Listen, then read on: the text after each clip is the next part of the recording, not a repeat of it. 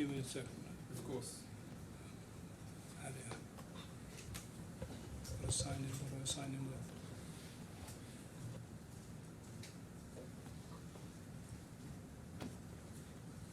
Sorry.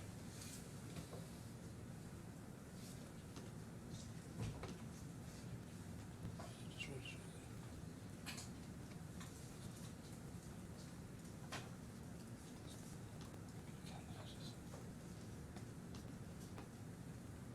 Thanks.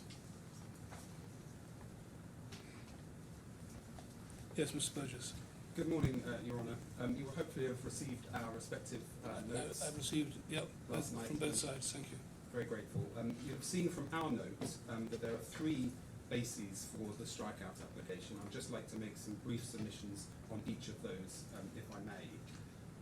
The first is that the pleaded claim is contingent. Well, I have that point.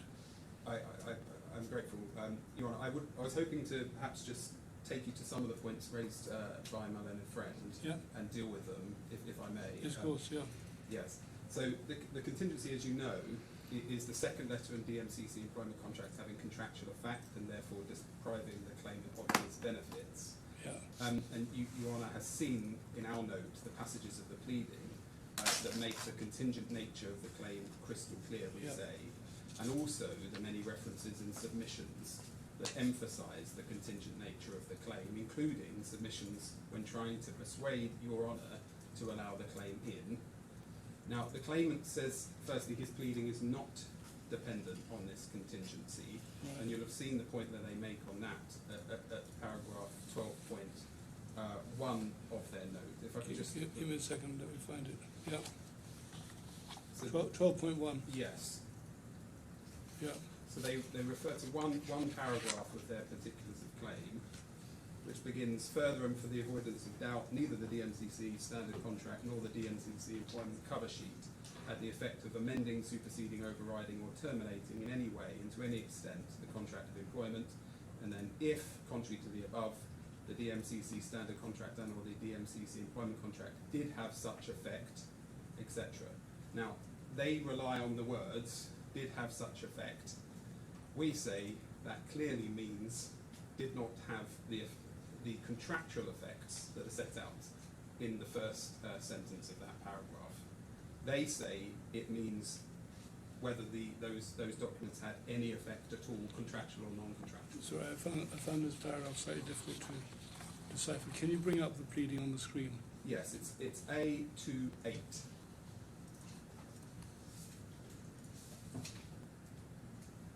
So it's paragraph 24.3.4.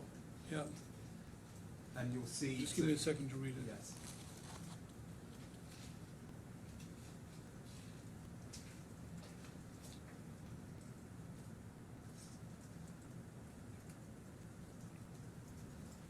Well, the first sentence, which is in red, presupposes that the claimants are right on the first stage of the argument, namely that there was a binding agreement reached on the 5th of September. Exactly. That's absolutely 2019. I'm just, and the rest goes if contrary to that. yes, that's exactly it. I'm just explaining that what they say. They say the pleading hook for this not being contingent is the words "did have such effect." If you see that in the second sentence, Yes, and what they say is that "did have such effect" includes non-contractual effects. That's the argument. Such effect, yes, but sorry, just the contingency is in the first sentence. Yes. Then, if contrary to that,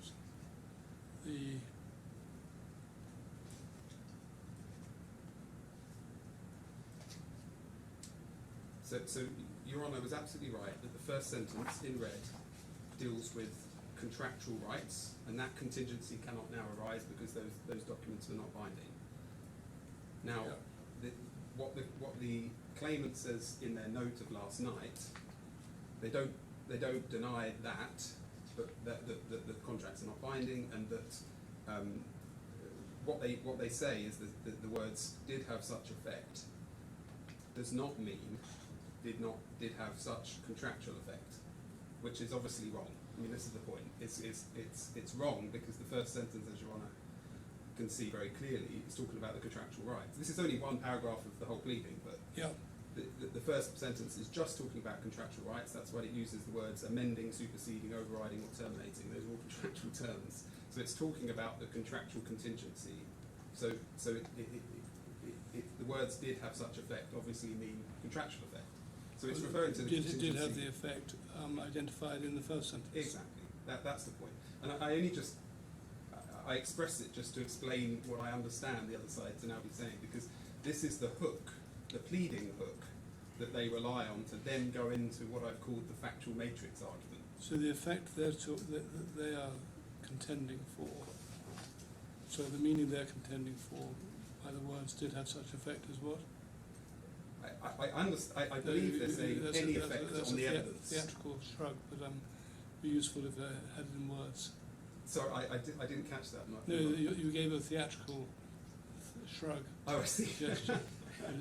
It's more useful to have it in words. As I understand it, it's a non-contractual effect, and it leads into what they've called, I've called the factual matrix point. So what they're saying is,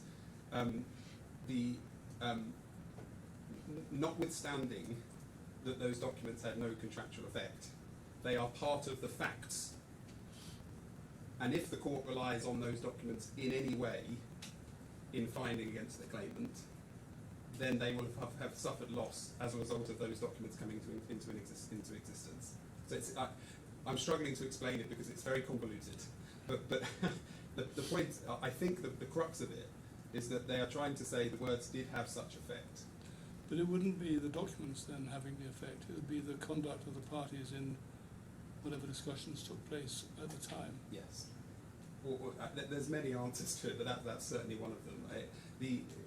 It's amounting to, because these documents are in the factual matrix and therefore may have some relevance to whatever contract the court finds was formed by conduct or in any other way, the fact that they are there at all means that the court may place some reliance on them, and therefore the fact that they exist mean that Mr. Gupta should stay in his claim as a fraud defendant. We say that's obviously... Would you say, in any event, that that doesn't overcome the contingency point? No, this is because the contingency was that they do have the effect of removing rights acquired under the 5th of September. Exactly. The pleading is unambiguously based on that contingency, we say. Mm-hmm. Now, there's a suggestion at paragraph 19 of the note. Of the claimant's note? Of the claimant's note. Paragraph 19.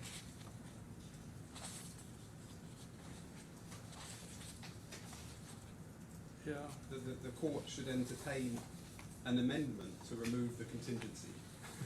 Yeah. Now, no actual application has been made, so I don't respond to it as an amendment application, but in any event, we would obviously strongly resist any application that was made at this stage for the obvious reasons. Let me just reread paragraph 19. Yes.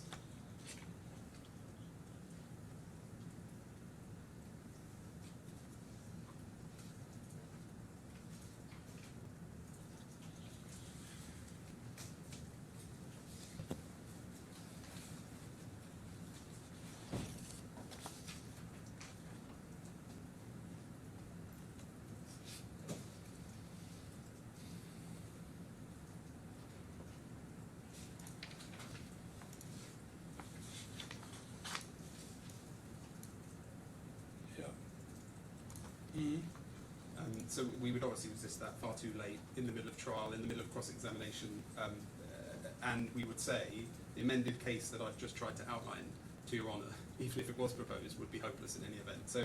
So we say the court need go no further than finding that on this pleading, the entire claim against Mr. Gupta was contingent on a contingency that doesn't arise. That's the end of it. If the court were to go further, then the second point we make is given the contingency doesn't arise, there is no harm, and therefore there's no substantive cause of action in any event. Well, the claimant says there is harm as potentially shown in a myriad of ways. I'll come on to that Your Honour, there is no harm that is currently on the pleaded case that could be said to have been caused by the deceit. So we would require more amendments, but I'll come on to that. There doesn't seem to be any dispute as to the law, in so much as the particular causes of action that relied on Article 282 and 285 require harm. That doesn't seem to be disputed on the note. So the court must find there to be harm in order for there to be a cause of action here. We say that all of the pleaded causes of action are quite obviously reliant on the contingency, i.e. that the documents had contractual effect and thus took away contractual rights. And the claimant's response to all of that, on our second point, is to suggest that there should be allowance for the claimant to rely on entirely new types of loss by way of amendment. I say by way of amendment. Where do I see that? Well, if I come on to the types of loss, that will probably be the best way to explain it, if I may. Yeah. The reason I say that amendments would be required is because either the loss itself or the causation requirement are unpleaded in each case. So what pleading is there about loss? I'll show you. I'm not sure we've got to the end of it. So it's paragraph. Let me just find the reference.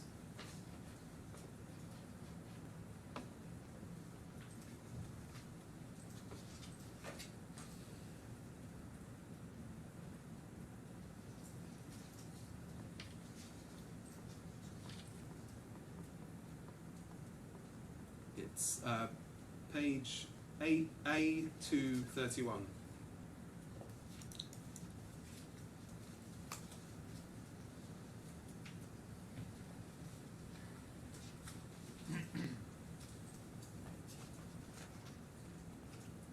Are you going to come on the screen?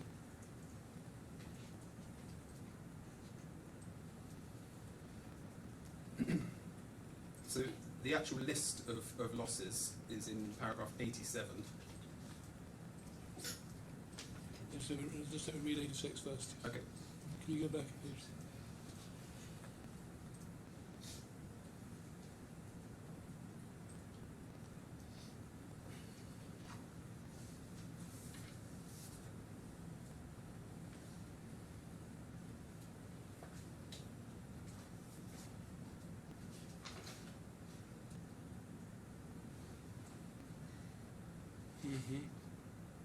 And 87, you say?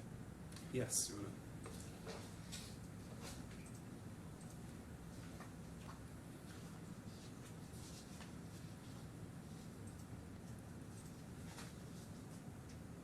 So at the bottom there, A, loss of basic wage, and if we can perhaps turn over to the next page, and then it's B to I.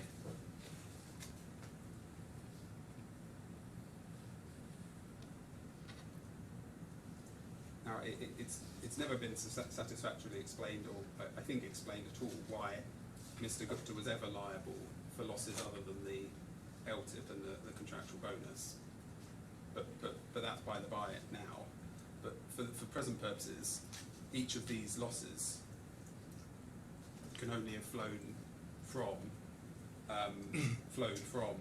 the two documents having contractual effect, and I don't think that's disputed. I don't think the other side are saying that any of these losses arose as a result of anything other than those documents being contractually binding. I thought I read something to the effect that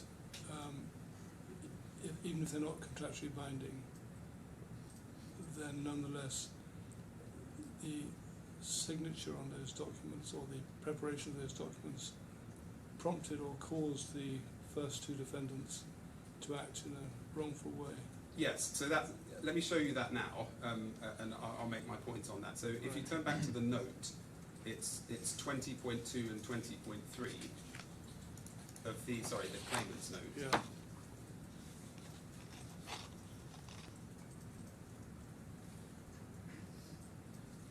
So I think this is the part, Your Honour, you may be thinking of. So the LTIP and annual contractual bonus, and also the value of other contractual benefits. Those are losses that are in that list. But the causation element, which is now relied on, isn't pleaded anywhere.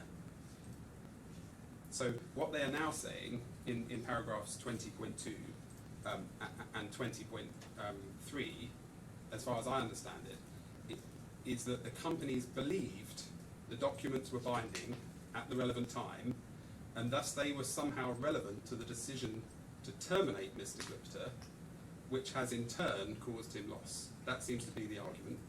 Terminate Mr. Kahlon. Oh, I'm so sorry. Yes, my note was wrong. Terminate Mr. Kahlon, of course. But that's caused them loss. And now we say that's completely wrong. And it comes from, the mistake seems to have come from their reading, if you turn up to 12.8 in this note. 12.8. Yes.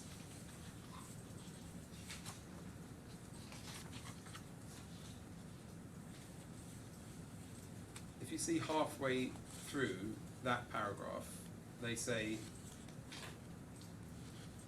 that erroneous belief. What belief? Well, perhaps read the first part of it. So the claimant goes on to claim at paragraph 86 that by virtue of both the unlawful repudiation of the contract of employment and Mr. Gupta's deceit, the claimant has suffered loss and damages flowing from the fact that he was unable to remain in employment. As far as Mr. Gupta's deceit was concerned, it is now clear that Mr. Gupta's deceit had only until only recently caused the Liberty defendants to take the position that the 2nd, 5th of September letter, etc., were the claimant's binding terms of employment. So that erroneous belief, the belief by the companies that those contracts were the terms of employment, resulted in, for example, the second defendant purporting to terminate, and on the claimant's case unlawfully repudiate, the claimant's role on the misplaced reliance on the termination provisions of the DMCC standard contract, see paragraph 72.3. Now if we turn up, if we can turn up that paragraph, it's A 3.435. This is the re-amended defence. Yes, this is the Liberty defendant's defence. 72.3. If you just read that, Your Honour. Give me a second.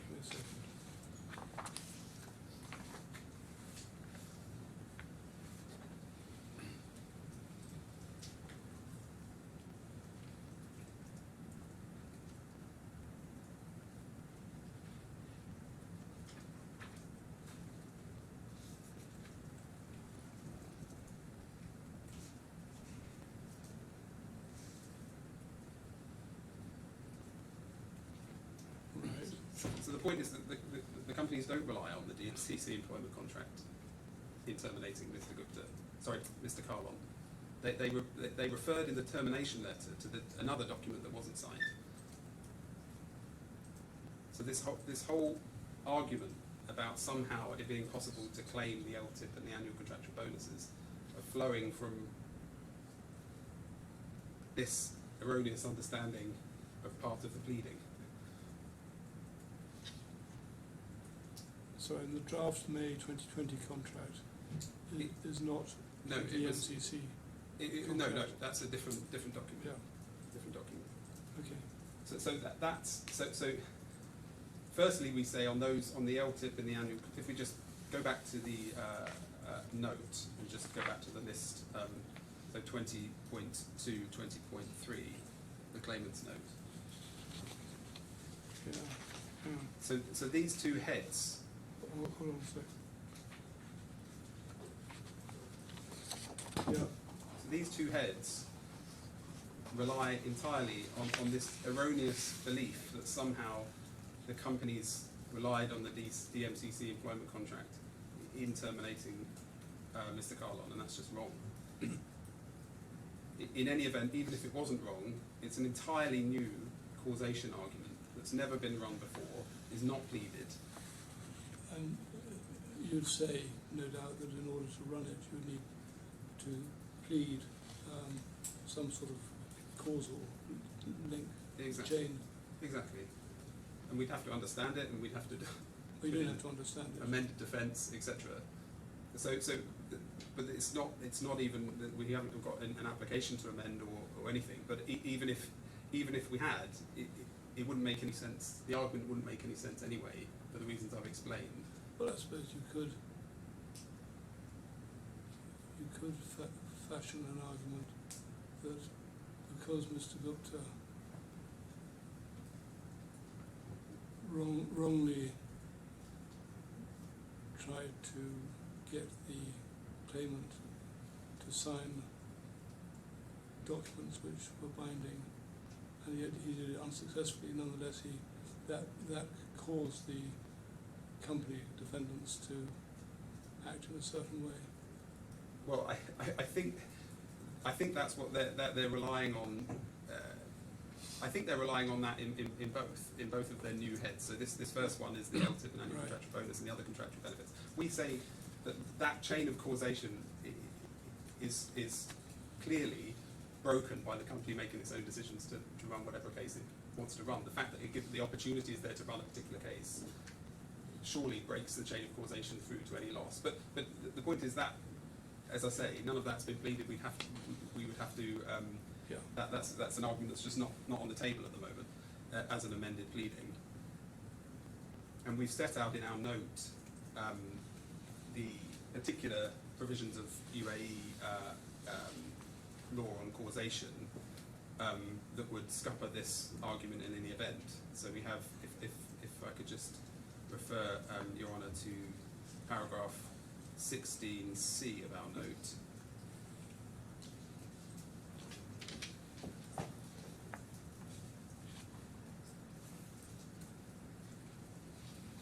Now we're referring there. Is the claim for legal costs? So we're referring there to the claim about legal costs, but it's a similar point, because it's what's being said is that because Mr. Gupta potentially deceived the claimant into signing a document which didn't have contractual effect, but for some stage the companies believed might have had contractual effect, they ran a legal argument which was unsuccessful. He therefore wants his costs. I think that's how it goes. Mm-hmm. But it's the same argument that would apply if one's looking at, if it were the case, even though it's not, if it were the case that the companies relied on the document to terminate Mr. Kahlon, then these same problems of causation would apply. Yeah. And we have no explanation in the note or anywhere as to how this works as a matter of UAE law.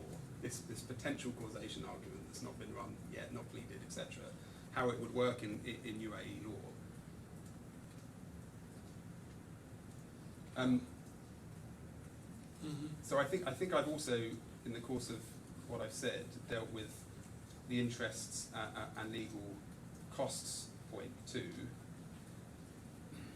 Well, it all turns on an unpleaded hypothesis that what Mr. Gupta did unsuccessfully nonetheless prompted others to act in a certain way. Yes.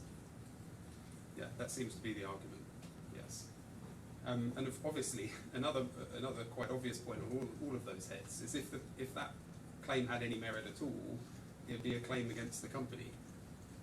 Two, if the companies run something, relied on something erroneously to terminate Mr. Kahlon's employment contract, then in theory that would be the same claim could be run against the company, but it hasn't been run, and they're not even suggested that it might be run.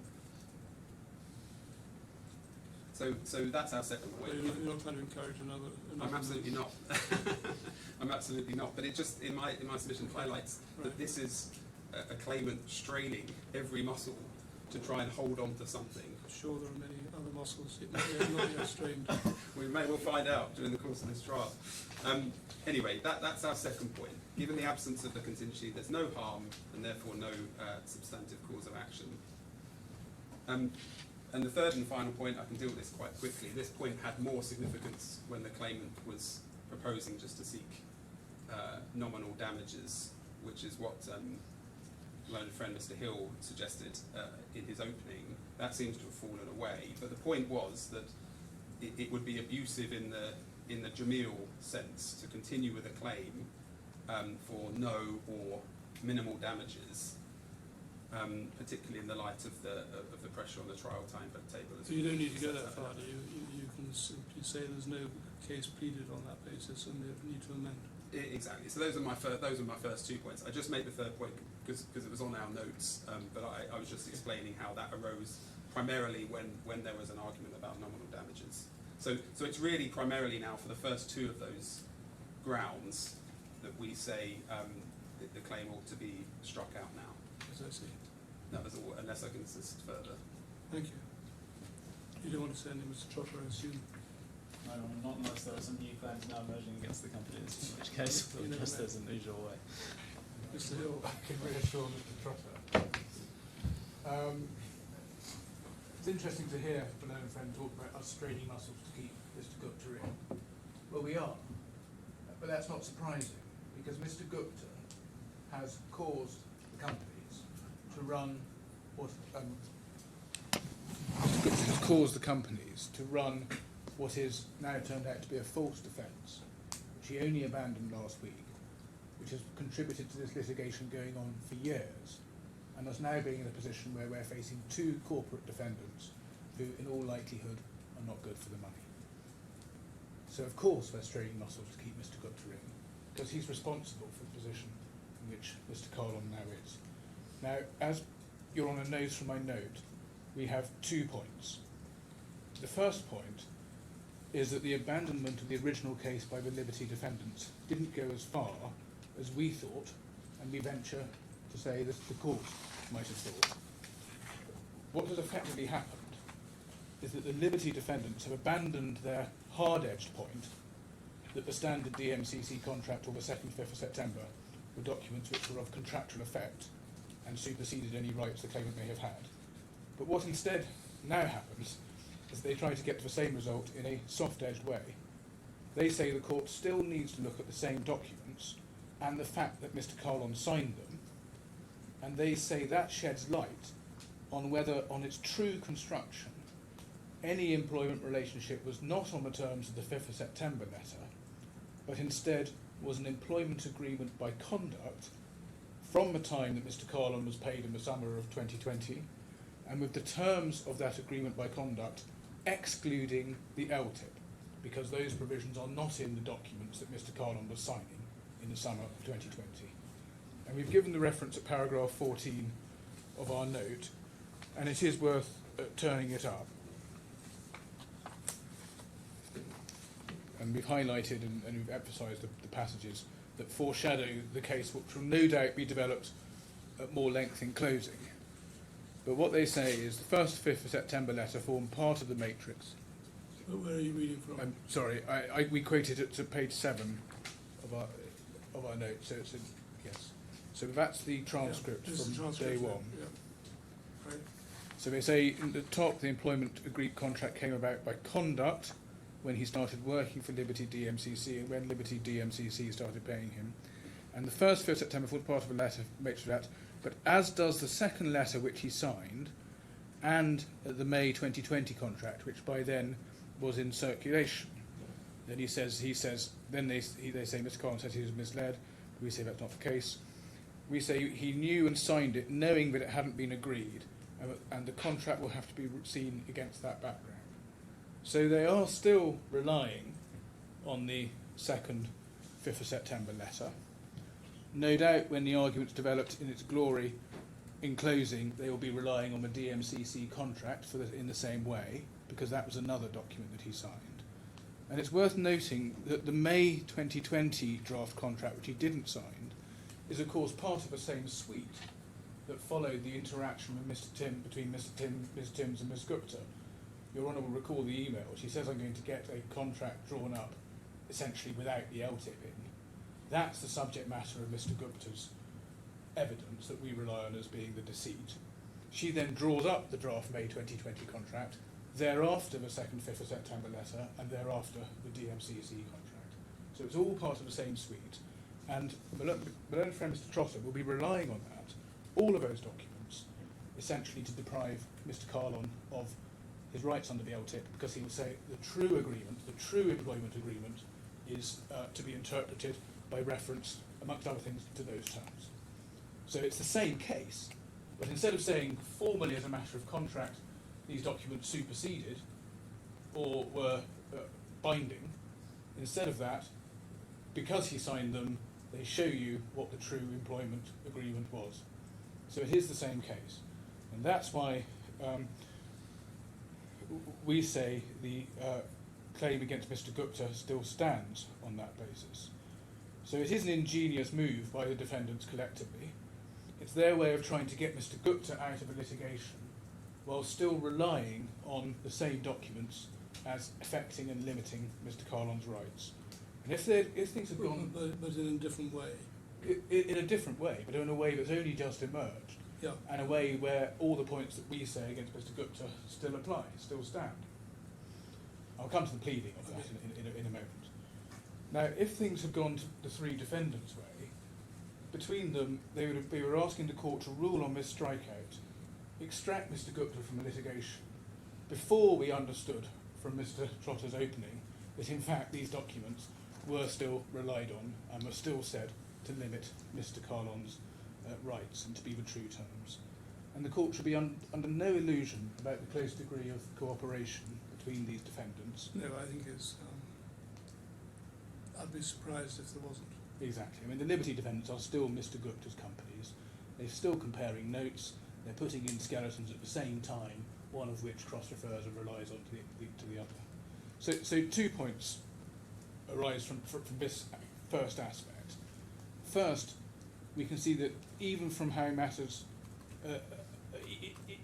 even with how matters are being advanced at this stage, our claim against Mr. Gupta is still a sound one.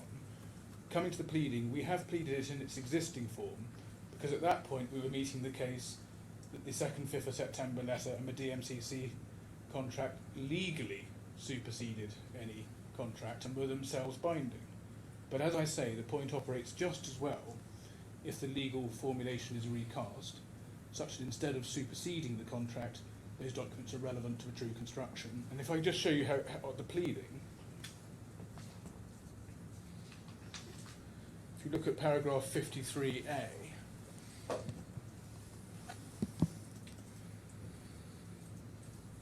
we've got the...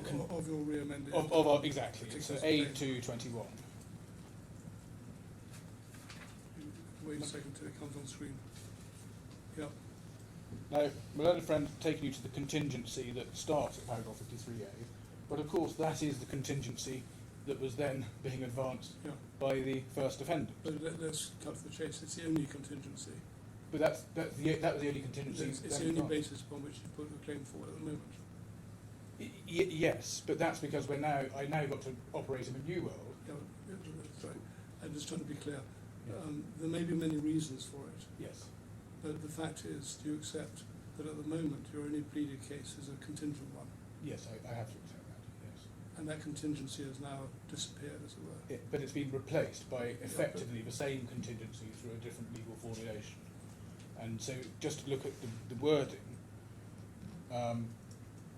all I would need to do, at paragraph 53A, is to say, where it says the claimant's employment relationship was in fact governed by the terms of 2nd, 5th September of DMCC contract and or the DMCC cover sheet, and Mr. Gupta so intended as appears to be as a case of mislitigation. Insert, or those documents affected the true construction of the relationship. But they don't, on your view, on your case. Well, no, but I've still got to cater for the fact that that is the case against us. So just as we said the contingency never operated on our primary case, so it operates in the same way as our existing case, but it's just addressing a slight tweak to the contingency, and that's because there's an adjustment to their case. Well, it's not quite as simple as that, is it? The case you put forward originally, the contingency that's pleaded, and I know there are reasons why it's pleaded in this way, but the contingency you've pleaded is that there having been initially an agreement on terms of the 5th September letter, first 5th September letter, those subsequent documents were brought into being to try and affect any rights and entitlements under that contract. Yes. What you're saying now, what the case that's now put against you, is not that these subsequent agreements were agreements that took away your rights under the initial agreement.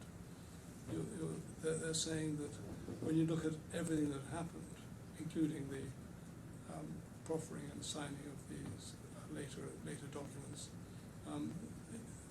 there is no contract in your favour by conduct. Yes. But it doesn't affect it if you're right about the first 5th September letter. Then that's the end of it. Yes, but They're not saying that it's taken away from you. Yes, but I've still got to operate in a world where Mr. Trotter's right, and that's where our case arises. So taking a step back, Mr. Gupta's intention, as per our case against him, was that the LTIP would be excluded from any documents that Mr. Kahlon signed, and that Mr. Kahlon couldn't rely on his rights under the LTIP. On this new case, he, having had that intention, arranges matters such that Mr. Kahlon does sign. Then the defendants are able to rely on those documents as indeed excluding his rights under the earlier signed document.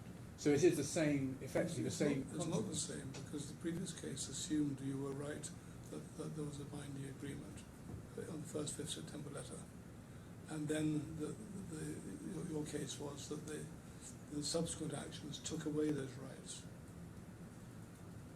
by entering into subsequent agreements which contradicted them. I'm not sure. Could you just run that past me again? 'Cause I'm not sure. As I understood Yes. the contingency that's put forward so far Yes. on the pleadings, Yes. it starts from the assumption that you're right about the first 5th September letter. Yes. There's a contract there in your favour under which your client gets LTIPs and all that. And then the complaint is they brought about subsequent agreements binding upon your clients which took away rights under the first agreement. Yes. Yes. Their present case, their new contingent case is very different. They simply say all these events took place and you've got to work out as part of the congeries of facts what the contract was. But I would still submit, Your Honour, that is a distinction and a difference, because still what is operatively happening is Mr. Gupta, with his intention, is procuring these documents to be signed, and then down the line, when we get to a court of law, as we now do, he can rely on those documents, or the defendants can rely on those documents, and say those show that the LTIP was not agreed. So it doesn't really matter. They show as a matter of cross-examination of Mr. Kahlon and that sort of thing. Yes. As to why he signed them, but it doesn't have the legal consequence. Well, it does, because not the same one. because he has put Mr. Kahlon in a position where he signs up to these documents under false pretense, under a deceit. That is then held against Mr. Kahlon in court. Yeah, but the court may or may not accept. But the court may do. Of course, we may win anyway, but I've got to deal with the case that's made against me, and the case that's made against me, which I can't exclude might succeed, is that it becomes relevant to your overall determination of what the employment contract was, that Mr. Kahlon has been essentially put into signing these documents. So it isn't, I mean, I of course accept it's not exactly the same case, but it gets to the same end result, and it starts from the same deception, and it's essentially the same consequence, that by being induced into signing these agreements, he has got to a point where what is construed as being his employment agreement excludes the LTIP rather than includes it. And absent him being induced into signing those agreements, that's not an argument that could be run, not a point that they could succeed on. So it is the same contingency, same broad contingency, and I of course accept it's different. And what other pleading points would exist? So that would, I mean, the other way in which paragraph 53A could be addressed much more simply is the way we suggested in our note. I've given you an illustration of how, just to illustrate how narrow the amendment needs to be, We're in fact proposing a rather wider amendment. Just give you the reference to our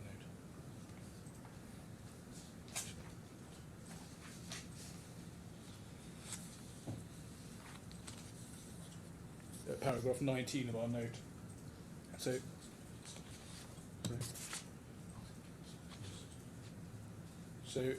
if the operator could put the last document we had up, which was the pleading up, which was A221, and at the same time our note.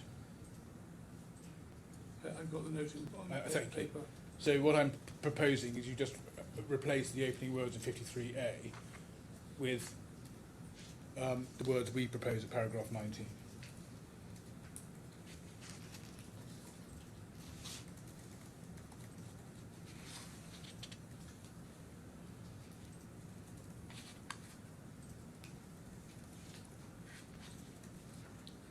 Don't you have to go on and plead some consequences? Well, that's what we've then got. I mean, We got carry on. we've got the detail of 53.1a through to 53.5a that we still stand by.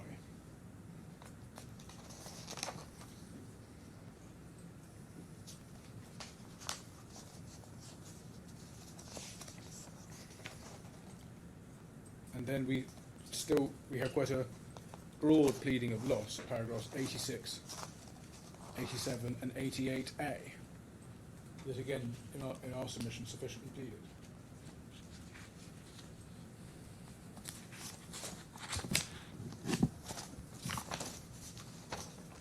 And then, Well, there need to be other amendments. well, if you wanted to run this case, we will re-amended claim form, for example, which is equivalent to the writ, we will mirror that in the claim form. Yes.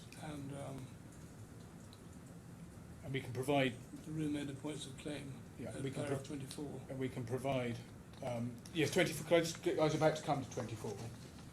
24. The 24.3.4.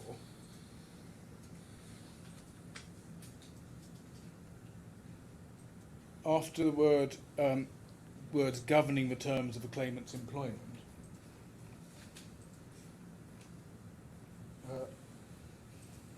one can simply add all those documents, all the 2nd, 5th September letter are relevant to the construction of that relationship. Yes, so it's, I think the judge has it. Then that's the amendment all the amendment we need. How would they be relevant to the construction? Your argument is the simple one. 5th September letter is the contract. Yes. So how does conduct in relation to the Well, 2nd, 5th September letter, etc., affect that? That's the case that's made against us. They say, they accept the 5th September letter as relevant, they say, but you've got to set it against the later documents.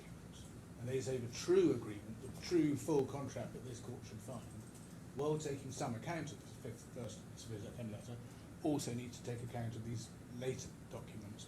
And that's why they say the LTIP on the true construction of the full relationship is excluded.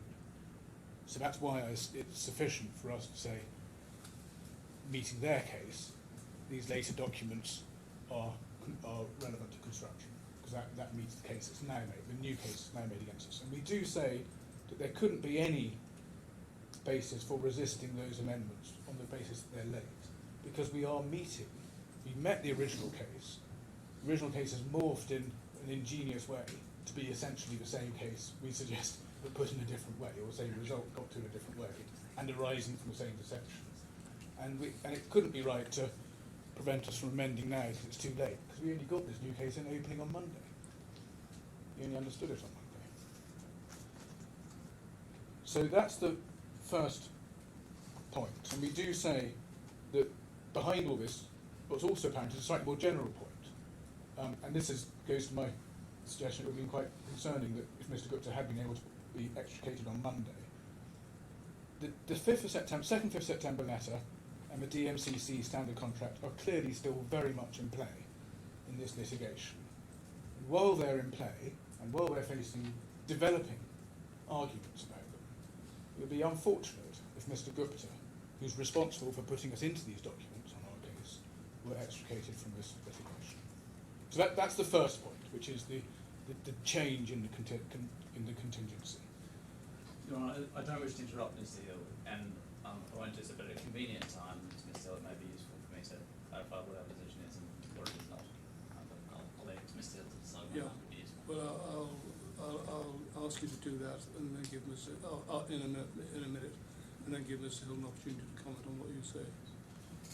So that's the first point. The second point is one that would operate even if the Liberty defendants had made it clear that they no longer rely on these documents in any way as supporting an argument that Mr. Kahlon's rights didn't extend to the LTIP or the annual bonus. As I say, that's not the world we're in. But even if we were, the point is that the DMCC standard contract and the DMCC contract in particular still had a consequence on us.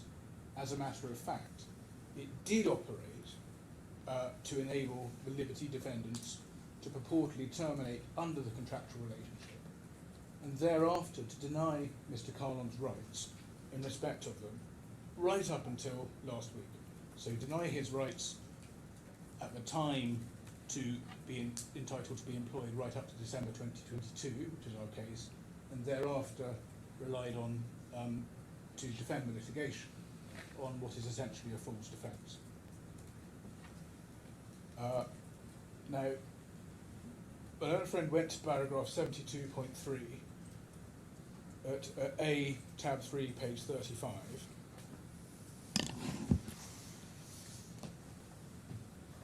I could just pull that up again.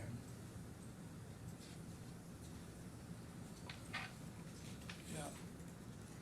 So they do rely on, this is just dealing with termination. Their cases, they terminated at the time under the draft May 2020 contract. And just pausing there, that of course is itself the first document that follows the Timms-Gupta interaction that we say has led to deceitful consequences. That's the first one. She says, I'm going to draw up a contract on this basis, excluding the LTIP. And that draft May 2020 contract is the one that's drawn up. But they then, in the next sentence, say their case is only obliged to give 30 days notice under the terms of a DMCC contract, so they're relying on the DMCC contract, paid in lieu of his notice and overpaid. So at the time, and ever since, the claimants have been, sorry, the defendants, Liberty defendants, have been proceeding on the basis of what is now said to be, now I think accepted as a wrong defence. And so we say that when one looks at the heads of loss we've already pleaded, so the non-payment of employment benefits up to December 2022, the costs of this litigation, running a false defence in the litigation, which are of course enormously substantial, the interest element, which we've all pleaded, these are all pleaded heads of losses. These arise, we say, in any event. And my learned friend's answer. How do they arise out of Mr. Gupta's involvement? They arise because they have given the Liberty defendants the opportunity to run these essentially false defences, which have left us in the litigation for this time, and at the time, back in 2022, we relied on to not grant us our rights, both our employment rights and our LTIP. I'll come to LTIP in a minute. So there's 2 points. One, depriving us of our contractual rights at the time and falsely terminating, and then 2, maintaining a false position in this litigation right up until last week. And Mr. Gupta's actions have enabled the defendant to do this, and that's why we say the heads of loss that we've pleaded still operate as against Mr. Gupta.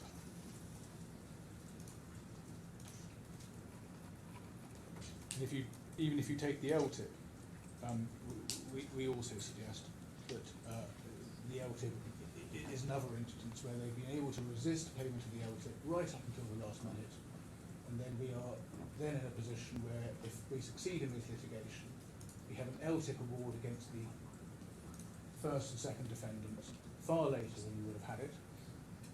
We then are not able to obtain recovery from the first and second defendants, all because Mr. Gupta's actions have enabled them to run this false defence for all this time in this litigation. So there are, if one's looking at, as one is, I accept, one's looking at harm as a result of the deceit, there is real harm on any view, and that's a point which operates independently of the contingency. Does it not involve some causal nexus being shown between Mr. Gupta's alleged deceit in getting you to sign these various later contracts and the actions the company took? Yes, it does. I have to accept. I've always got to prove causation. Where do you believe that? That can't be dealt with on a broad level, that because there's then that has to be influence people to do certain things. Yeah, I accept that our pleading is sparse on that point. You know, I have to accept that. And what would you propose to do to cure the sparseness? I propose to produce an amended pleading in the course of today to cover that and to make sure we sufficiently pleaded. We have pleaded the head of loss, and we have pleaded causation, but we haven't particularised causation, and I have to accept that, and we will provide particulars of causation on that. So the amendments I'm proposing are the amendment to 24A. Was it 24A? Thereabouts. Yeah, 24A. You're on those what I mean. 24.3.4. The amendment to 53A that's in our note, and I will provide particulars on causation.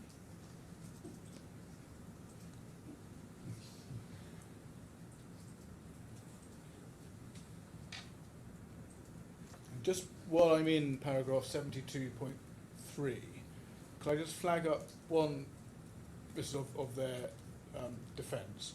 So that was at A.3, page 35. If I could just flag up one point. That's still in the pleading, despite the abandonment of the case, and seems to be a hangover. Our position on the amendments is something we made clear in Sing 12, which is at bundle G, tab 222, page 6, at footnote 1.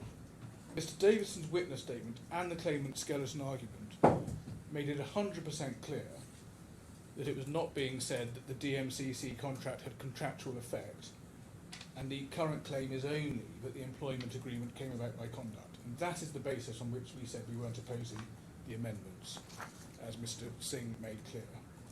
No, but we also said it did look like the change of case hadn't been fully tracked through in the pleading, and this is one of the paragraphs that can no longer be pursued, but it's still in the pleading, and that does need adjusting. If they don't remove it, it's inconsistent with the basis on which they've explained the amendments to us in the court, and of course it would give a yet further reason to keep Mr. Gupta in the case. Just one final point, Your Honour, and that is that my learned friend said that in his last note last night, that keeping Mr. Gupta in will add to the burden of the trial. This trial is running to schedule. I will cross-examine Mr. Gupta on this episode in any event when he's cross-examined. The trial was fixed on the basis that he was included, and I don't accept the time for cross-examination of Mr. Gupta will be extended or any other aspect. Okay. Yes, thank you. Mr. Trotter, you wanted to say something? I just wanted to clear up some confusion about what our case is. I thought I'd set it out accurately on the first day, but I'm afraid it doesn't seem to have landed. Can I just start with my learned friend's note? Which part? At page 7, which is the extract from the transcript. Yeah. And it's the section which is not underlined.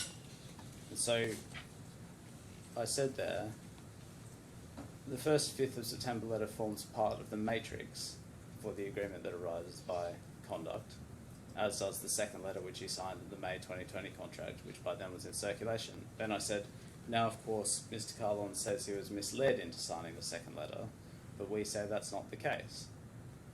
Now perhaps I should elaborate on that. And as I was putting to Mr. Kahlon in cross-examination, we don't accept that he signed the second letter under any sort of misapprehension.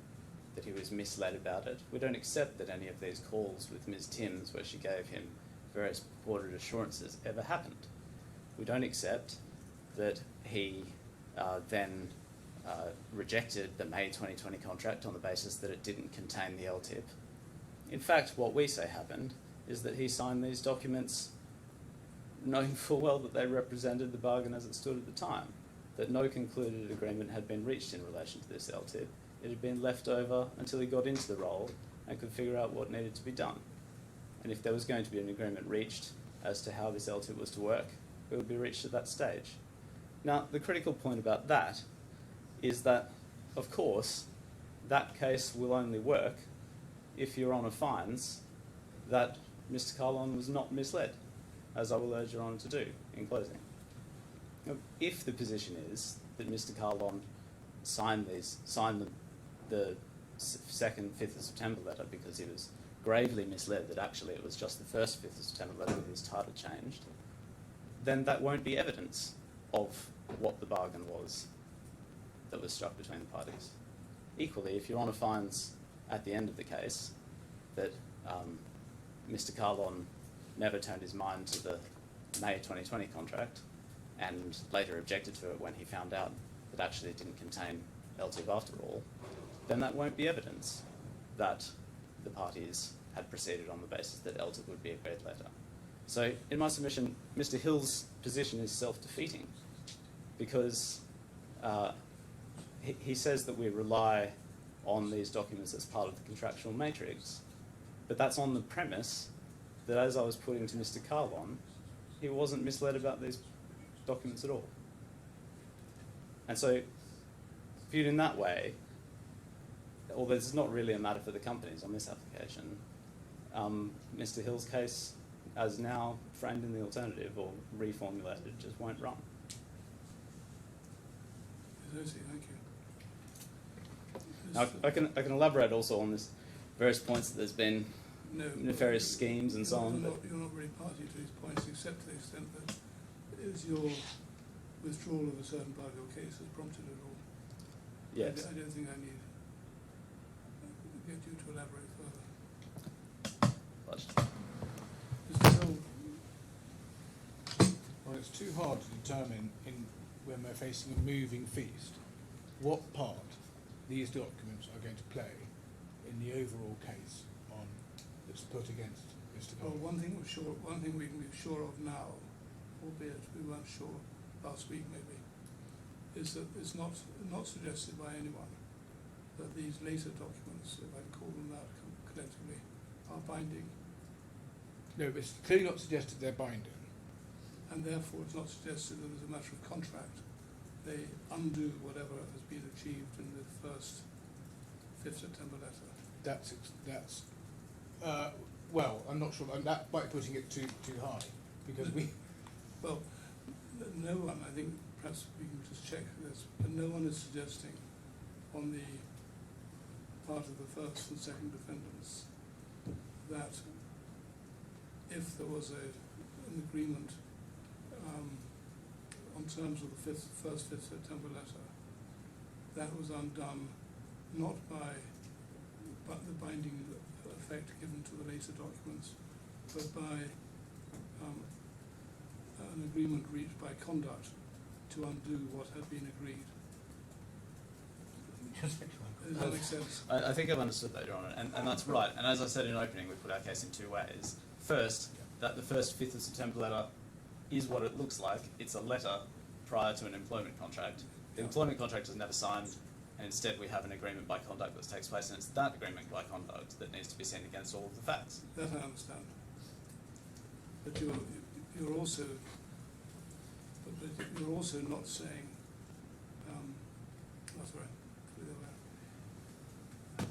as I understand it, if I found that the first 5th September letter amounted to a binding contract, you're not saying either of two things.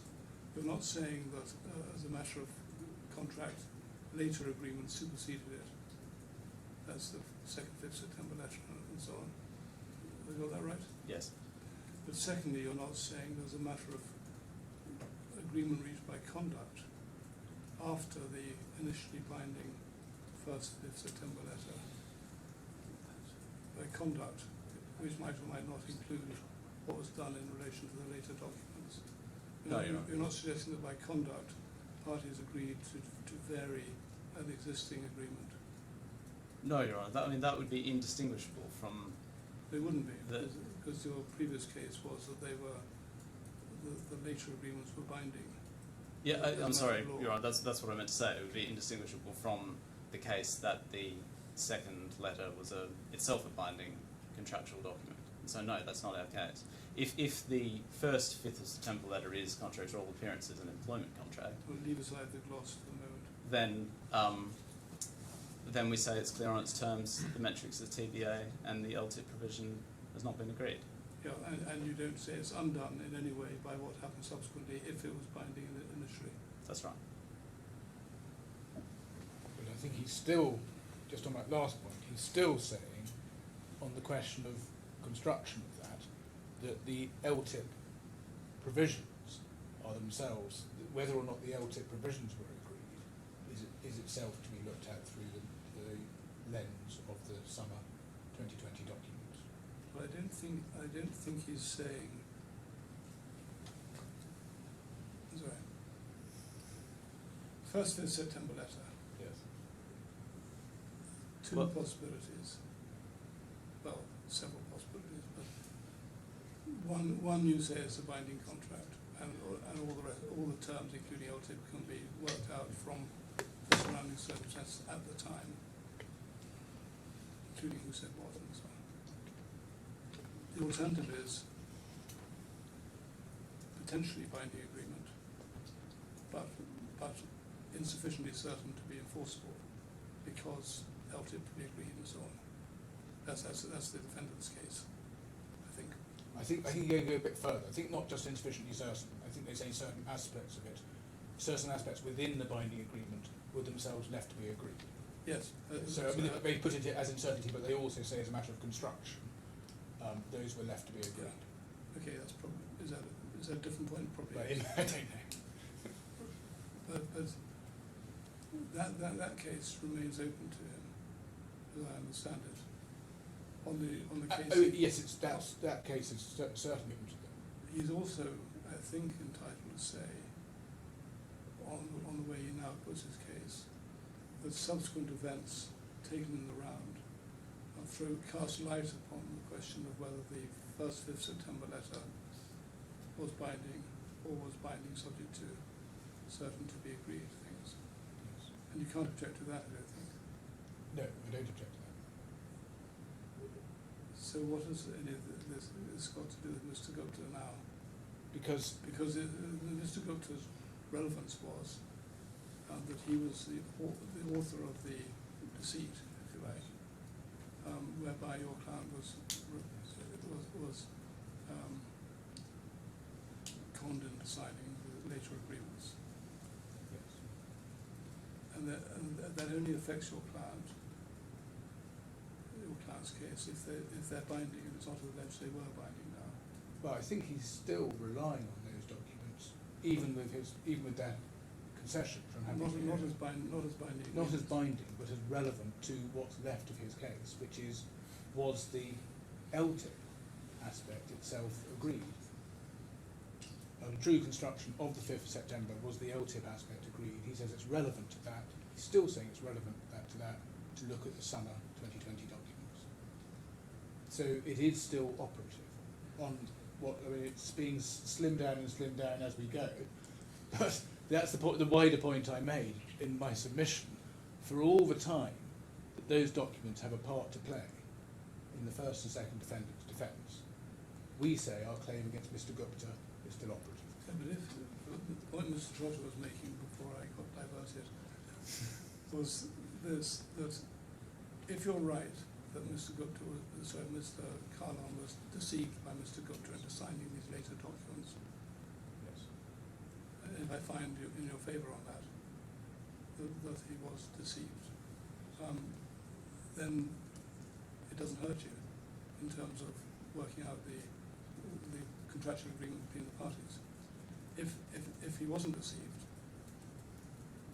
then it becomes part of the factual matrix, to use that awful expression.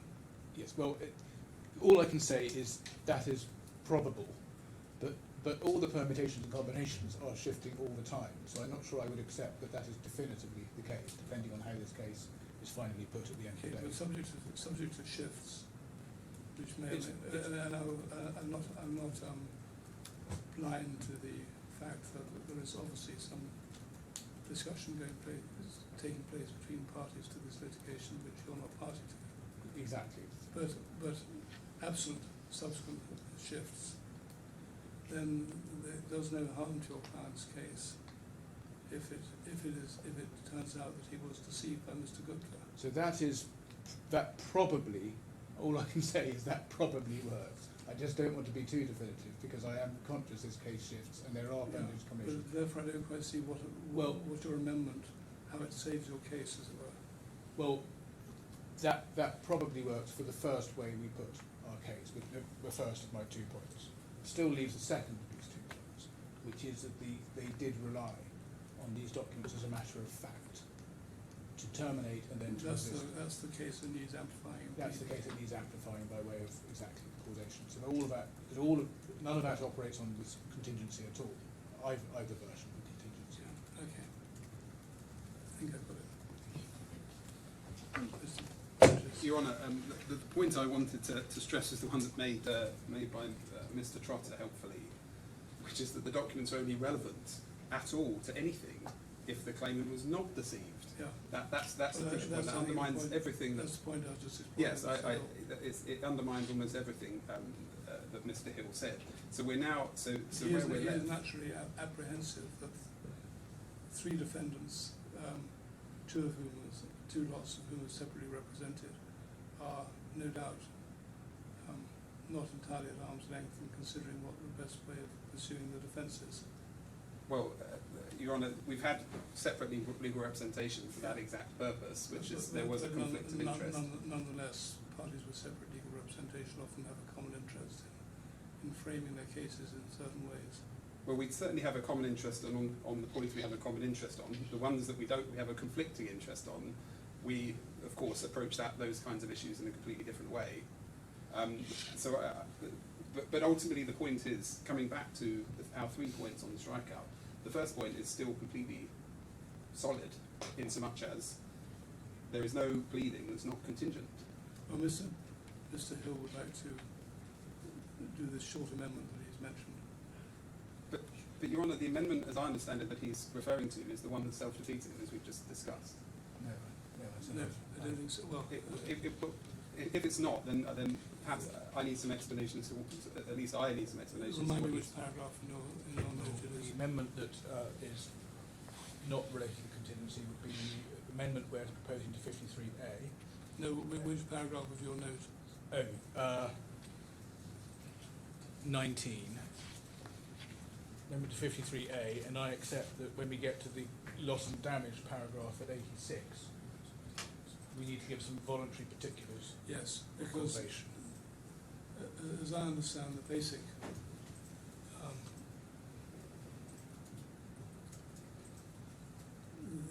in general terms, the basic argument you want to raise is that even if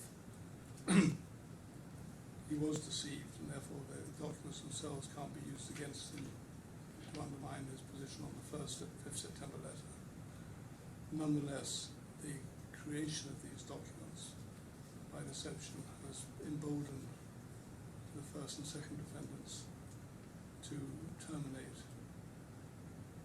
And not just terminate, and then run this false terminate defence and then right up until run last bad week. points. Yes, exactly. Well, Your Honour, that's the legal costs argument, as I Well, understand. legal costs, but also it is, I think the argument goes as far, and of course we haven't got it pleaded, the legal argument goes as far as to say that they wouldn't have run bad points in defence of the whole claim if they hadn't had their confidence emboldened and enhanced by this false document. Well, Your Honour, Is that broadly right, Mr. Hill? That's right. That's- and my learned friend's only answer to that is say this legal point about this being an extraneous cause, which is absolutely absurd to to say there's an extraneous cause when it's his when it's Mr. Gupta's parties relying on the same companies relying on the same document that he has procured and signing a statement of truth in relation to that defence. Well, Your Honour, that you can, but that just describes exactly why there is a problem, because we have the corporate personality of the companies as opposed to Mr. Yeah. Gupta. This is a completely different case. What's being run now is a case about a director causing his company to run a legal case based on a document that he had some involvement in. It's utterly different. It's a claim in respect of legal costs that the claim is already seeking against the first and second defendants. They say they're entitled to them and they're seeking an interim payment. That was all dealt with on Sunday. This is all coming up brand new for the first time today or last night, or in fact this morning, when it's been articulated. There's absolutely no reason why it couldn't have been raised at any point last week if it had any merit at all. We're in the middle of the trial. We're in the middle of cross-examination. If this claim is permitted to continue, I'm going to have to cross-examine today on this new case. It's impossible. I don't know when I'm expecting to get proposed amendments on this, but this presumably it's going to be coming halfway through my cross-examination. So this is a non-starter, Your Honour. no one has so far raised the question of time bar. Well, yes. Add that to the list, Your Honour. But I don't want to encourage people to do that. But I do rely on that too, Your Honour, yes. Sorry, I'm sorry, I'm not sure I have it right, but just to pick up on this last point, it's hard to see how this can have any effect on the cross-examination of Mr. Kahlon, which Learnfair must have prepared anyway. It's all about what happened on his side of the fence, not on ours. Yes, well, very well. Thank you. I'm going to... We'll take the transcriber's break now, and we'll maybe a quarter of an hour. All rise. Couldn't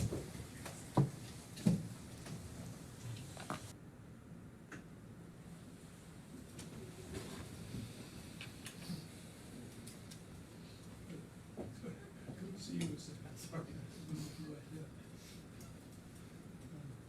Well, I'm grateful to parties for their arguments.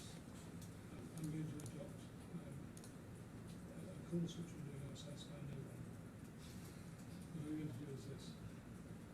I think it's clear, I think Mr. Hill accepts that his present case... Your Honour, I'm very sorry. I think the transcriber's having difficulty hearing you. Yes, quite right. Can you hear me now? Yeah. It looks like it, yes. As I said, I'm going to adopt a course that is no doubt unsatisfactory to everyone. I'm grateful for the arguments that were presented this morning. I think Mr. Hill accepts, and if he doesn't, tough. I think he accepts that, as pleaded at the moment, his case is on a contingency which in the circumstances which have prevailed over the last few days, is not met, and therefore he would need to amend.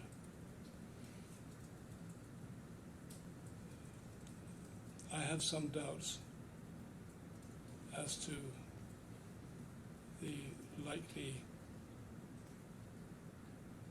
success or arguability of amendments, but of the amendments that have been canvassed in argument.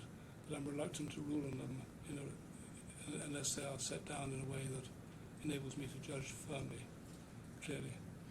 What I propose to do is to allow Mr. Hill to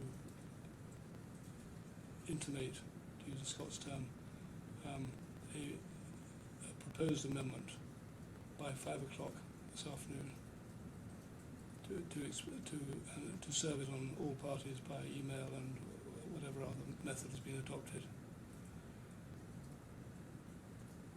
And I expect that to cut out what is thought to be irrelevant and to put in sufficient detail as though it were an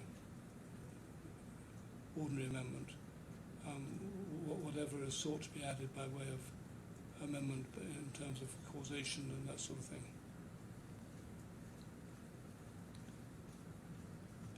if as a result of that there is no opposition to the amendment, so be it. If there is opposition, I will hear that at 9:30 again tomorrow morning. I'm afraid we are losing a bit of witness time, but that has to be done. So is it clear, Ms. Hill, this is really a final chance? I know the difficulty of a changing case against you, but we are in the middle of a trial and it has to be done to a strict timetable.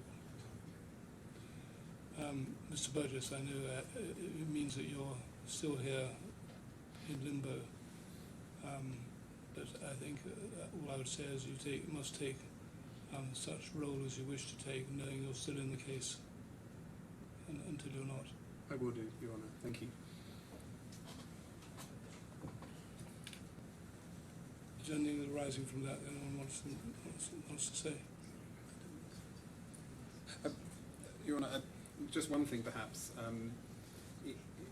Would it be sensible for, at the same time as my learned friend filing his amendment, proposed amendment, that there be a short note along with that, explaining the legal basis for the case? I'd have thought the amendment stands or doesn't stand. We'll see what we can do anyway.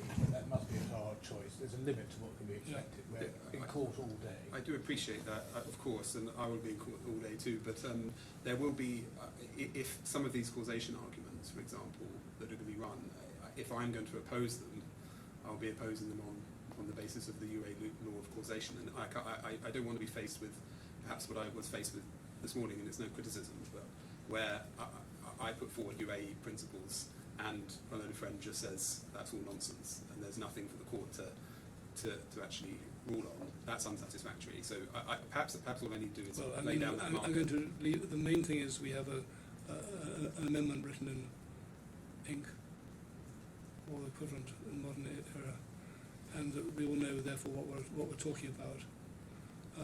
If people want to put in notes confined to shortish points, that's all very helpful. But I'm not going to force parties to do that. There's enough to be done with the case as it is. Yes, Your Honour. And we'll, subject to anything else, if it turns out that everyone agrees the amendment, we needn't sit till 10 tomorrow. I suspect that may not be the case. But otherwise we'll sit at 9:30. Yes, do you want to resume your witness? Alia, do you have I've left my pad of paper to make notes.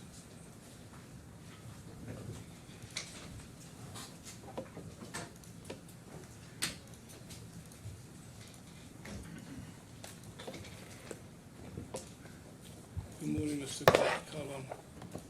Good morning. Morning. I should say for the record that I was conscious that Mr. Kahlon was in the room during that discussion. It seemed to me right that he should be so in the room since he is a party to the litigation. But just in case it affects anything you want to ask in cross-examination, he will have been listening to, I expect, what has gone on. I just want that on the record. Thank you. Thank you, sir. Thanks.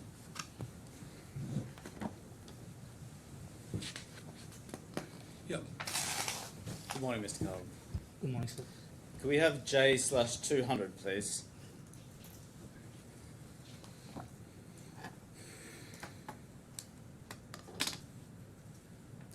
Do you recognise this woman?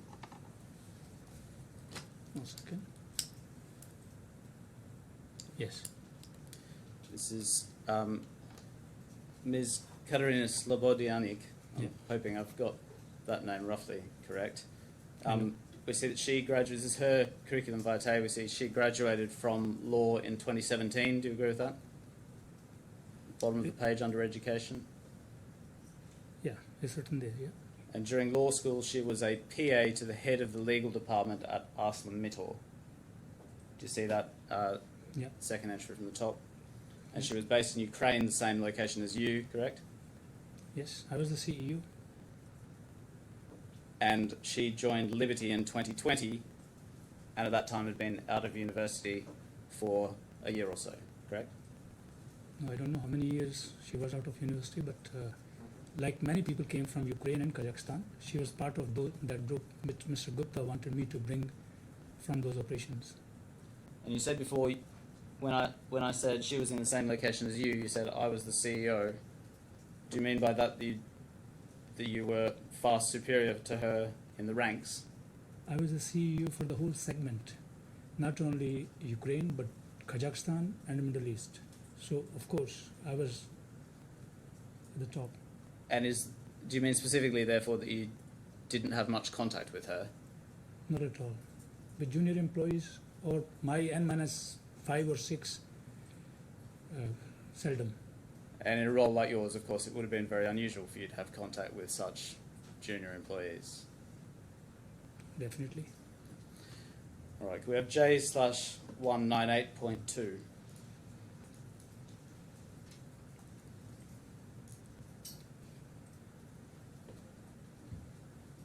This is an email from Ms. Slobodianik to you on the 1st of June 2020. She says, "Dear Mr. Kahlon, please consider my documents," and attaches the CV we've just seen, and then you forward that on to Geeta, who's in HR, correct? Yeah. Now- One second. Mr. Bikram Virdi, who was hired as CPO in the company, he was tasked to bring in all those people from Ukraine, and Mr. Virdi couldn't forward it to Geeta, so this CV came to me, so I forwarded it to Geeta. Well, it came to you directly from Ms. Slobodianik, didn't it? Yeah, because Geeta was hiring. Geeta had no email address of her, and then she sent me on this Liberty Seal Group official email, and I sent it to the headhunter. I mean, the local recruiter within the company.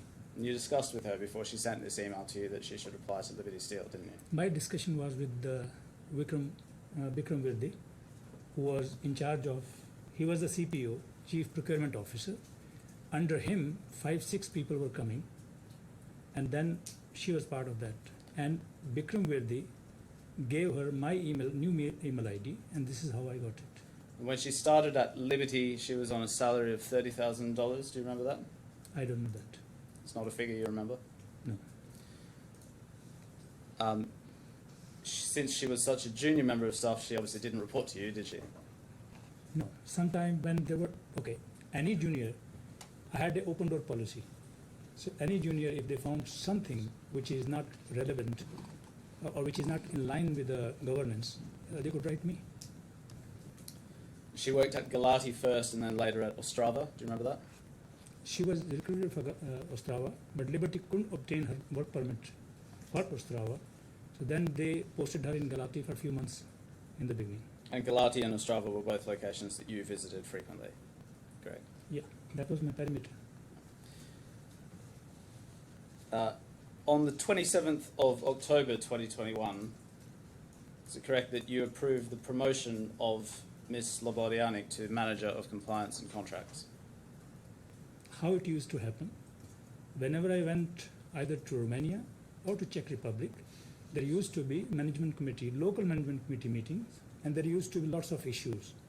So one of the issues used to be about people. So like I said, people, practices, and the processes. So her line manager, Mr. Alexander Ivanov, came up to me, said that one, she is not paid in line with other expats.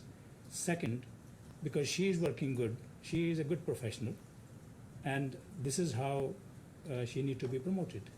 Her line manager approached it, and the case of promotion was given to HR. I had no role in promoting the people. It is HR's job to evaluate the candidate or to promote or not to promote. It's their final decision. Could we have J/696.2, please?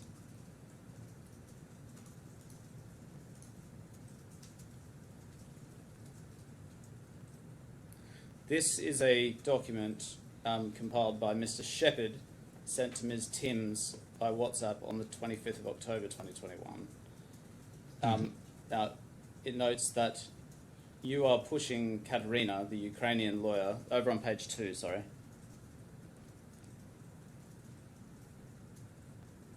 Can you highlight, please? Yeah, so it's about in the middle of the page. Do you see it says this is concerning? Yeah, can you please Yeah, highlight? and then in the middle of that paragraph, there's various other points made in this document, but then it says he was pushing Katerina, the Ukrainian lawyer, as head of legal in a country she doesn't speak the language. Effectively, he's creating a Ukrainian ring around him to push the checks. No, sir, I don't accept that. This is an account of Mrs. Shepherd, and Mrs. Shepherd was a kind of parallel arrangement made, which in normal companies never happens, but it was a kind of spying on the CEO. But anyways, that I don't feel bad about it. It's okay. Checks and balances should be Sorry there. to interrupt, but I can't question on the correct basis.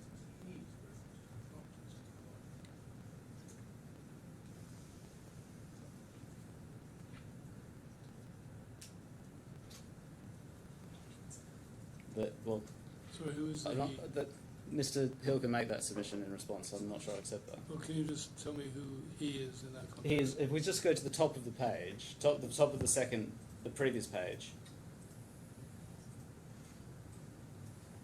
this whole document concerns Mr. Kahlon, and it's sent to Ms. Timms on that basis. It lists public character assassinations, and various other matters that I'm not referring to at the moment. And then if we go over the next page,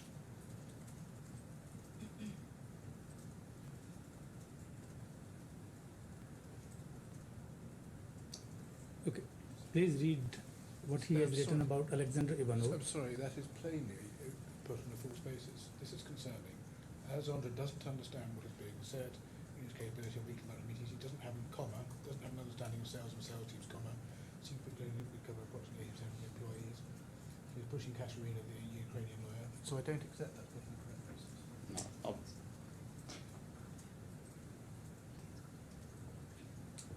yeah. So then the next line it says effectively he's creating a Ukrainian ring around him to push the checks. And then in the next paragraph it says likewise the Ivanov piece is important as PK has a complete ring around him and all shut out. In any case, I'll move on. Can we have J/697?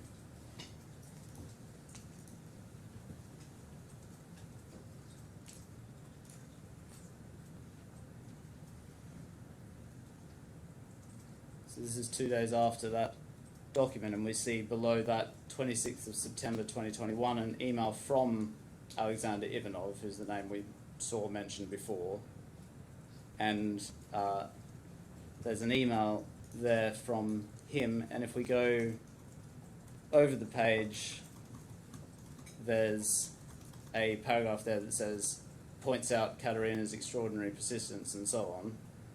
And if you go back to the previous page, at the top, you say, as discussed, you can proceed with appointing a Katerina as management, compliance and contracts. And so I suggest that this email didn't come to you out of the blue. You discussed it with Ms. Slobodianek before it was sent. No, I don't accept that. Her line manager was Mr. Alexander Ivanov.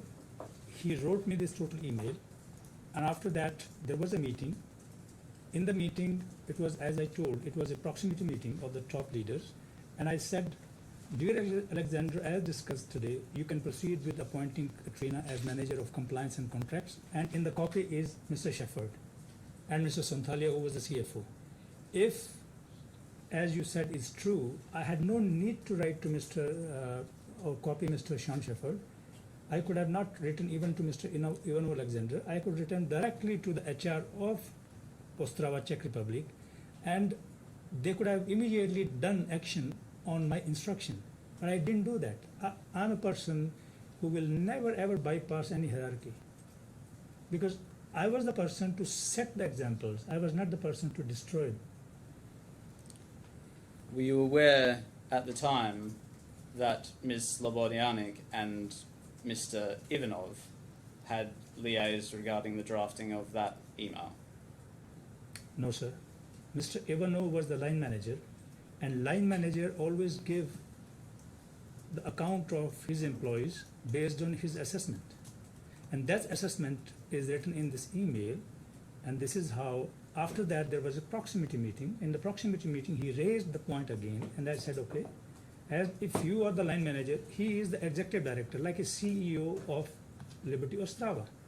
And the CEO of Liberty Ostrava, who is turning around the operations, he is my commander-in-chief in Ostrava.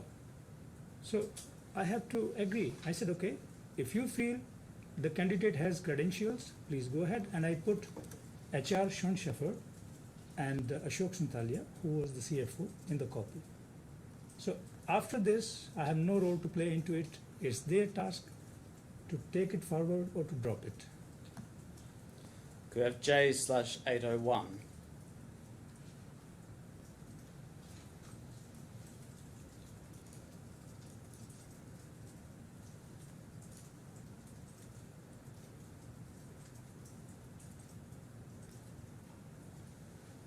If we go, over to page 2. Go up. Oh yes. So in the middle of page 1, on the 20th of January 2022, you send an email to Mr. Shepherd. You say, Katerina's salary we need to revise as she is lowly paid. And that's a reference to Ms. Slobodianek, isn't it? Yes. Again, it goes back to Mr. Ivanov, who explained me everything in the proximity. And I said, you talk to the local HR head, whose name was Yaroslav. And Alexander said, because this lady was expat outside from Czech Republic, so it would be more appropriate that if Mr. Shepherd is involved. I said, fine, because Shepherd reported into Ms. Timms and dotted line into me, just for the purpose of doing some discussions, like wherever HR matters were, new recruit, etc. So I gave the matter to Mr. Shepherd. I said, Mr. Shepherd, even though, and it was discussion also, not only this mail. And based on that, I gave the matter to Mr. Shepherd. Now it was Mr. Shepherd's duty to evaluate and to take the decision, not my duty. Would it be unusual for you to intervene in relation to the pay of junior employees at Liberty Steel? So there are two categories. One category is the local employees, where the local HR and the local executive director had full authority to exercise their rights, and there were expatriates. On the expatriates, there was a clear-cut instructions that Ms. Tim's column, HR, must be involved. And in expatriates, the case must go to the CEO as well as HR head. So this is what procedure were followed. And it's not only Katrina, it's Elena also, IT managers. Can we see what Mr. Shepherd says about this at H/6/6?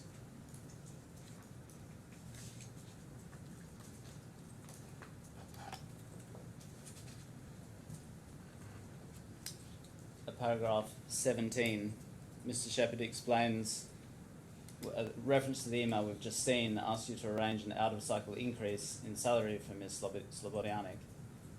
I recall Paramjit asking for a review of Katerina's salary as he formed the impression that it was low. From memory, the review to market showed that her salary was in the range for that location, role and experience.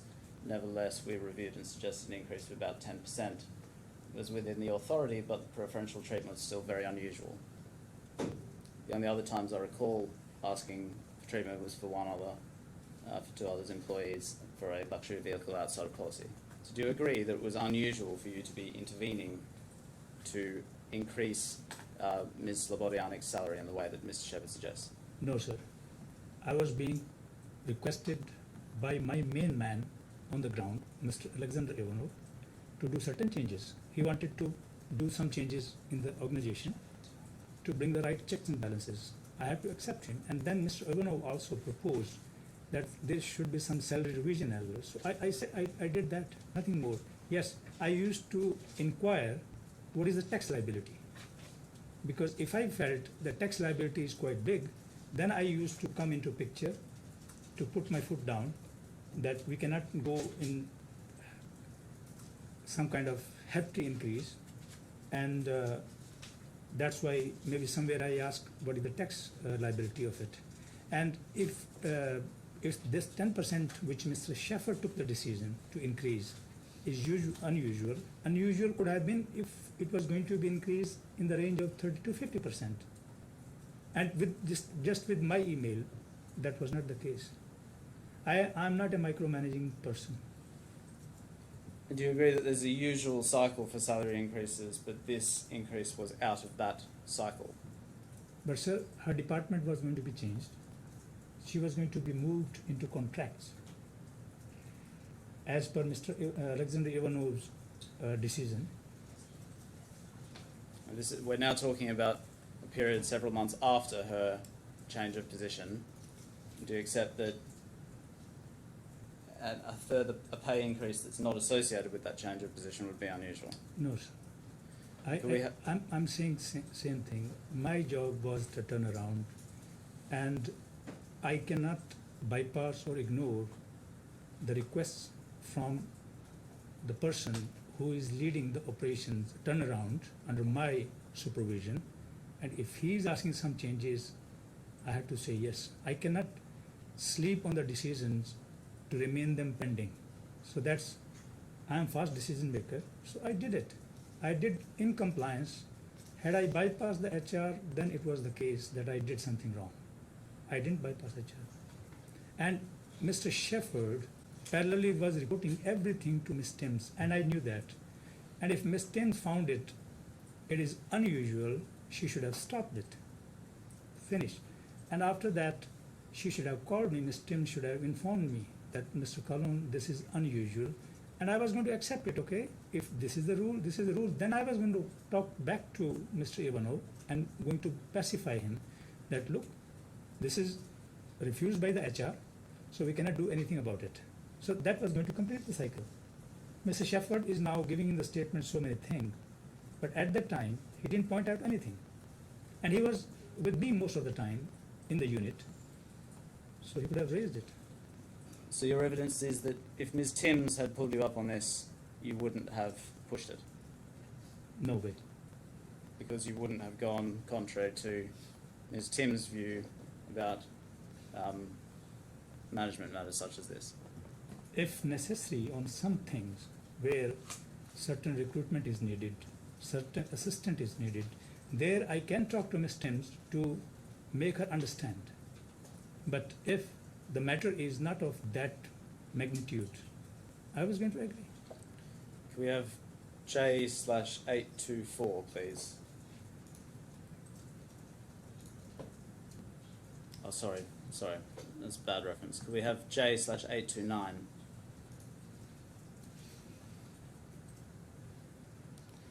And so we see here now, this is an email on the 26th of January 2022 from Mr. Shepherd to you.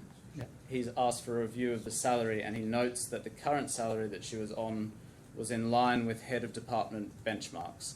So you observed before that she'd moved into a new role, but Mr. Shepherd's here telling you that her salary is in line even with that head of department benchmark,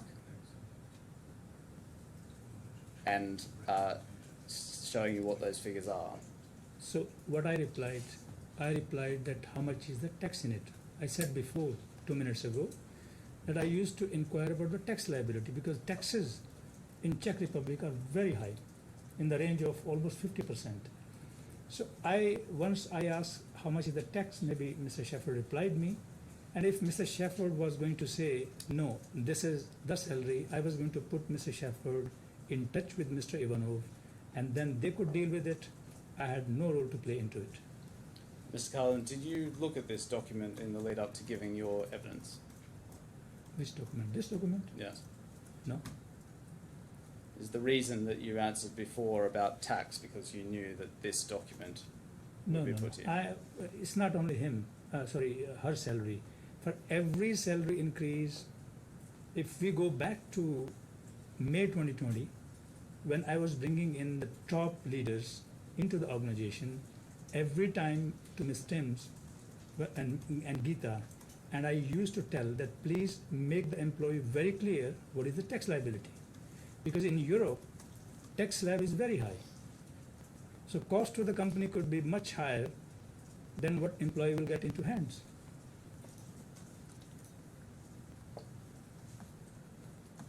Can I have then, And by the way, Ms. Slobodani was very close to Mr. Agarwal. in what sense do you say she was close to Mr. Agarwal? Because Mr. Agarwal hired a local law firm from Prague, which he was steering to take and taking their help to take carbon allowances out. And he was using Ms. Katrina Slobodanic in that sense to take her to Prague to negotiate on the contracts. Can I have J/824, please?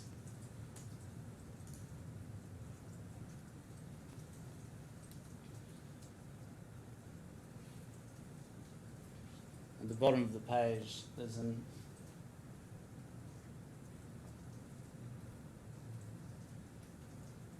go up a bit.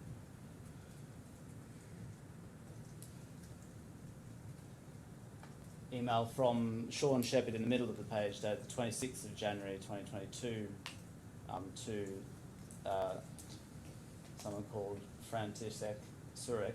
Yeah. FYI, this person is connected. This person is connected to Paramjit, as is Katerina. Both are up for renewal. Paramjit has asked for a review of Katerina's salary as he believed it to be low. Code for give her a pay rise. I'll forward you with an email trail on this point. So it's correct that after being told that her salary was in line with heads of department, that you nevertheless pushed for a higher salary for Ms. Slobodiani. I explained it earlier and I'm repeating myself. It's not only Slobodianic, Katerina, it's Hristenko Elena also. So these two people, they were brought in as expats. And Mr. Ivanov, who was also expat, he found the salary to be low. And this is what matter went to Mr. Sean Shepherd. It's a Sean Shepherd's call to act on it in appropriate way. If Mr. Sean Shepherd was going to say he has reservations, I was going to put Mr. Sean Shepherd in touch with Alexander Ivanov. That's it. At the time that you requested and approved this pay rise, were you in a romantic relationship with Ms. Slobodiani? I don't accept that. Ms. Slobodianic was good professional, at the same time, a little bit aggressive as well. Do you accept or do you not that you were in a romantic relationship with Ms. Slobodiani? No, sir. I maintain good relations with all the people. Some of the people have been working for me over 15 years. No matter I was in ArcelorMittal, wherever, they have been close to me. But that doesn't mean that I'm a happily married person. That doesn't mean that I will develop a romantic relationship like in that. It's a correct assassination being done. Could I have J/767, please?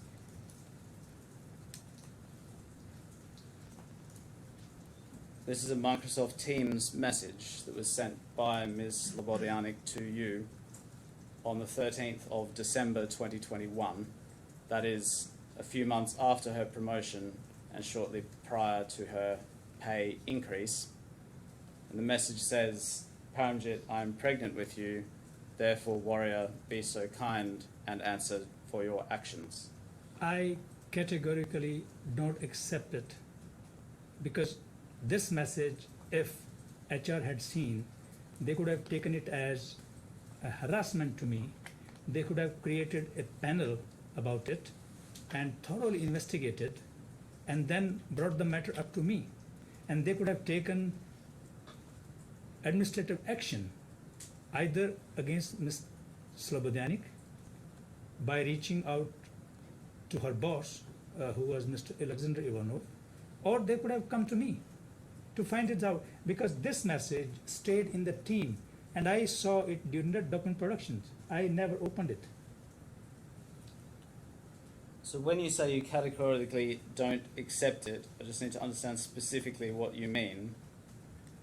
Do you not accept that she was pregnant with your child? If, sir, this is insulting to me. If she was really like that, HR should have created a panel. If HR knew about it, Mr. Sean Shepherd or Ms. Tim should have created a panel. They should have told to my boss, Mr. Gupta. Mr. Gupta should have come on me heavily at the time. And then asked me what the situation is. And moreover, if that is so true, Mr. Katrina should have been made as witness.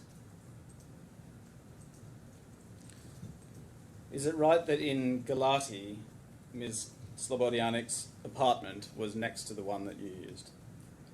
Sir, I was given accommodation very inconsistent way.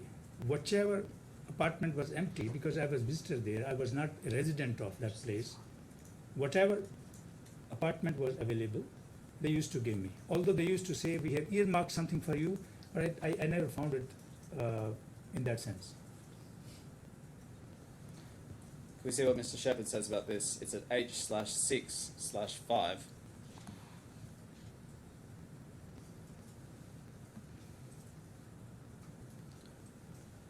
Do you see paragraph 14? It says, it became common knowledge that Katerina and Paramjit were having an affair. They lived in flats next to each other in the apartment block owned by Liberty Galati. Do you accept that you lived in flats next to each other in the apartment block I owned by don't Liberty accept. Galati? It is the construction of Mr. Shepherd. If Mr. Shepherd knew all these things, what he is saying, it was a real administrative matter to be put into the knowledge of everyone, Mr. Gupta, me, Ms. Timms, and created a panel who was going to look into this. But now saying that this was happening, where Mr. Shepherd, his duty was as HR to go and to find out if there is anything this kind of happening, not only other HR matters. And a person who is in the turnaround, he doesn't have time for these kind of, free time for these kind of activities. If I was so free, then I was not a turnaround person at all.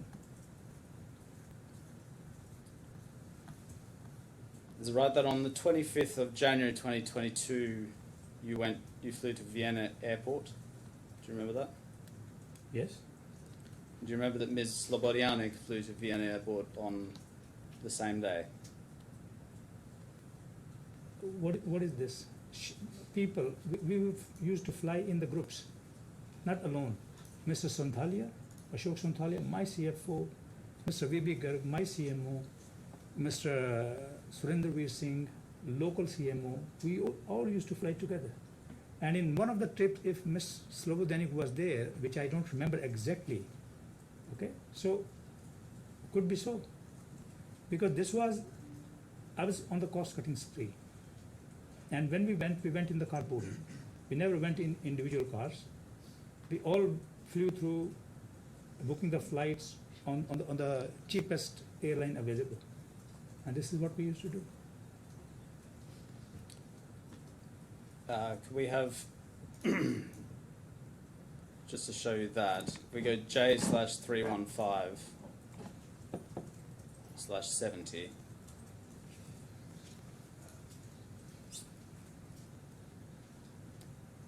Do you see there, at the top of the page, there's a message from Ms. Femina that says, "Good morning, dear Mr. Kahlon. Please find below contact details of the driver who will pick you up from Vienna Airport." Do you see that? Yeah. That's on the 25th of January. And then if we have J/823/1, and then this is a flight ticket for Ms. Slobodianek. You just scroll down the page from Bucharest to Vienna on the same day, the 25th of January 2021. So what it has to do with me? Because then please pull out the ticket of Mr. Sonthalia. Please pull out the ticket of Mr. B.B. Garg. Please pull out the tickets of all other people, a group who traveled with me. Why I am being singled out that I flew and she flew? Do you recall whether you travelled together or separately? on that day, We traveled as a group. specifically with Ms. Slobodianik. Sir, I don't accept that. You don't accept it or you can't remember? No, I don't accept that. Travel means I was with my C-suite, and she was a very junior employee. If she's traveling at that day, what it has to do with me? We have J/834.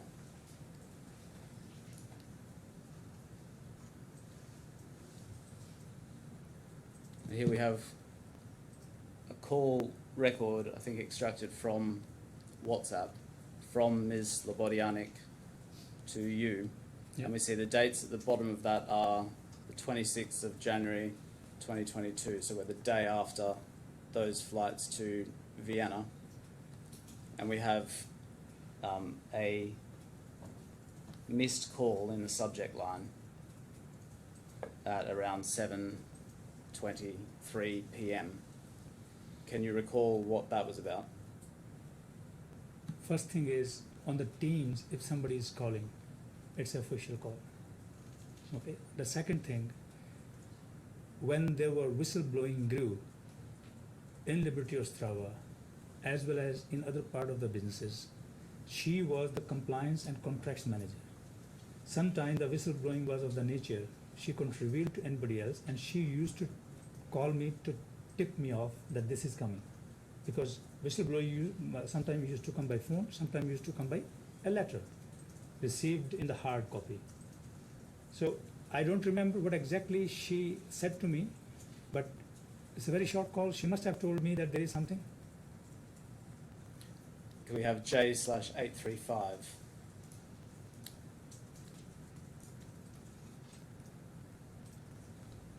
And this time, the previous one may have been a missed call. This one, we see the same date at the bottom, 26th of January 2022, about half an hour later, 7:47 p.m. UTC, so in Central Europe, at that time of year, that will be about 8:47 p.m.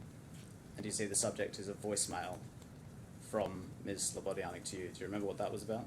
No, I don't remember, but how long it is? 3 seconds? So perhaps no message was left. I don't know. Because I told it before, I had open door policy. Okay. I didn't interact with the juniors, but at the same time, I was not shut for everybody. Because I was in the turnaround, I needed to know everything on the compliance, on the contracts, especially on the corruption.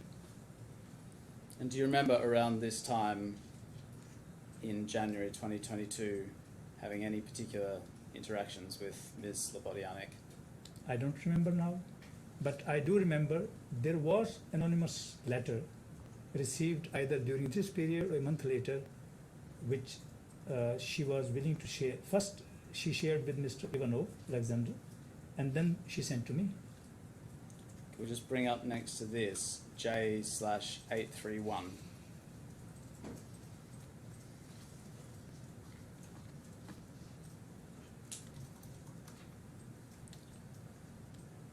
So here we have an email from Ms. Slobodianik to you on the same day, a few minutes after this call, where she says, "Paramjit, I asked you not to ignore me. I didn't do anything wrong." Yeah, but this call is in the morning and this is in the evening. So why few minutes after that? The call on the left-hand side says 7:47 p.m. UTC. Yes, sorry, PM. Yeah. And, sorry, I missed PM. And that is the other email, what you say, is what time? 7:49 p.m. No. That email, I'm sorry, I'm looking at the second email down in no, the no, chain. yeah. So you look at other one also. So if HR knew, and this was kind of stressing me out, kind of harassment, they should have taken care of it.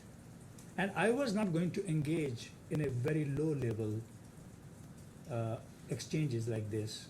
If I was going to be like that, I was going to reply everything. I didn't do that. Why I have to react to anything? It's not only one. When the leaders are into a role, they are subject to lots of communication which have no relevance, no meaning to be replied. So do you know why she was asking you not to ignore her and saying I didn't do anything wrong? I don't know. That's why I said Miss Katrina, on behalf of defendants, should have been as a witness. And Mr. Agarwal still knows where Miss Katrina is. And what if I say that Mr. Agarwal was provoking her? Because by this time, I know what was going on. This was all, everything goes back to carbon allowances. 550 million euros carbon allowances, I am standing in the middle, not letting them move. When you said before, if I say that Mr. Agarwal was provoking her, do you in fact say that Mr. Agarwal was in January 2022 provoking her to call you and send you these messages? Sir, see the messages of Mr. Agarwal WhatsApp chat with me on 26 December 2021. Apart from January 29, 2021, on 26 December 2021, they tried to sell another 1.4 million in another attempt. The total value of those allowances at that time was 125 million euro, 126 million euro to be very precise, okay, at the rate of 90 euros per allowance. And because of that, Mr. Suyash Pradhan, who was the CFO, he went missing. He said, better I leave the job, and he didn't come back to the job after that. So now here I am standing in between because of my fiduciary responsibility, and then all these allegations. Do you see above where she says, please open the door in garage? I suggest she's saying that because she wants to come into the accommodation where you're staying. Do you agree with that? Which garage? In my apartment there was no garage. Right.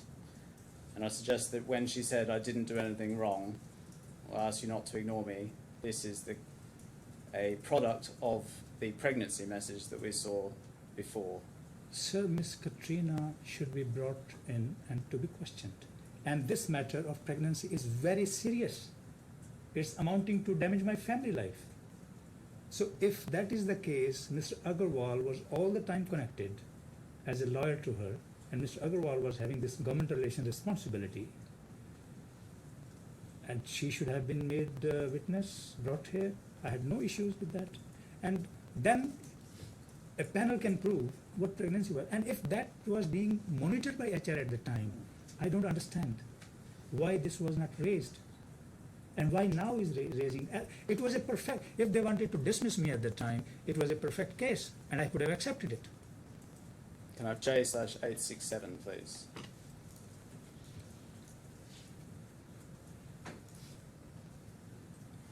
This is an email dated the 21st of February 2022.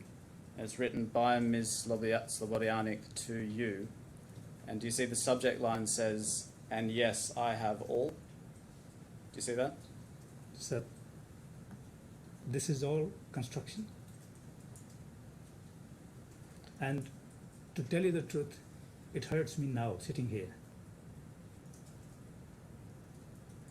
My LTIP claim is very different, and I am being put through these kind of things. I again say, Ms. Katrina is the right person to appear.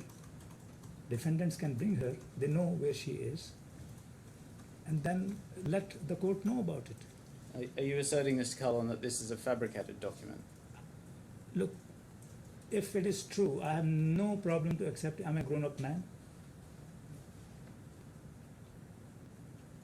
So do I take from that you are asserting that it's a fabricated document? You're putting the words into my mouth. I'm saying that this kind of things like this, all these exchanges, they were all one-sided, could be, but not to my knowledge. Are you aware that your lawyers requested and obtained the original metadata for these files because they contested the authenticity of them? I don't know. You're not aware of that? No idea. I'm not asking everything to lawyers in nitty-gritty way. Well, I suggest you are aware of that because you instructed them to do so. I don't recall.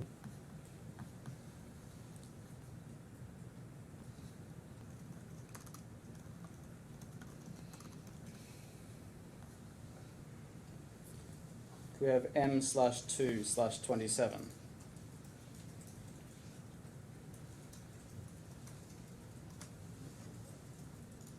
This is the liberty defendant skeleton argument, but it extracts a portion from a transcript of a hearing earlier this year where your lawyers were asking for inspection of the devices that held these documents and to inspect the original metadata of the documents themselves. And His Honour says, why do you want inspection of these documents? Because unless you've got some basis for doubting the authenticity or veracity, we do, Your Lordship, we doubt the authenticity and veracity. Do you have a basis for it? Well, the claimant's instruction, the claimant says that he doesn't recognise these documents and wasn't a party to them. So, again, I suggest you were aware that the that there'd been an application to inspect the metadata on these documents. I don't accept. In the same line, if it was being reported by Mr. Shepherd to Miss Timms had the habit to note everything in her diary. I would say she was noting on the real time. And that diary will clear doubts like this and many others. You just go back to J/867, this time page 2.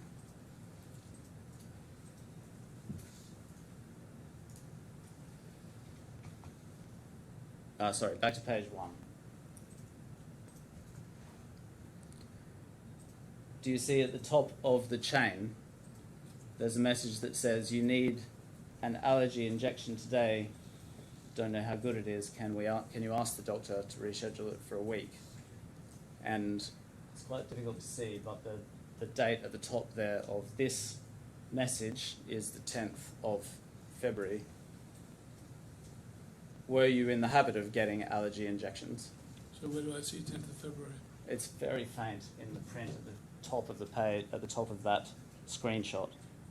It says February 10 in the shaded out Whereabouts? oval. It's overlaid on top of can you ask. It looked like September to me. Maybe February. Yeah, okay. Did you get allergy injection shots at the time? Sir, again, you are testing my memory. I don't remember which kind of shots she is talking about. If she is talking, if it's her message. All right, well, let's have J/859/1. And what does it mean to show me and asking me allergy shots, you know? Well, Mr. Kahlon, you're disputing the authenticity of this document, so I'm showing you a WhatsApp chat now between you and Ms. Firmina. Yeah. But are you going to be calling the witness to prove these?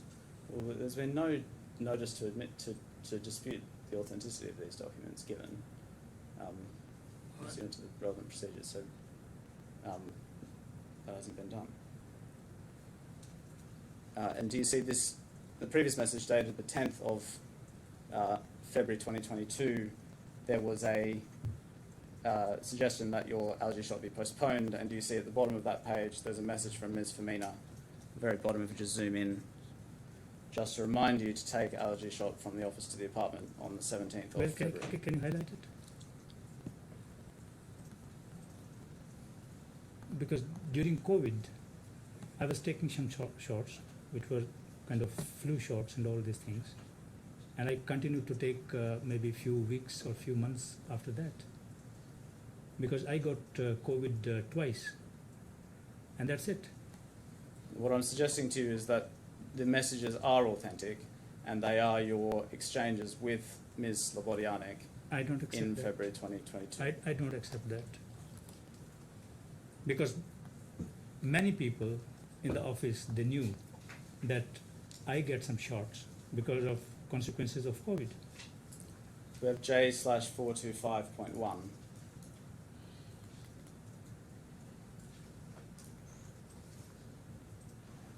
This is a blank WhatsApp thread between you and Ms. Slobodianik. Do you see that? Yeah, you're showing it. And at the top, there's the ordinary message that appears in a WhatsApp thread that messages and calls are end-to-end encrypted. You're aware that there was an order against you to produce all communications with Ms. Slobodianik in these proceedings? I had no communication like that. If you see, if my imaging is done, I had blocked into my phones these kind of people completely. I was keeping just official communication, no personal communication. Well, I suggest that the reason that this thread is blank is because you've deleted your messages with Ms. Slobodianik. No, sir. No way. We have F/7/12.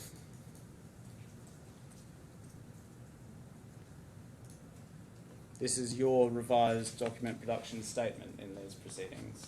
And if we go down to the bottom of the page, Yeah. you're explaining here what has happened with your searches for communications with Ms. Slobodianik, and you say, I want to note that I blocked Ms. Slobodianik on WhatsApp in late 2020, early 2021. I did this because I had serious concerns about her professional conduct as well as the tone and the content of her messages. Do you see that? I said that before, that I blocked these kind of people completely from my private messaging. Now, my question is, what has happened to those messages? I suggest you deleted them. Which one? The message where you say you're concerned about the tone and content of her messages, I suggest you deleted those messages. No. In any case, if I feel a person is going to write me on a personal level, I don't want. Can we have J/432.1?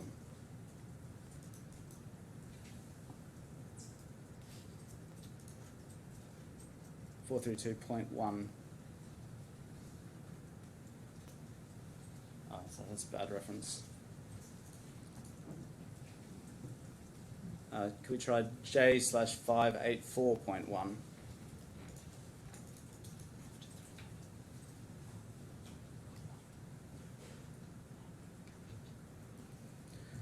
So here we have you blocking Ms. Slobodianik on the 14th of July 2021. Do you see that? Yeah. And then if we also bring up J/687.2. But at the same time, you are showing the messages in February 2022. You are showing me the blocking in July 2021, but you are showing me the message of February 2020 or January 2022. Do you see on the right-hand side, you also blocked Ms. Slobodianik separately on the 13th of October 2021? That could be a different number. And so I suggest that... Because this is Canadian number, the first one, Yes. on the left, And the other one's your UAE number, correct? and this is UAE number. So because this UAE number is taken new number. So I'll block. And by the way, sorry sir, I just want to interrupt.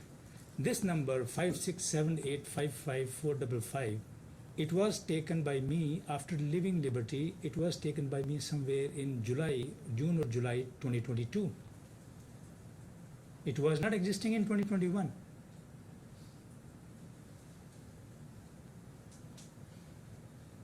Which side is that? On the left-hand side? On the right side, The right-hand side? yes, this number is my current number, which I took after leaving the Liberty.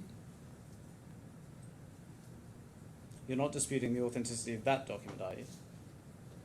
Which I'm just questioning that this number was taken by me somewhere June or July 2022 after I was wrongfully dismissed.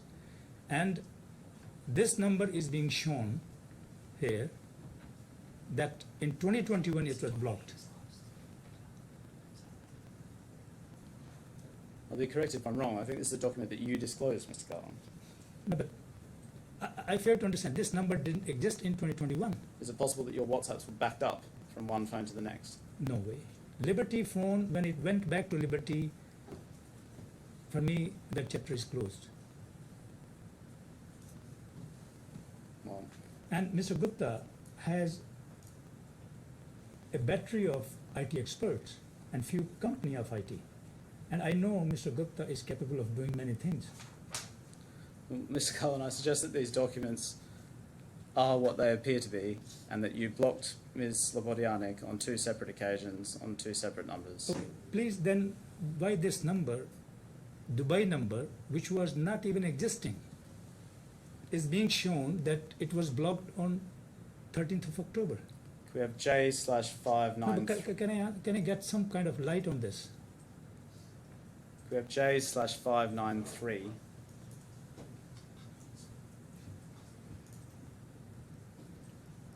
If we go over to page 3.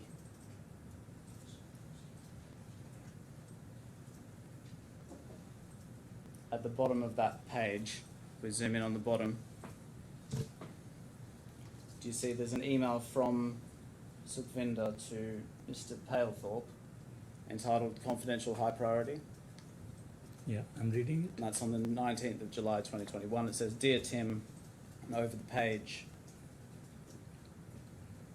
as discussed, please define some rule so user Ms. Slobodianik should not be able to email should not reach or be received by all top management executives. Any sender should not receive any notification for block or defined rule. And there's a list of people, including yourself, Mr. Gupta, and various other senior executives whose name we are now familiar with. Yeah, there are how many? 1, 2, 3, 4, 5, 6 names, right? And do you accept that you procured this block? How? Well, Did I write to someone to do this? did you ask it to be done or not? No. We Why go- should I? If we go back onto page 3, do you see the email above that from Mr. Palethorpe asking on whose authority this is being done, and the response comes with the consent of Mr. Paramjit? You know, Sukhvinder was my N-3. He was reporting into the boss in Galati, the CEO of Galati at the time, and the CEO reported into me. Okay? And Sukhvinder was never approaching me with this kind of requests. And if Sukhvinder took my name, maybe he wanted IT guys to have some action. But then it went to Mr. Sean Shepherd, it went to Mr. Denise Timms, which I saw here. So why Ms. Timms or Mr. Shepherd didn't act on it? Can we see what Mr. Shepherd says about this as H/6/5?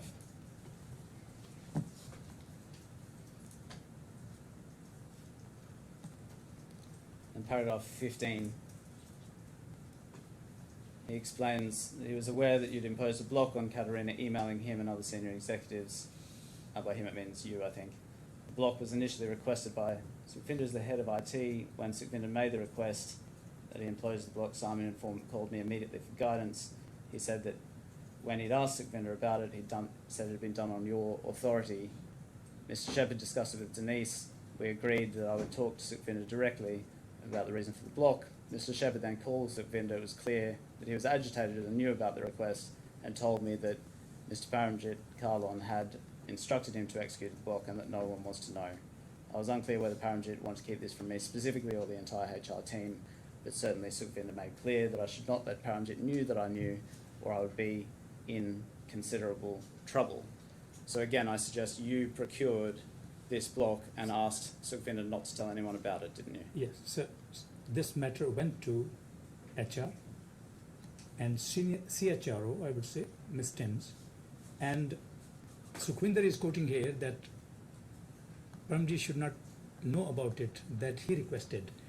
HR is a very neutral department. They had no obligation to abide by Sukhvinder, who was a very junior employee, and they should have simply raised this matter, why this block is. Why? And at that time, it should have been dealt in a proper administrative way. But there is no, my name is being quoted. I have not written to anyone.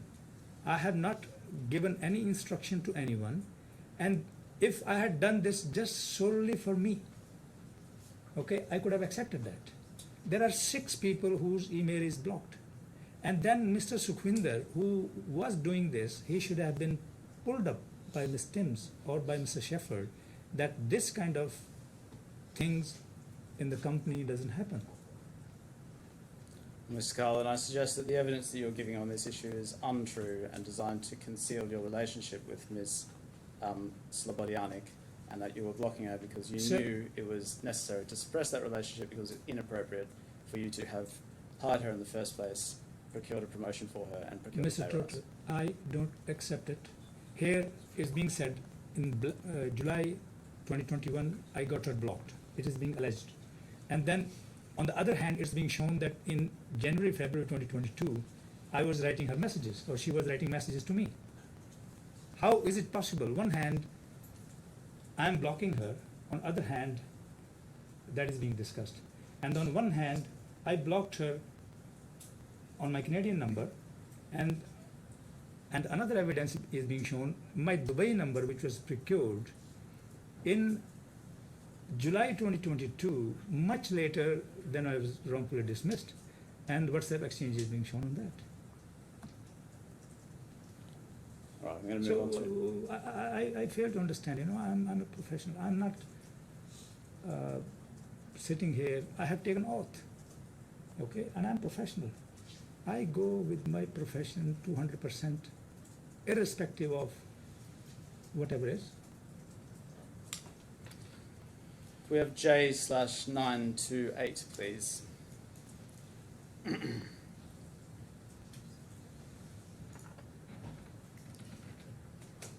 Now again, the bottom of that page is shaded in blue, so I'm not going to read out the employee's name. But do you see at the bottom, first it says hi Paramjit, and then there's a short paragraph below that. There's a reference to certain bonuses being paid. And then in the final paragraph, it says, that's what his contract says. Problem is that that employee was paid as follows.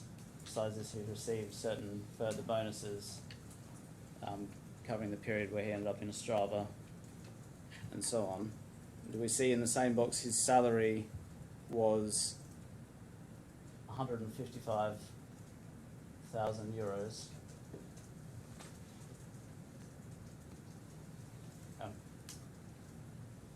Monthly 155, yeah.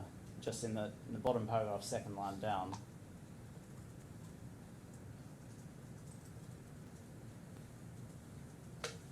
His monthly salary is 155,000 euros, and the bonuses being approved are 65,000 euros in total.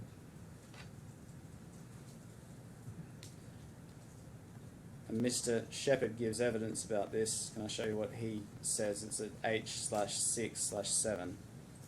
Can I reply on this? Oh, yes. What of course, is yes. the point you're putting to the witness? Well, I suggest that did you approve those bonuses? So Where it says 30,000 special there- bonuses from Paramjit. There are 2 points, okay? The point number 1 is, can you stay on that document because I need to read it? Yes, of course, yes. J/928. The point number 1 is, all the bonuses were approved by Mr. Gupta directly. And that is in Mr. Sean's witness statement also, it is written. Okay, so all the bonuses, forget it's a 35,000 or even 1,000 euros. That's point number 1. Point number 2, which was not in line with the European Union's law, Mr. Suyash Pradhan, being the CFO at Liberty Ostrava, was made proxy director in Poland by Mr. Gupta. Because Mr. Gupta opened a company in Poland secretly to pursue one acquisition there, which happened later. And Mr. Suyash Pradhan was moonlighting. Moonlighting means he was having 2 jobs. And when in April 2021, Romania was in trouble and we were trying to resolve, Mr. Suyash Pradhan raised his hand. He said he will not let the transfer of carbon certificates happen because he only had the user ID and the password. Mr. Gupta arranged a business class ticket for him to fly from Ostrava to Dubai. And Mr. Pradhan was here, whole 2 weeks sitting here. Mr. Gupta didn't want that Mr. Pradhan runs away and then this plant get 200 million euros penalty, Romania, without the carbon allowances. When Mr. Pradhan was here, Mr. Gupta was having personal dinners with him almost every alternate day. And I was feeling uncomfortable because Mr. Pradhan was my report. And I was thinking that why a shareholder has to dance around a very junior employee. Later I discovered that Mr. Gupta, while appointing Mr. Pradhan as proxy, promised him some payment. And Mr. Gupta told him that if you transfer, I am going to make you that payment within a month or two. He gave him assurance. And only thing Mr. Gupta told me later, in the month of, I think, July, he said that I have promised Suyash this money will be paid to him from Poland. And I didn't know that this proxy exists because in my rules and regulation, that cannot happen. Okay, so now it's being put on me that I paid this 35,000 or 30,000 whatever special bonus. Who am I to pay bonus? Mr. Shepherd is saying in his witness statement all the bonuses are approved by Mr. Gupta. In the financial transaction, I had no role. My role was operational turnaround, and I stuck to that. I never paid attention to that. Should we see what Mr. Shepherd says? It's at H/6/7, Yeah. paragraph 20. Do you see that? He says, he's referring to this bonus payment. He says any one-off bonus like this would have required Ms. Tim's approval on behalf of Mr. Gupta because ultimately all bonuses required sign-off from Mr. Gupta. He asked you about this. You said it had been approved, and he would tell you the details over the phone, but you never did. There was mail exchange between me and Sean Shepherd. I remember clearly on this bonus. And I told Mr. Gupta, I said, Sean is asking about this payment. And he told me, tell Sean that I approved it. I wrote to Sean. My mail to Sean, I wrote to Sean. I said, Sean, it is approved by executive chairman, which is Mr. Gupta. When you say, sorry, So here Mr. Shepherd is writing himself that all the bonuses are approved by Mr. Gupta. yeah, so if we just bring up alongside this J/298 again. This may be the email you're referring to.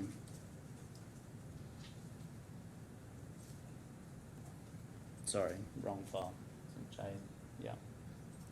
And you see at just the top of that email, there's an email from you on the 15th of March 2022 to Mr. Shepherd. Yeah. You say these bonuses were paid as per Executive Chairman's guidance. Details can tell you over the phone. Do you see Yes. that?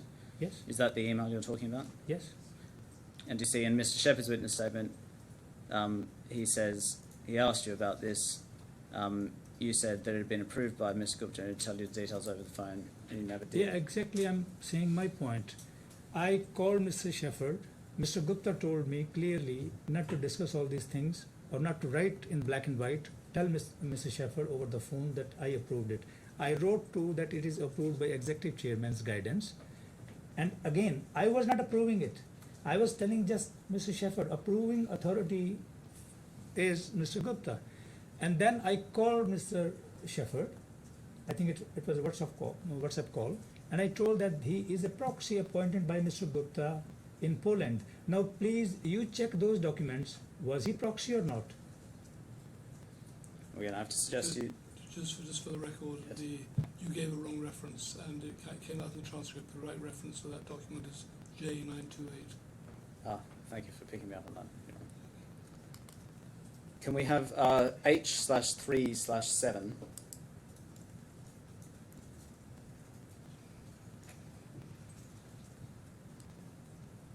You see paragraph 31. This is Mr. This is Mr. Shepherd. Shepherd's witness statement. Mr. Agarwal's witness statement. Mm-hmm. And we see Mr. Gullah saying another way that you circumvented board's authority was to circumvent the approvals process for contracts. The general rule for European businesses is that the boards have to approve contracts over 4 million euros or longer than a year. For long contracts of lower value or shorter length, there are a different set of delegations. One example of this was, and we see a bit further down that paragraph, to avoid seeking board approval, you arranged for multiple contracts to be signed, each in the sum of approximately $3.9 million in 350 days, just under the thresholds. Do you accept that account? First, I am putting on the record, there was no company called Keremet ever engaged in Liberty Galati. If they prove there was a company called Keremet, I will accept it.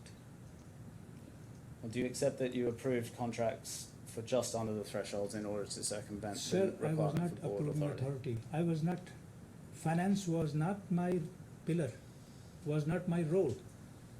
And board of director used to approve. If board of director got, or Mr. Agarwal, he was the head of the board of directors. If he got the wind that one contract has come under the threshold, he should have simply cancelled it at that time. And I never bothered about these procurement contracting finance-wise, because there was CFO, Mr. Sugani, there was a whole column of finance people sitting, and this was under their watch. And now simply saying, first, there is no Keremet. I never heard this company ever in my life in Liberty that there was any company called Keremet. Can we go over to page 7?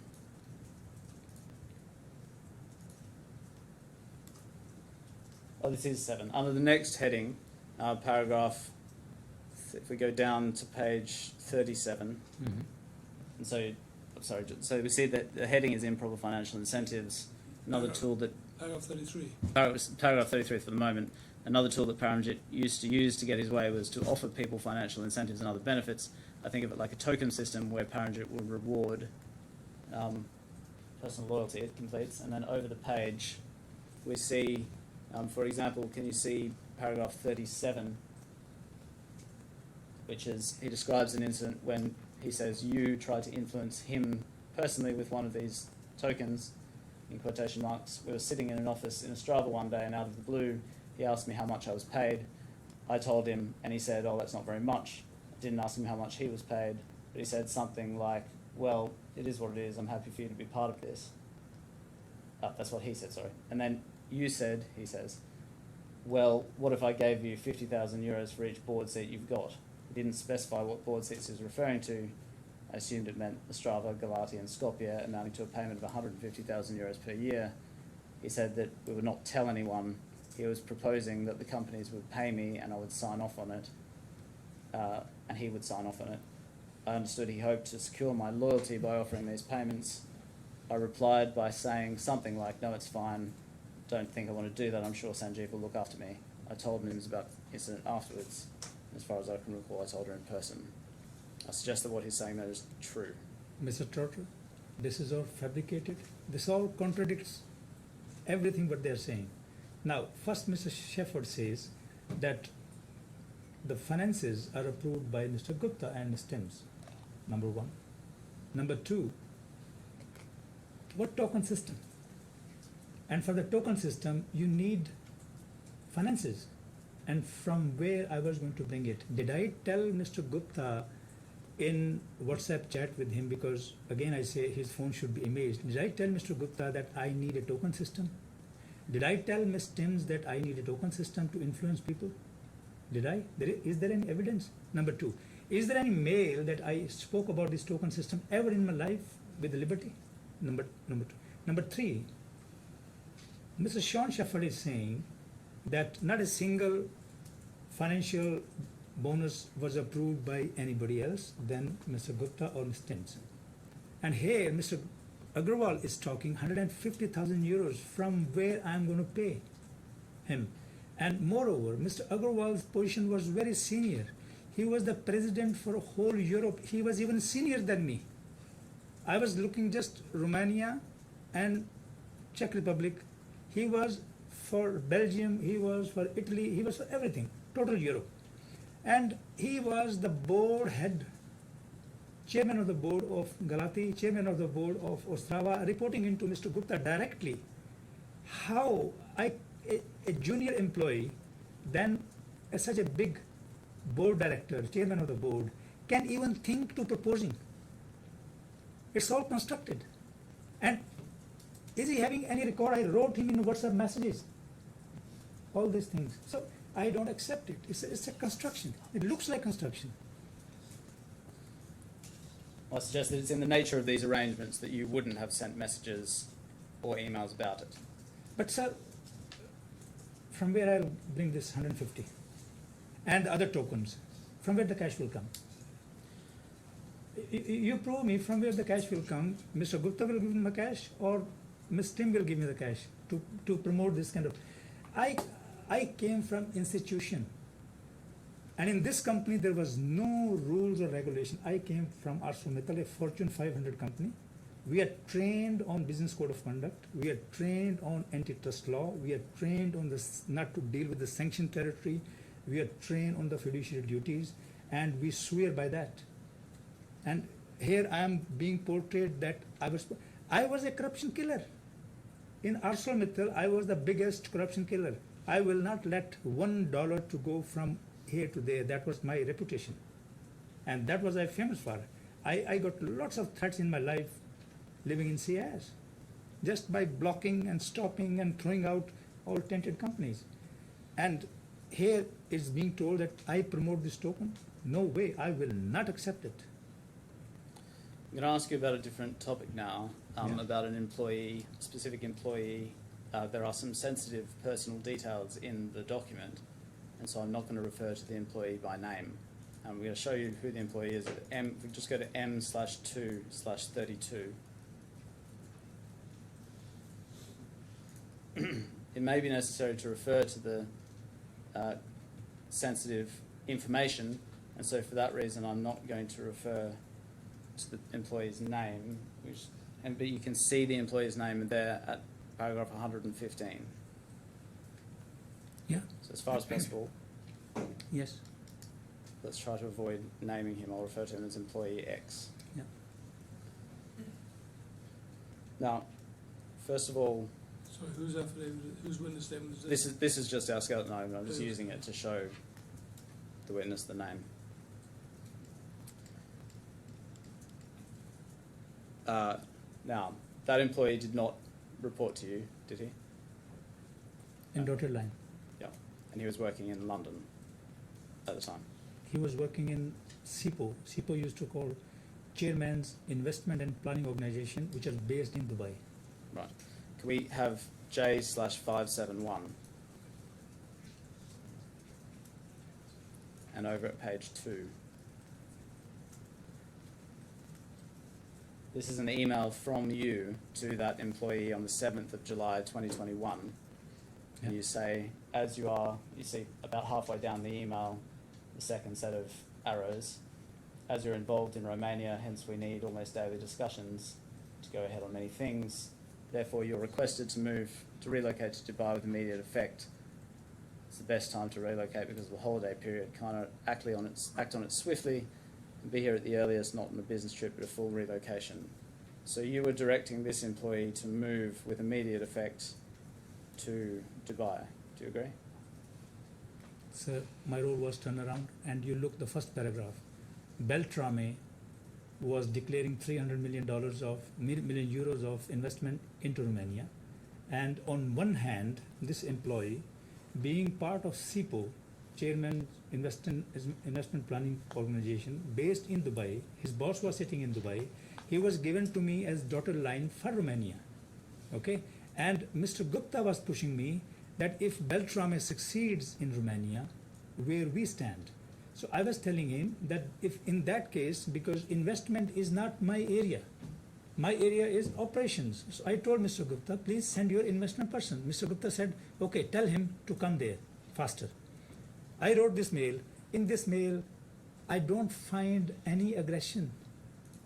I'm giving the fact to that employee, telling him that there is a Beltrame threat, and you need to come at least to go and meet, because investment is not my. Mr. Gupta should have written this mail, not me. And I put in the copy Ms. Timms, and I also copies Thunes Victor, who was boss of that employee. Okay, And Mr. Gupta told, push him to come. We just go back to the previous page, page 1. At the bottom of the page, there's an email in response to that from Ms. Timms. She says the employee wants to speak to her on this. The last conversation that Ms. Timms had with Mr. Gupta about that employee was staying in London so that he can fully support a team there. So I suggest that it wasn't the case that Mr. Gupta wanted this employee to move to Dubai. That was your doing. Sir, I didn't know this employee at all. In my life, I never met. Who gave me the name? Mr. Gupta. Who gave me his email address? Mr. Gupta. And who told me that this is earmarked for Romania? Mr. Gupta. And when this Beltrame 300 million threat was there, euros, Mr. Gupta was very restless. And now is being told, if that was the case, Mr. Gupta should have written in one-liner, Mr. Kahlon, that is not your remit. You don't go for this. I give you another employee. I give you another person to follow these investments. Investment was not my role at all, sir. My role was operations. I wrote on the instruction of Mr. Gupta, and then I went to Mr. Gupta. I said that he has some health issues, so he is not moving there. Mr. Gupta said, tell him that we will provide you all best possible treatment in Dubai.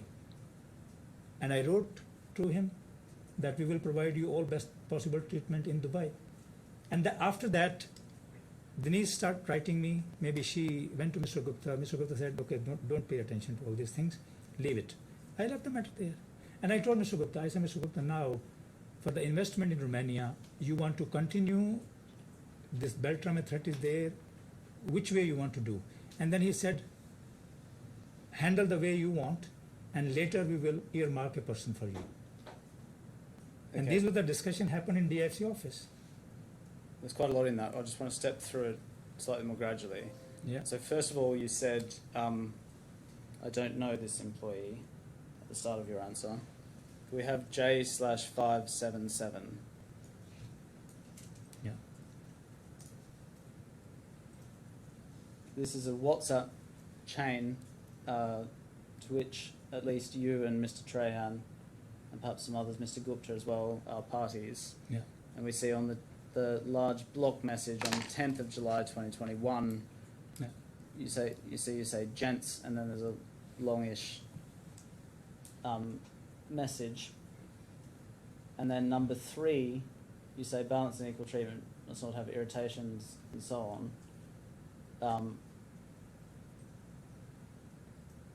I don't have answers to these questions at the bottom, hence 4 to 5 seniors exit we may face within the next 6 to 8 weeks if we don't plug the holes. Main examples are, and then you give that employee's name and some others. Most of these guys are known for their non-performance, and our key talents are knowing them well. And then in the next paragraph down, you say, second line,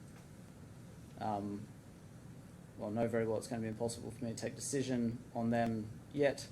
Save good guys like, this is someone else's name, says we must weed out non-performers within the next few weeks. So it's right, isn't it, that on the 10th of July 2021, you regarded this employee as a non-performer that needed to be weeded out? Mr. Gupta had a list of all employees who were not performing. And that's why I keep insisting Mr. Gupta's phone should be imaged. Not only phone, his iCloud account.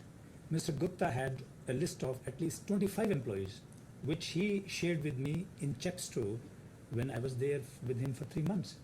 And he said, these people, I don't know personally neither Amitabh, I don't want to take, neither this first employee nor the second, Mr. Trahan, Vipin Trahan. I don't know this Raj Seth. I knew about them when I read about the CIPO, Chairman's Investment Planning Organization, that this name is there. Okay? Day-to-day interaction, WhatsApp messages or emails, non-existent. And when Mr. Gupta gave me this list, and they were struggling with this startup of a plant in India, I said, okay, I'll start this plant up. I took my plunge into that, and I started the plant. I said, once I'll start the plant, we start operating, now then you need to put the right people there to let it keep operating. My job was to go there to start it up. I sent my people, we made a plan, we started it up. They couldn't start it up after acquisition for 2 years, but I did. And Mr. Gupta always used to say, these are the 25 people, dead wood, that need to be cleaned. And now I am being blamed for those things and actions of Mr. Gupta. And Miss Timms, Miss Timms must have noted those 25 people into her diary. And I question, any of these people are in the organization now if they were so talented?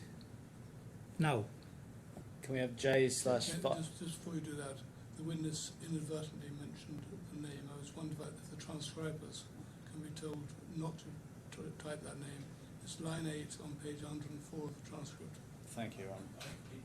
Just so that the witness understands, there isn't in fact, the arrangement we've come to is we're going to try to avoid where we can. Yes, and to be fair, the witness was doing his best. Exactly. Yes. There isn't a sort of, witness needs to understand there isn't a sort of rule preventing it, but we No. are trying not to. Yes. It, Okay. it seems to me that when it does happen, that inadvertently, it better not find its way into the transcript. I'm sorry, yes. thank you. Yes, sir. Can we have J/576/2 to see what happened between you and this employee? And so on the 8th of July 2021, there's an email from the employee to you, and it sets out in some detail his situation. Yeah.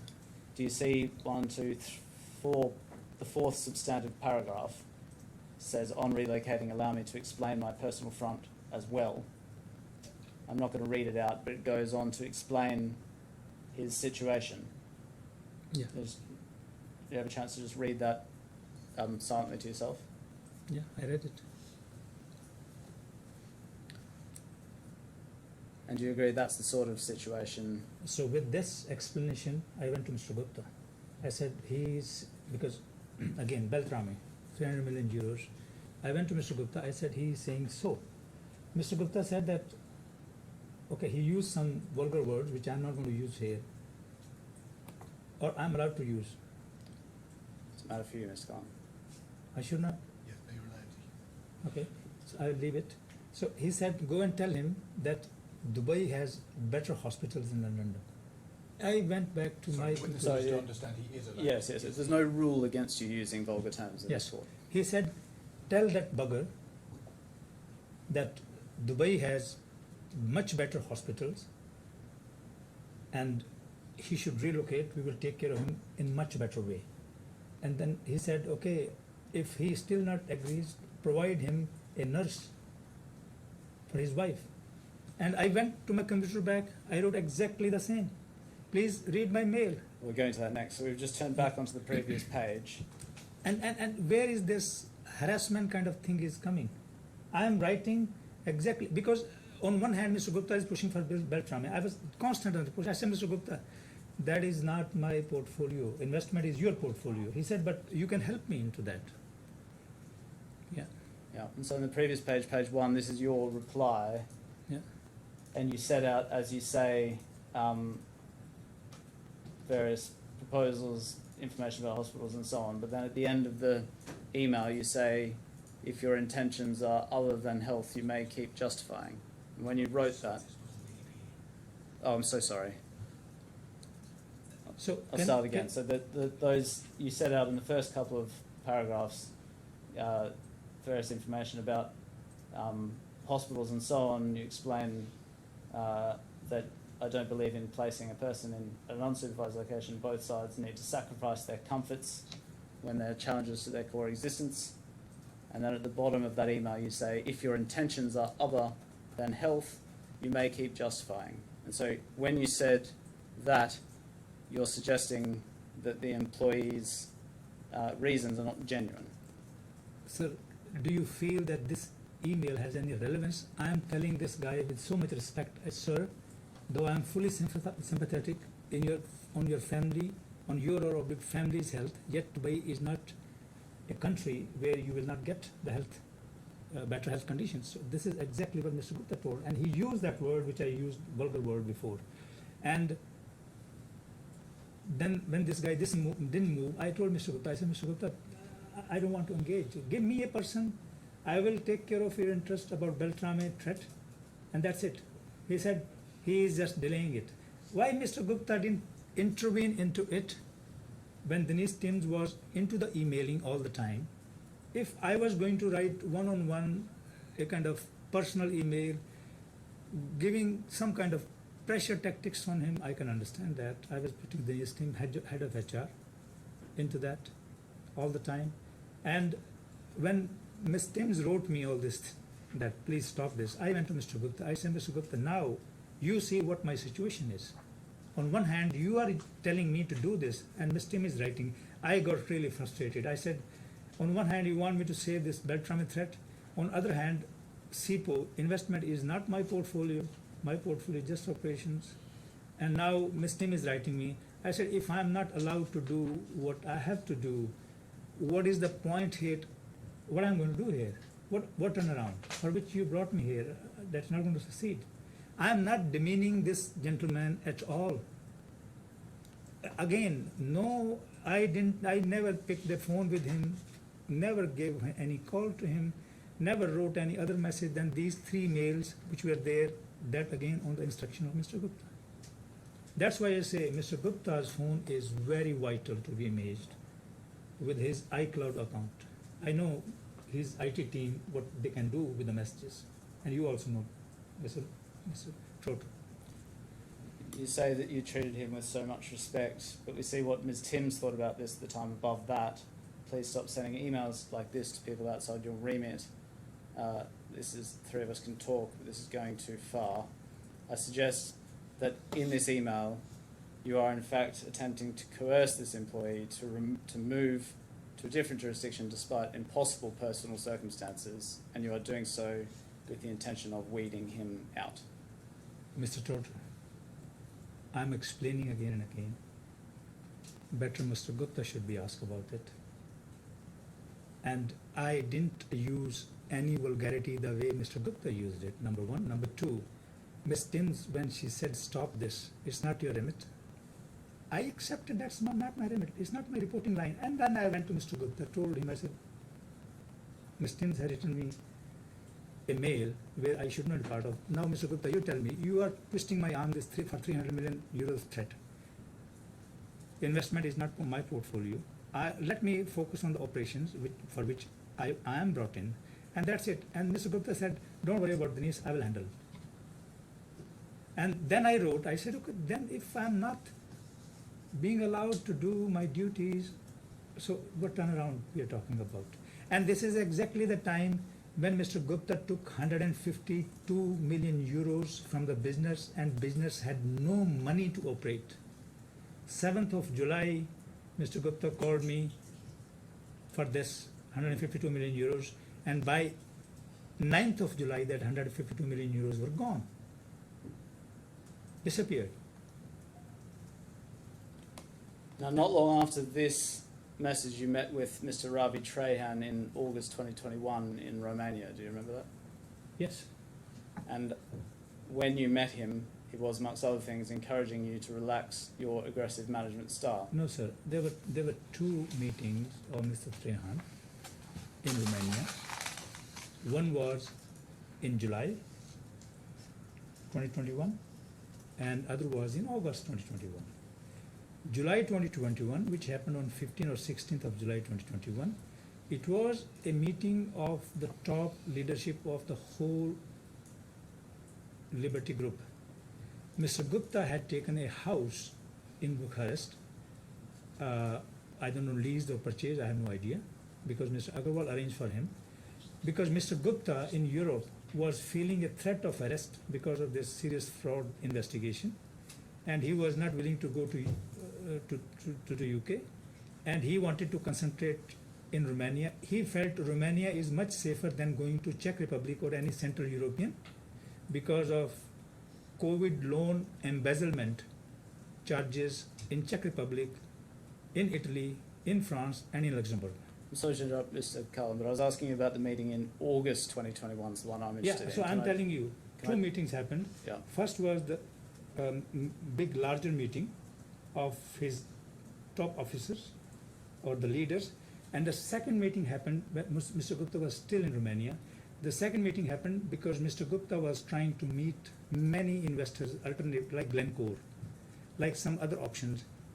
Mr. Gupta always has the habit, whenever he has to meet anybody, investors or any alternative funding, he calls Mr. Ravi Trehan.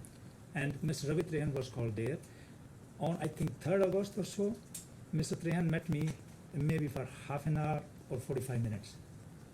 Can we see what Mr. Ravi Trehan says about this meeting? It's at H/5/4. And just let's zoom in on the top of that page. He says he remembers meeting with you in Bucharest on the 3rd of August 2021. We met. Yeah, he's consulted his WhatsApp messages, which is how he remembers that date. He doesn't remember that specifically from his own memory. And then Sanjeev again requested me to speak to Paramjit about his aggressive management style. I think Sanjeev thought I might help in approving Paramjit's approach because you respected him. During the meeting, the topic quickly turned to Paramjit's remuneration and employment. And he says that you told him that you'd received an offer from a Russian metals company for $73 million for a 5-year assignment. He's right about that, isn't he? You told him about that?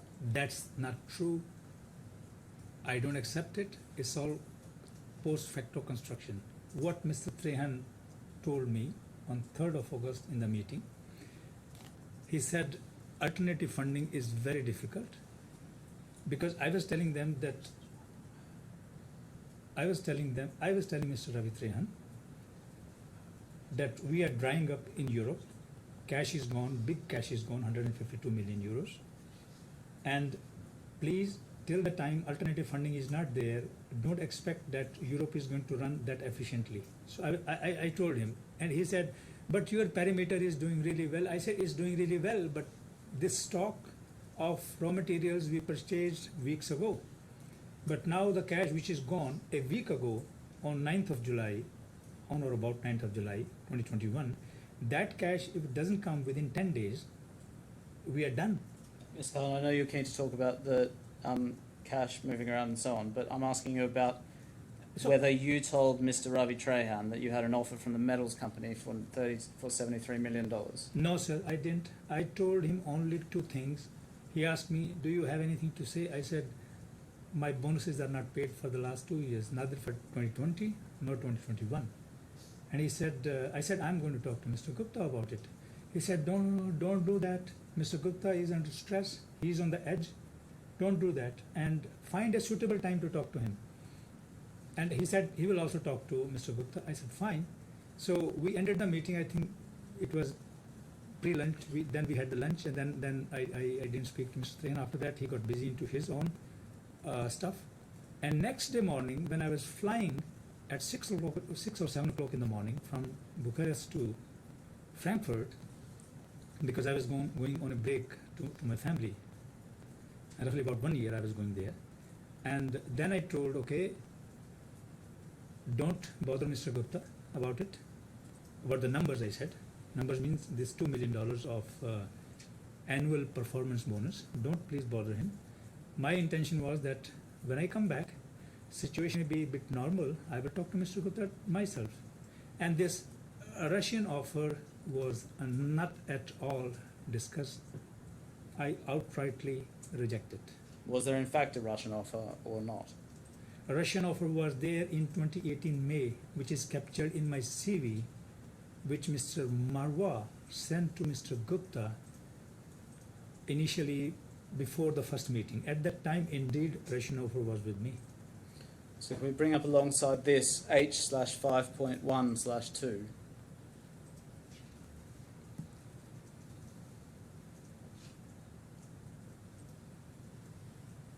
This is the message that you sent to Mr. Trehan, to which he refers in his witness statement.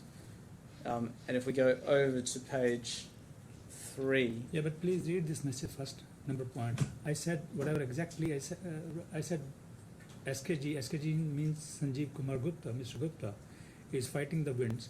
Hence, please don't burden him about numbers that I gave yesterday, means my bonus, as I do care of his health and well-being. Till the time there was a full trust, and this 152 million euros was still within the range to be returned. I had no idea. Well, can I suggest to you though that when you say don't give Mr. Gupta the numbers that I gave yesterday, what you're referring to, as Mr. Trahan says in his witness statement, is the $73 million offer from the Russian company. It's Mr. Trahan's account, not my account. All right. If I had written here 73 million euro in, what was stopping me to write $73 million into my WhatsApp message? Should we go over the page No, please. to Can I read the number 2, point number 2 what? of WhatsApp message? I'd like to ask you about number 3 over the page. Okay, you can go, but this number 2 is explaining a lot. Well, Mr. Hill will have a chance to re-examine you on that. The number 3, seriously thought of your advice of capturing life opportunity and making good of this offer that made me tighten the belt for 5 years, will woo and convince wife during this trip. Now, if you were just talking about your annual bonus, what is it that you were going to woo or convince your wife about? Mr. Trahan raised the issue. He said, now is 2021. Next year, your 3 years are going to come to end, but company is still into turmoil because of Green Seal collapse, and there are no finances. And please go back to original talk where 3 plus 2 years were asked by Mr. Gupta, and later I said, no, I am just for 3 years. He said, why don't you work for 5 years? So Mr. Trahan's suggestion was for 5 years, sitting in end of 2021, I mean in August 2021. I said, my wife said to me that in this burnout mode, which is turnaround, you can go for 3 years only, because she was suffering, my family was suffering a lot. I was not calling them, I was all the time on the move. And then I said that, okay, I'll talk to my wife in good faith that if I can go for 5 years. So this is a mention to that. Well, I suggest that's untrue, and the reference to a good opportunity is to the Russian offer, and the reference to wooing your wife is in persuading her to allow you to take it. He said to me that, look, 5 years is good, but 3 years is already coming to very close to 3 years. And Green Seal collapsed just a couple of months ago, and company is not good shape, in good shape. There is no cash, so why don't you consider 5 years? So I said, 5 years is a lifetime opportunity, because 5 years formula is that for the last 4th and 5th year, there will be different LTIP. So that is a lifetime opportunity. If I had mentioned here anywhere, this is a Russian lifetime opportunity, then I can accept. I don't accept, so Mr. Total, you can say it's not true, but I know what I wrote, what my intentions were, I know. Well, I suggest that the reason that you didn't accept it was because it was overblown, just like the figures you were giving Mr. Gupta at the start of this whole process. You didn't have a $73 million offer at all. You were just presenting that to Mr. Trahan. Where I'm saying into my documentation to Mr. Gupta or to Mr. Trahan that I have received an offer of $73 million, where I'm saying, is there any evidence? In my WhatsApp chats or in my emails, even forget about $73 million. Even it's a mention that Russian offer, even a Russian word. Curve J/696.2.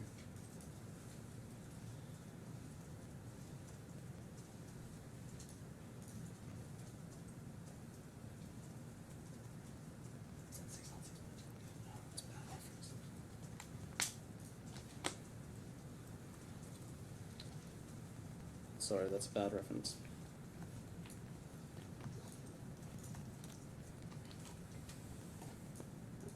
J/696.1.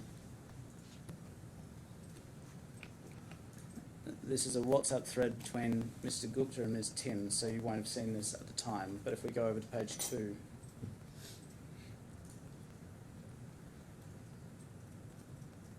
Do you see on the 25th of October, we zoom in on top of the page, it's very small. Yeah. Do you see the 4th message down on the 25th of October 2021, so a few months on from your discussion with Mr. Trahan, Mr. Gupta is saying to Ms. Timms he has refused his Russian offer as I expected, but I reckon he'll explore it again if it's still there, depending on how it goes. I outrightly reject it. It's October. Okay? Now, let me put you the chains of event. After the meeting with Mr. Trahan on August, Mr. Gupta organized his 50th birthday in Mykonos Island in Greece. It was a very grand, okay, where millions of euros were spent. He invited his close family and friends, and I was one of them to be invited. If there was a trust issue with me, he was not going to invite me on a personal event. I went there. But I was a little bit shocked and sad that on one hand, we are fighting to save the company. On the other hand, these celebrations are going on and media is going to pick it. I told Mr. Gupta also. And he said, I think during that event, he must have asked me about that Russian offer, which was in 2018. Because Mr. Gupta always used to ask the senior leaders, are you in a flight mode? Flight means, are you going to leave? I don't know how many times he asked others, but I remember, to me he asked 2-3 times that, are you a flight risk? I said, no. Why should I have 3 years signed contract with you, there is no flight risk. I said, I gave my words, that's enough, I'm not going to fly out. During that, I do remember during that Mykonos event, he may have asked that, do you have that Russian offer, which was 2-3 years ago? I must have said that, no, it's gone. But there was no specific, the $73 million. It's a shock for me when I saw in the documents that they're talking like this. Did I mention anywhere 73? They're mentioning, not me. Mr. Kahlon, I suggest that all of that is untrue, and that the reason Mr. Gupta is saying that you've refused your Russian offer is not because of some reference to an offer made 3 years earlier that you brought up in Mykonos, but to the same Russian offer that you discussed with Mr. Trahan in August 2021. I completely reject it and I don't accept it. There is no evidence, there is nothing written. I have Russian offer of $73 million. I have nothing. But I have written, it was in my CV in 2018, which Mr. Marwa asked that, what comparable offer you have now? And I gave him the Russian offer. At the time, yes, I did. Okay, I'm going to go to a new topic now. Again, Shall we stop? It's about 3 minutes to 1. yes. We've actually had quite a long session without a break. So we'll resume at 2 o'clock. Yes. Again, don't talk about the case, please. All rise.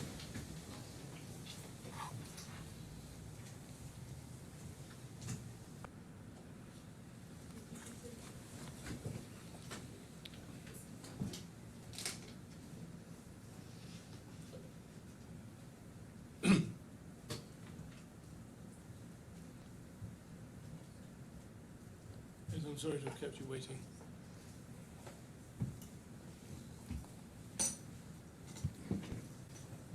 Good afternoon, Mr. Kahlon. Good afternoon. Good afternoon, sir.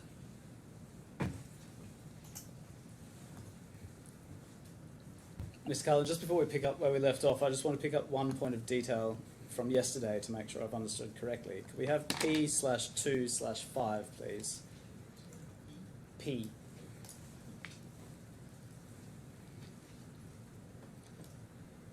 This is the transcript of your evidence from yesterday, and just to put it in context, if we zoom in on the top left-hand corner at lines 13 to 15, this is the question that I was asking you at the time.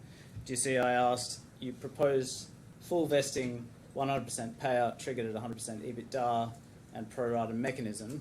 We were here discussing the meeting that you had in Mumbai with Mr. Gupta. Yeah. And there was then a series of exchanges, but your answer that I'm interested in came in the bottom right-hand corner. If we go down to the bottom right-hand, and if we just zoom in on lines 6 through to 13, do you see that? You said, I'm saying if we start from 1, right, from 0, you can say, and then if there's an increase of, say, 30, for example, 30, he gave me a band. He, I think you probably meant, was not very particular on 30. He gave financially, I'd say his financial acumen is one of the best in the world, that everyone knows. So he came up with this. There's a band, 30 to 40% first year growth. Now, could we then bring up next to that, please, J/473.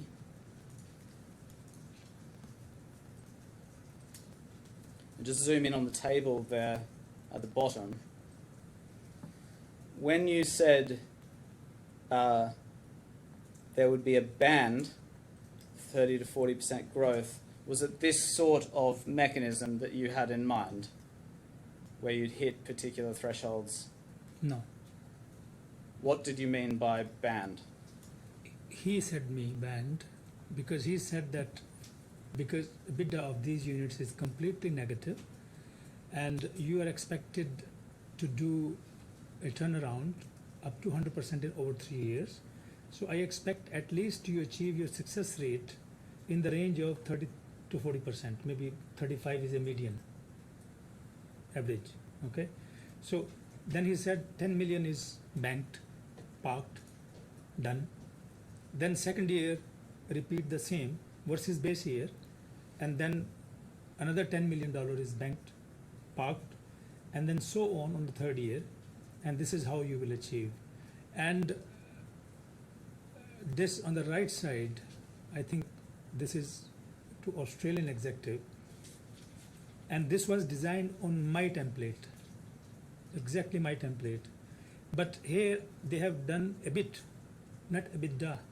So when you say a range of 30 to 40% and it started negative, can you explain to me what you understood was meant by a 30-40% increase on, say, negative 100? For example, if EBITDA of Liberty Romania is negative minus 10 million euros a month, okay, and you take quarterly EBITDA, because results of EBITDA went by quarter, which is used to call BAR, Business Area Review, quarterly bar we used to call it. And he said that you need to increase your results month over month, and in the quarterly review, this should be seen clearly that it's moving up. And then by the year end, the result should be at least 35% average above from the negative where we started. What do you understand as a 35% increase on negative 10 million euros? And that is 10 million is yearly monthly negative. You have to take the cumulative for the year. Okay, what do you understand to be a 35% increase on a negative 120 million euros? You can calculate What do you understand? 35% exactly. That How- my first step is How many euros do you understand that to be? I need to calculate. I cannot tell it from the top of my brain. It will be this much. So 125's 35% could be somewhere close to, say, Just use 10, it's easier as a number. Say it's minus 100. okay, less 10. But 10 is monthly. Yeah, So that's okay. Let's just use I'm that as not, an I'm example. not, I'm not here committing that it was monthly done. It was No, done I'm not- yearly. I'm not using the real figures, I'm just Right? using it as So an it's a example. minus 10. So 35% of minus 10 is 3.5 million.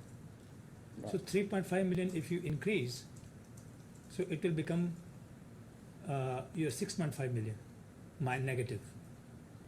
So it will come down from minus 10 to 6.5. Right. Well, again, I suggest none of that is in your evidence or your pleaded case, and none of that was discussed with Mr. Gupta, and you're inventing those calculations for the first time. Sir, now. when we discussed $30 million, I was asking him particularly how it is going to be actualized. He gave me this, and I told that he is a person with financial acumen, and he drives these calculations very fast. And I'm telling again, this LOI, which is on the right side, it was based on my template, because he spent with me 16 months negotiating and discussing and all these things, and it was far easy to design a template for the next executive within a week or so. All right. Can we go back to J/889? But by the way, I want to make clear, his is EBIT, So depreciation and amortization is not calculated there. So his target is easy. But in my target, depreciation and amortization was also calculated. It means I have to give better result, more result. We have J/889. Yeah. Now again, I'm not going to refer to this employee by name because there's some sensitive material in it.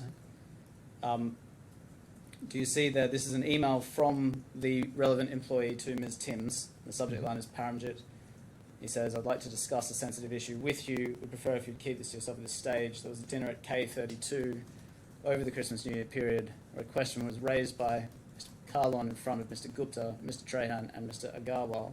The question was regarding me. Paramjit specifically asked whether I," and there's a phrase there in a language which I don't speak, but perhaps you do, that translates into whether I receive or give in a gay context. You made those remarks, didn't you? It's completely outrageous. An executive of 30 years experience, do you think he'll be so loose cannon or rough-tongued? I have read this email before, and I have read Mr. Gupta's statement. Whenever there was a dinner on Mr. Gupta's house, I was seated always next to Mr. Gupta, very next to Mr. Gupta. And Mr. Gupta in his statement said that I didn't hear it. He hadn't heard that I said like this. This gentleman, he's saying on 26th of February that I made either on Christmas or New Year. He doesn't know where I made and why it took him 2 months to complain. And this 26th February, again I'd say that during that time my push out was already decided. So it is a construction of things to malign me, to put my character as I was a bad character, but yet when I was terminated wrongfully, not a single time Mr. Gupta told me that your behavior was bad. Not a single time Mr. Trahan told me your behavior is bad. Not even Ms. Timms, who is HR, told me your behavior is bad. Even after this mail, I was there more than a month rather than 2 months. Nobody came to me. And now I see in the document production this. Can we have H/3/6?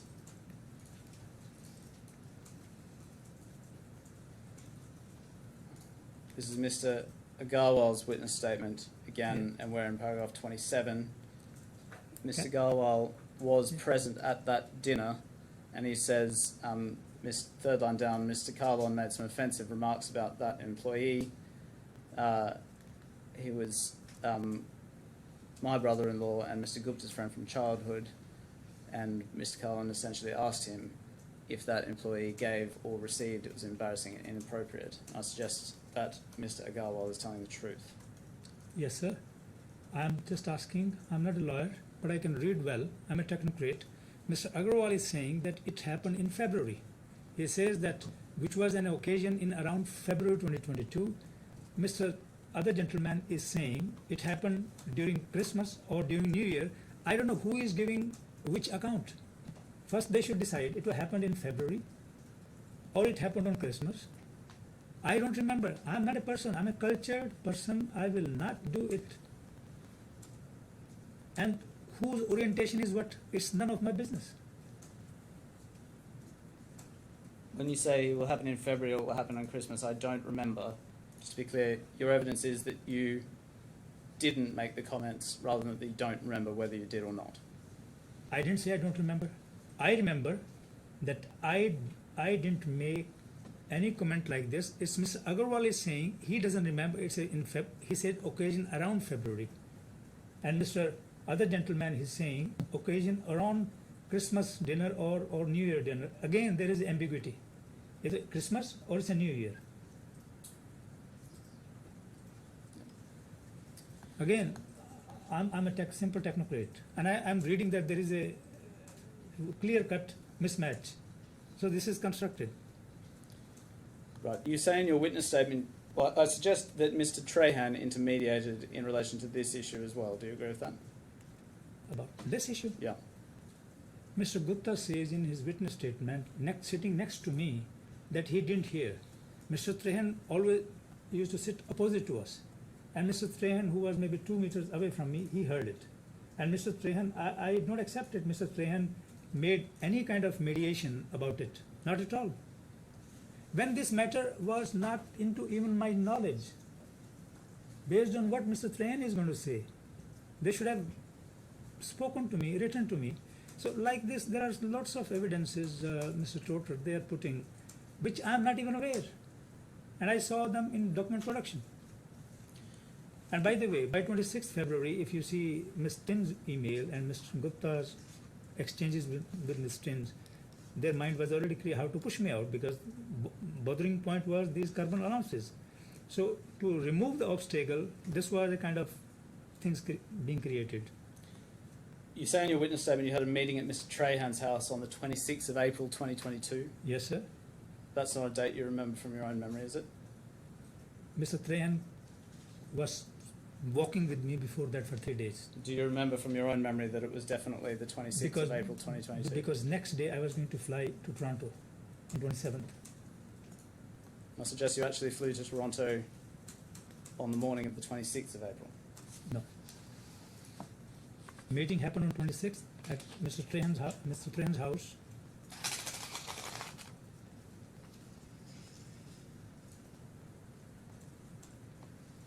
J/1018.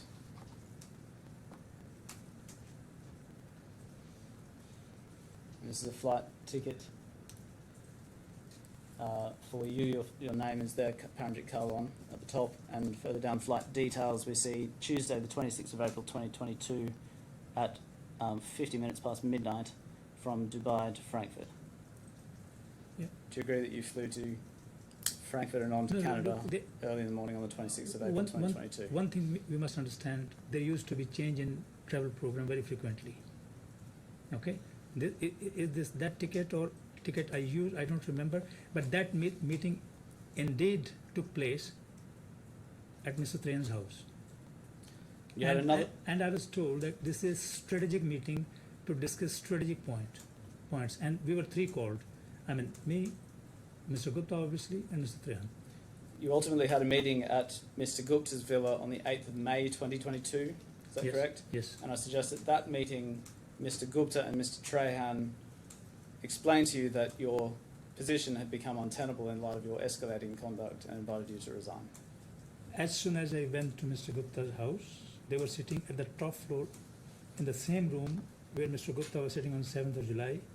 As soon as I seated, Mr. Gupta immediately said to me, Paramjit, he used to call me Param. Param, we have come to conclusion. Simple, straight, no discussion. Either you resign or I am going to make your position redundant and terminate you. And it was a shock for me. And I didn't know how to react it. I was thinking if they want a separation with me, there'll be some kind of a gentleman discussion. I'm same age like Mr. Gupta. The kind of respect he demands in his life, I also do. I'm not a billionaire. I'm a simple person, but I'm technocrat. I also command my personality. So when this was hurled at me like an abuse, I was completely, I lost my nerves. I said, what's happening? And then I looked at Mr. Trehan. He was smiling. Okay? And then I said, Mr. Gupta, I don't accept it.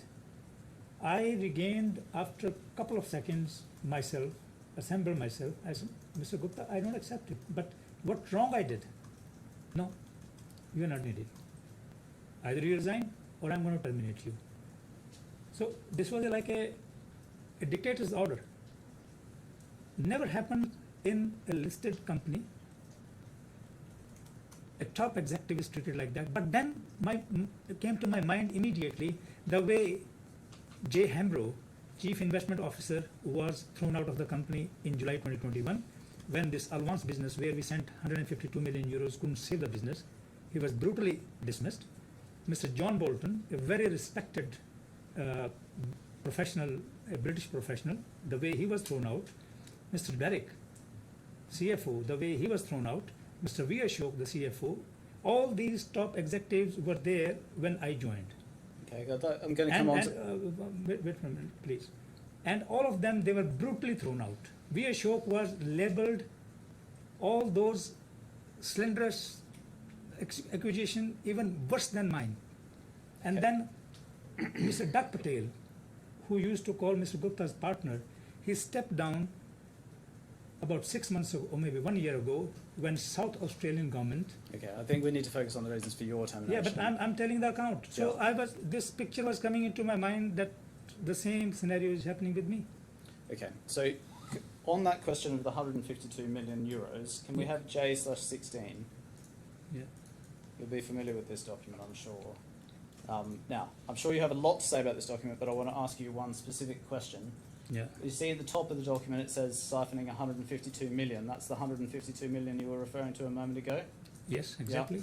And you see underneath that there's a series of Roman numerals, and we see how that 150 million was broken down. Yeah. So one, loan to Liberty Finance Management of 84 million, and we see little a below that, despite strong opposition of Czech government and trade unions not to trade CO2 allowances. And that's a transaction we see in that last line of July 2021. Do you see that? Yes. And then underneath that, two, again, a loan of 38 million, and underneath that, that corresponds to a sale of 1 million CO2 certificates to Yes. Liberty Galati in April 2021. You Yes. see that? And then at the very bottom, three, another loan to the tune of 30 million. And so when you say 152 million, you're referring to the total of those three sums. Is that correct? 152 million I'm referring because that was told to me, which at that exchange rate, it translated to $178 million. But just to make sure I understand, when you're talking about the 152 million, Yeah. you're referring to the total of those three transactions. Yeah, I'm not looking at document. No. Yeah, are those the three transactions you have in mind? So 84 millions from Czech Republic and 68 millions from Romania. That went. So eight. So, but in summary, there's one in July, one in April, and then another No. in July 2021. No, all in July. This 152 went just in July. That April is separate story. Right. All right. Well, let's come on to that, the detail of that. Can we start with what you say in your witness statement, H/1/60? And here you are discussing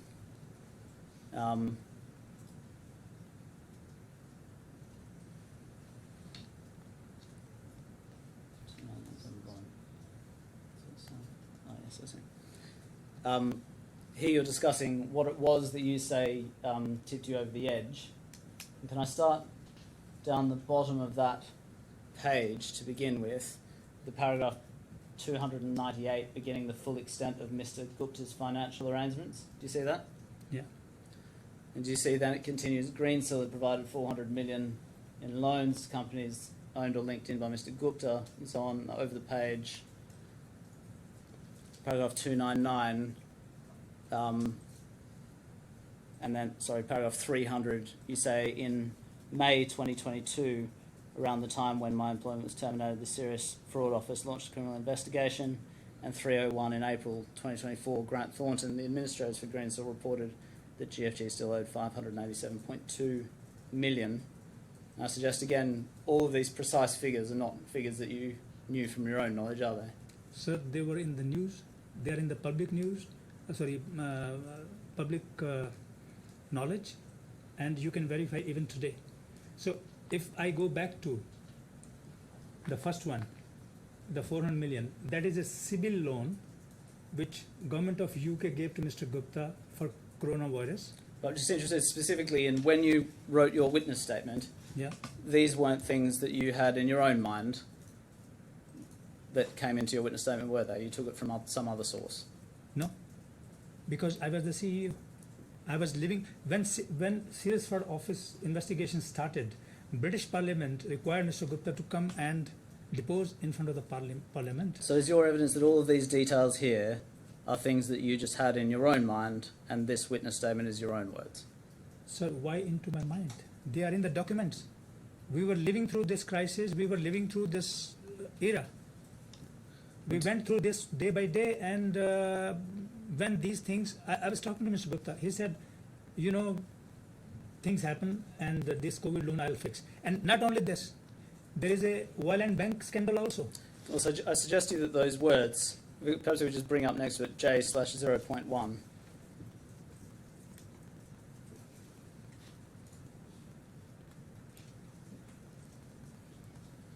If we go, this is Mr. Gupta's Wikipedia page. If we go over to page 4,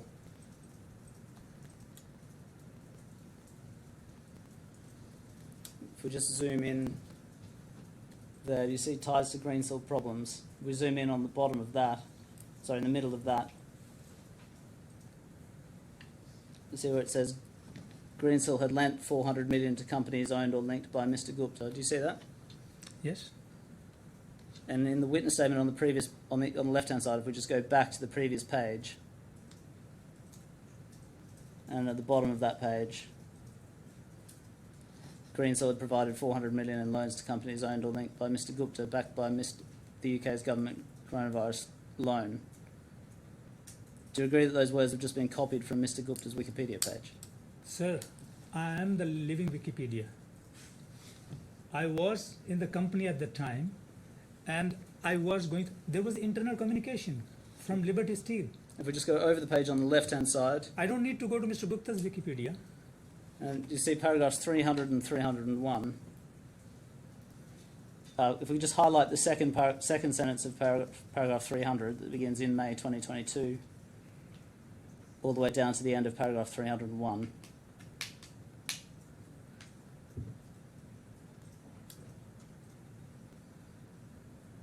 All right, well, it's just the second sentence in 300, but that's okay, thank you. And then on the right-hand side, equally, the second block of text beginning in May 2022 through to the end of the first sentence of the next paragraph. And do you agree that text is the same or substantially the same? I'm repeating my words.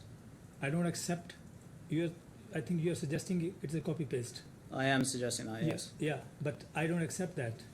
There is internal communication in Liberty, and there is a private communication.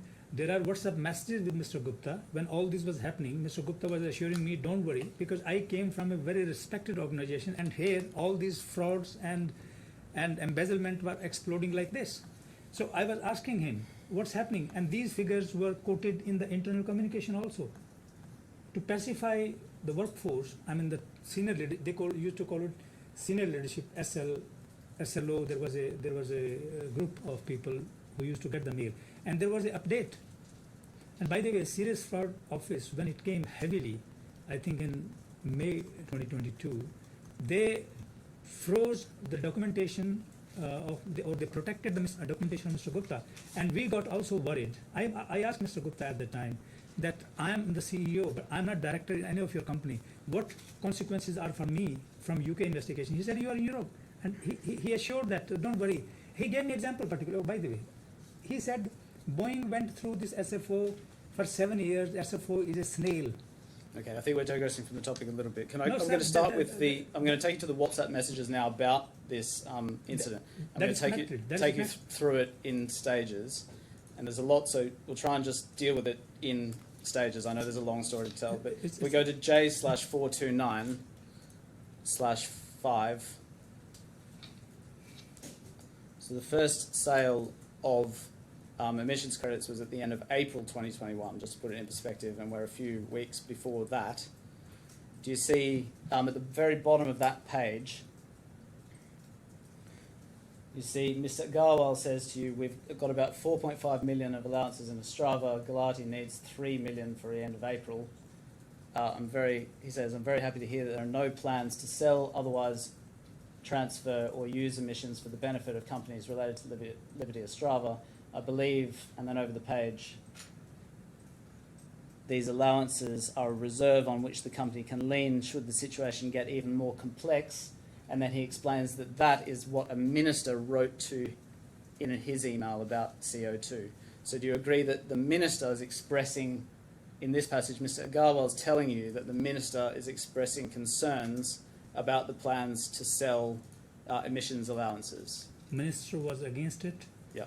and because of this, there was a call on 16th of April 2021 with the Prime Minister, and I explained, I gave my words to the Prime Minister where I was thrown in front of him just 1 hour before, and after that, when I was pushed that Galati plant in Romania is going to either get 200 million euros penalty minimum or shut, I felt a risk that it could be shut. Yeah. And then based on that, I went to the junior minister, Mr. Muriski. I quote his name, Mr. Muriski, and I pleaded him. And because of that, we created an instrument vetted by the law firms from both sides, from Romania and from Czech Republic. And to Mr. Agarwal, I said that under no circumstances this agreement should fail, because I have given my words to Mr. Minister, Junior Minister, and Junior Minister has convinced Prime Minister to let us use it. So I was saving the business.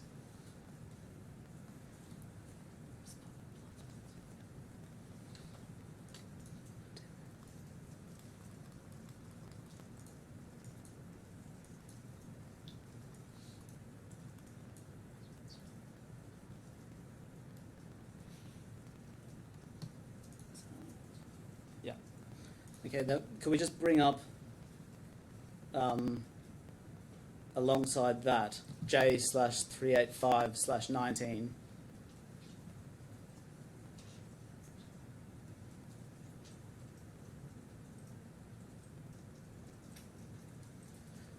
Right, so if we just zoom in on the middle of the page, there's a message at 1918. Do you see that in the middle of the screen there? Hmm. And do you agree that that message is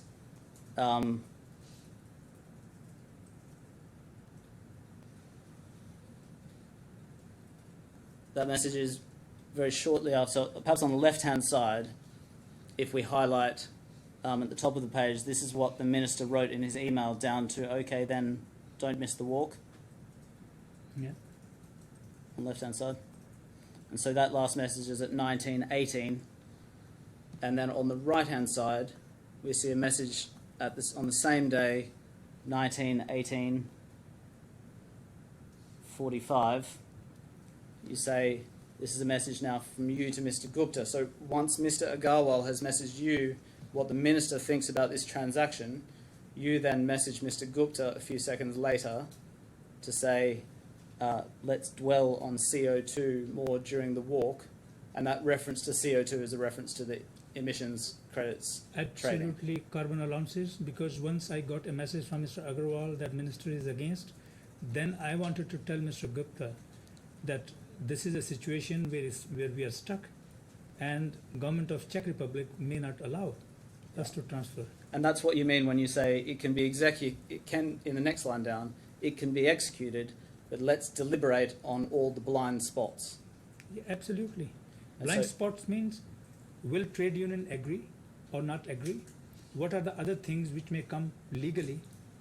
And this is how the legal instrument was created, so that it's ironclad that these allowances are returned back to Ostrava as allowances, not as cash or something else.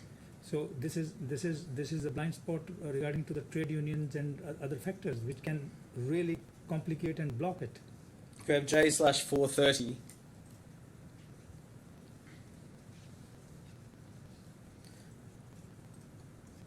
And we go over to page 13. We're now on the 6th of April 2021, so we're getting closer to the date of the transaction. And do you see in the middle of the page, there's a message at 21:29:49 that commences, Roland has spoken to both minister. If we zoom in on that. Yeah. If we just highlight the Roland has spoken to both minister message, Yes. and feels it's going to be aggressive, and you respond, I see, certainly they are going to rip apart. And so you knew at that point that this transaction was going to be very controversial, correct? Is going to be very difficult, not controversial, but very difficult. That's what I spoke to Minister Muriski later. I had to pedal after the Prime Minister's call. Mr. Muriski got convinced only end of April. This is beginning of April. Okay, if we go over the page to the next. One second, please. So when Mr. Moriski was convinced, then I had to talk to the trade unions, because trade unions were even tougher front. Yeah, and we see that conversations with the trade unions seem to have happened the next day, because we see it on the next page at on the 7th of April 2021, 18:03:35. There's a message that begins, Mr. Garwal just finished with the unions, quite a miserable bunch. More than once they threatened to put 6,000 people on the gates if we do something with CO2, and you respond, I think the minister is fueling them. And so you understood that the unions were threatening to strike and that the government was against it. Is that correct? Absolutely, because Mr. Moriski was not only the union minister, he was also the supervisory board member of Ostrava, of Liberty Ostrava, as well as two trade union leaders. They were also supervisory board member. But Mr. Trotter, one thing is coming very clear from this all narratives which you are saying. One, embezzlements, fraudulent activities in all those messages. This 152 million euro didn't come back. And the third, Mr. Gupta's direct involvement in all these things. So who am I to claiming 30 million euros when there are $30 million, when there are people being fleeced for 400 million pounds in the UK under Sibyl and in the Europe all around, and this 550 million euros worth carbon allowances. So you say compared to that, $30 million is a drop in the bucket. It's nothing. So, I mean, you yourself see there is a whole trail. It's not created by me. This is a message from Mr. Agowa, Mr. Gupta. We have J/385/21.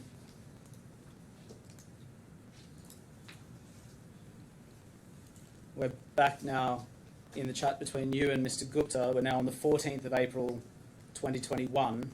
Yeah, Could you see it? Could you zoom in on the bottom of that page? Please highlight. You see there's a message at 12:21. It says, in a meeting with Mr. Slanina of TU, pushing him about CO2. And Mr. Slanina, that's a reference to Mr. Peter Salina. Peter Salina. Piotr Slanina. Thank you. I will endeavour to improve my pronunciation. No, he's a head of trade union. The chairman of the OS Kovo trade union. Is that right? Yes. And you say they are provoked by the government. Yes, you think we'll find a solution. And then if we go over the page... 1 second. Can we please, let me explain you.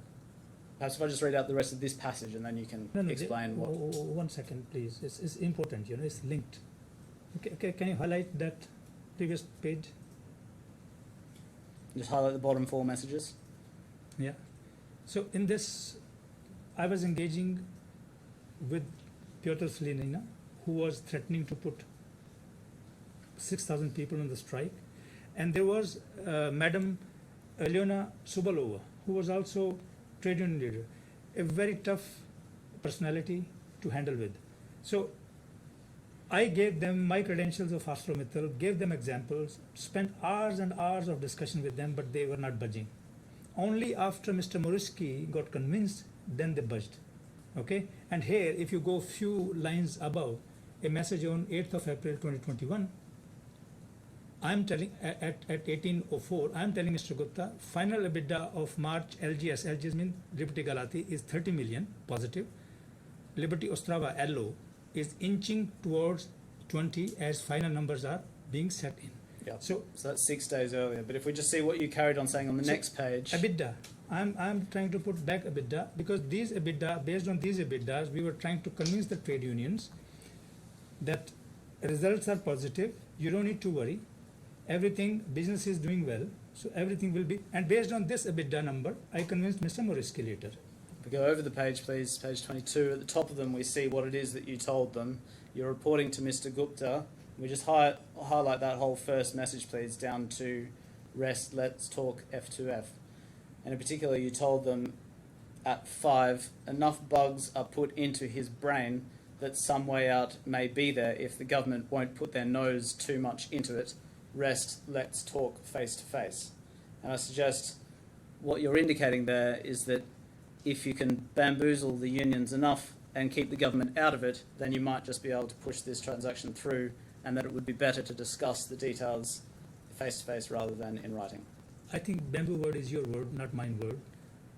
I was getting a deal with the trade union that will give 10% advance of the total value from Romania to Ostrava, to Czech Republic, so that they feel assured that the money is coming as a guarantee. So we will give 2 to 3 euros per allowance as a fee. Again, yesterday also I told that which can be used for their 70th anniversary of the plant. So this was the deal I was trying to cut with them. So I said enough reasoning points are put based on the performance of Liberty Ostrava. EBITDA is good. So they are convinced now that they can do, but they were not committing. They were saying no. And after this, call with the Prime Minister happened on 16th of April. Can we go then to J/429/24? Now we're back in the chat between you and Mr. Agarwal, and we're on the 28th of April 2021, so we're only a day or two out from the transaction. Transaction the- happened on 29th, I think. Yeah, it's perhaps the next day. Yeah. And do you see it 7:36? No, so towards the top of the page, 7:36:49. There's a message from Mr. Agarwal. He says, just thinking aloud, we could maybe give an indemnity to the guys transferring the CO2 as they're acting on instructions of the board and the shareholder. Can discuss with Sanjeev and the lawyers later. You respond, they will be over suspicious, though it's good to do, let all of us get it. And when you say it, let all of us get it, you're referring to let's all of us get an indemnity, aren't you? None. Carbon allowances. None. Because this indemnity, which Mr. Agarwal is talking, trade union believed nothing by Liberty. I had to use my previous credentials to convince them. They said to Mr. Gupta, they believe zero, even minus. So they said that he is promising us for the last 2 years that he is going to invest into Liberty Ostrava, but he, on the contrary, he is selling carbon allowances and taking them away, and not paying us bonuses, not paying us salaries on time. So I said that now I'm the CEO, mark my word, I will change the situation. And this is exactly, I was trying to tell them that don't go for this indemnity, they will not, it will not work out, but we need to find a way to let it happen. Well, I suggest that evidence is untrue, and that when you said, when you were asked about the indemnity and said it's good to do, let all of us get it, you said that because you were aware that the transaction could be unlawful and you wanted to protect yourself from liability. Sir, it was done with a full instrument by the law firms from both sides. It was done with the full knowledge of the Union Minister, Mr. Muriski. I'm giving the name also. It was done with the blessings of the Prime Minister of Czech Republic. It was done in a legal way. Why I have to be worried? Can we have J/429/24, please? And untrue, I don't accept. This is the truth which is happening. And again, it was Mr. Gupta's business. He was trying to protect this way. If there were so many funding lines he was quoting when I was hired, he should have arranged this couple of millions euros from there, but not from businesses like this.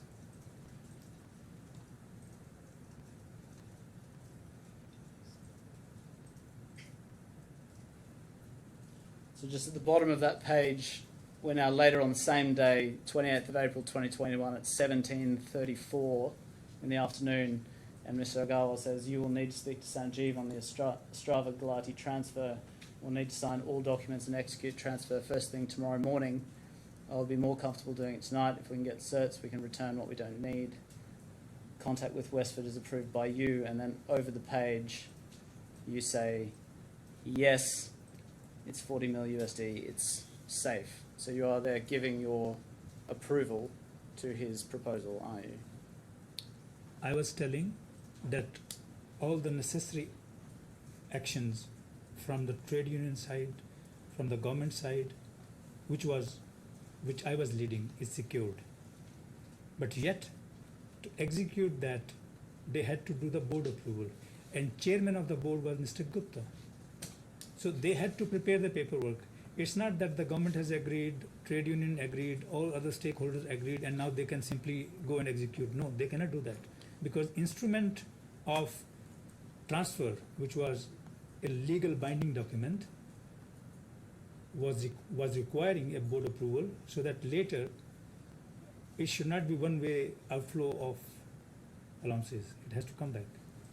Can I have J/429/26? This is again the WhatsApp chat between you and Mr. Agarwal. We're now on the day of the transaction, the 29th of April 2021, and we're in the hours before the transaction occurs. Do you see there's a message at 1600:09? If we just zoom in on that, it's towards the top of the page.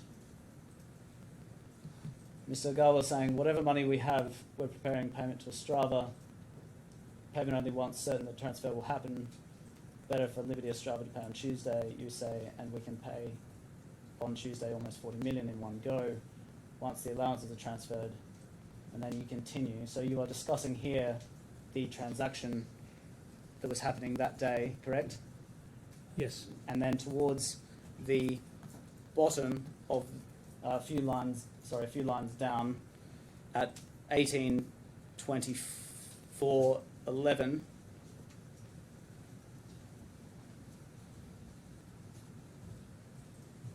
There's a message that says, let's stay calm till 10:30 CET. Then you say, please tell none. I think you mean please tell no one. Is that correct? Yeah, because That's a typographical error. No, none should be no one. Yeah, that was the day when transfer had to happen, and the way government and the trade union agreed, they said that as per the instrument, you guys have to do it quietly, because if it is going to go to wider, because there was not only two trade unions, there were other trade unions, smaller trade unions, they could be offended, because it is being done on their back. But Mr. Trotter, I just want to put in the knowledge of the court, I was not brought to do all these things for which Mr. Gupta was responsible to arrange the external financing, save the businesses from threats. I was brought in to turn around. But because one of unit under my responsibility, Liberty Romania, was on the verge of completely shut, I was pulled into this.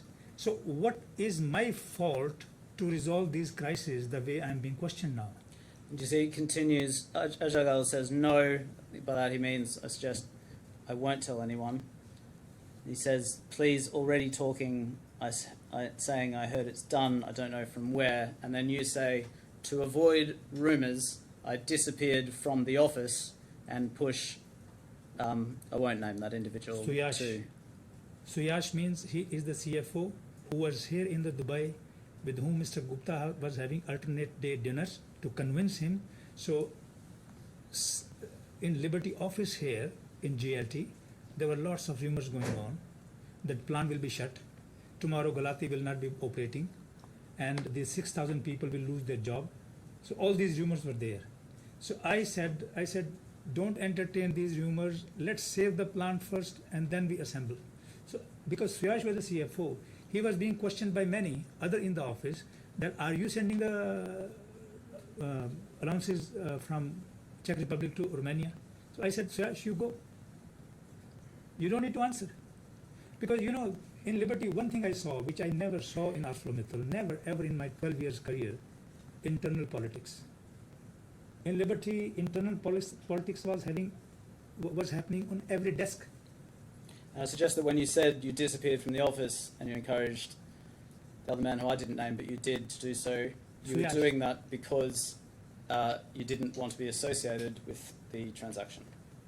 No, sir, because there was unrest and there was a kind of big rumor mongering going on that Liberty Romania is going to be shut today. Could we have J/385/27? And can you understand what kind of mental stress and pressure I was put into without any fault of me? We're now on the, also on the 29th of April 2021, towards the bottom of the page. Do you see there's a, page 27.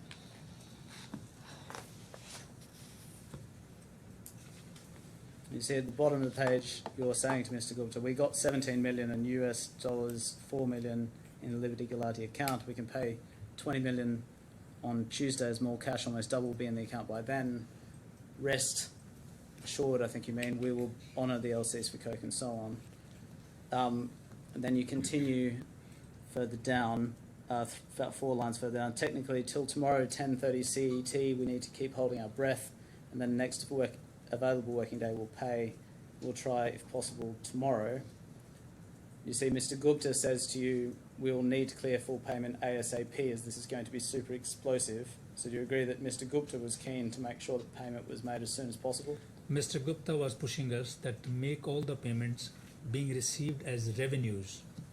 And in a good company, no matter it's a metal or mining, or it's a tech firm or anything, you don't touch the revenues, because from revenues you have to pay the cost of goods sold, which is almost 80% of the revenue.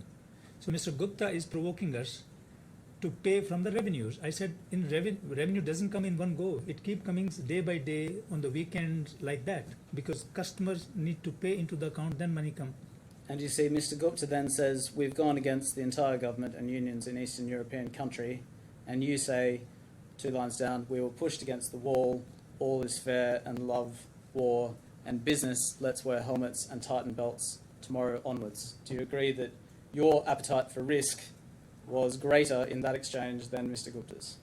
Sir, Romania plant with a 2.5 to 3 million ton capacity, 6,000 people's job, impact on the country's economy, very big on Romanian economy, indirectly employing 10,000 people more, all the shops around in the city, dependent on the steel plant and the workers. So why should I not be worried about all these people if the plant is shut next day morning? And I said, tighten the belt, but and in the last moment, if something happens, something goes wrong, European Union is not a place where Mr. Gupta can play. European Union is a place, if you don't deposit in European Union's portal needed carbon allowances, order will come to the Romanian government and to the plant shut. And shut means shut. There is no negotiation. So what do you want me to, I was going to celebrate at the time. No, for sure, no. I was stressed. I was really sad. And I was also thinking that what a mess I am in. So to your And mind, again, thanks to Mr. Gupta's all these schemes and all these maneuverings and all these things, where I never expected before joining. when you say the plant was going to shut, so there's no negotiation, I mean, what was I going to celebrate at the time? Do you mean by that to your mind, these transactions, although potentially questionable, were necessary in order to preserve the business? Once we agreed with the government, they were no more questionable. There was instrument of transfer. It was agreed with the trade union. All the required instruments were put in place. So legally there was no question because government agreed, and under that we were transferring. But we were expecting last moment any hitch can happen. Can I have J/429/26? And that was not controversial, by the way, because I took it on me, not Mr. Gupta's ways, selling something stealthily. I took on me to do it as per my fiduciary duties. When you say that was not controversial, Yeah. are you saying that you did not at the time regard this transaction as controversial? If it was going to go quietly the way on 29th October happened by Mr. Gupta and Mr. Agarwal, then it was controversial. When it is done with the due approval of the government, involvement of junior minister, trade unions, they're duly vetting this and putting two instruments in place by respective legal firms from both the countries, then it's not controversial. So this document is, we're back in the chat between you and Mr. Agarwal on the 29th of April 2021, so again the evening of the transaction. And if we just zoom in on 19/20/31, we have Mr. Agarwal there saying, Vaclav knows for sure, he just asked me to send shareholders' resolution to remove him from the board. He's scared now, I guess. So do you agree that Vaclav is wanting to resign from the board because he doesn't want to be associated with this transaction? Mr. Václav Habura was the executive director at the time. It means a local CEO. And Mr. Václav was of the opinion that even if the government has agreed today, there could be consequences later. And because of that, he wanted to quit from the board. And I understand his pain. I understand his pain because at the time, although it was fixed with the instruments, but still he knew from the past when Liberty sold lots of, even before my joining, lots of carbon certificates where when he was executive director and he was made to sign by force. Do you see below it says, you say at 20:03:04, no worries, once tomorrow 10:30 CT is crossed and the certificates Yeah. are at LGS, Yeah. next battle we will define. Yeah, Do you mean by that we'll just cross one bridge at a time yeah, but and deal with whatever problems we have later? yeah, you see the next message on 1920, Mr. Agarwal is saying, we will see what shit Muriski may send overnight. You understand, Mr. Muriski, he's a minister, junior minister, a respected figure. He was a bureaucrat, and then he was in the ministry of Prime Minister Babis. And then this hurdle to save the plant, once this is crossed, now the problem is that working capital wise for Romania, where we are going to go. Next challenge, working capital of Liberty Ostrava, where are we going to go? Because everything what was there, we gathered and we paid for all these allowances, which Mr. Gupta had to arrange externally, not me. And when you say below that, Mr. Agarwal says to you, so this will be in the press tomorrow, we've said no comment, and you respond, let them eat shit and die. What did you mean by that? Mr. Trotter, you're picking on me on these things. And this is a scheme, or this is a thing Mr. Gupta was doing, and I was just trying to save my plant. But what did you mean when you said those words? It's a casual language that whoever is trying to derail the process of saving the plant, let them do whatever they want. We have to save the plant. We have to save thousands of jobs. We have to save lots of other businesses which are dependent on Liberty Galati. Can we go to J/385/28? We're now in July, 8th of July 2021, so this is the day after your meeting with Mr. Gupta on the 7th of July 2021 at his house. And so WhatsApp's exchanged between you and Mr. Gupta. And you see at 13:28:16. Can you highlight, please? 8th of July. Have you got that page? Page 28. Sorry, that's bad reference. Should be page 37.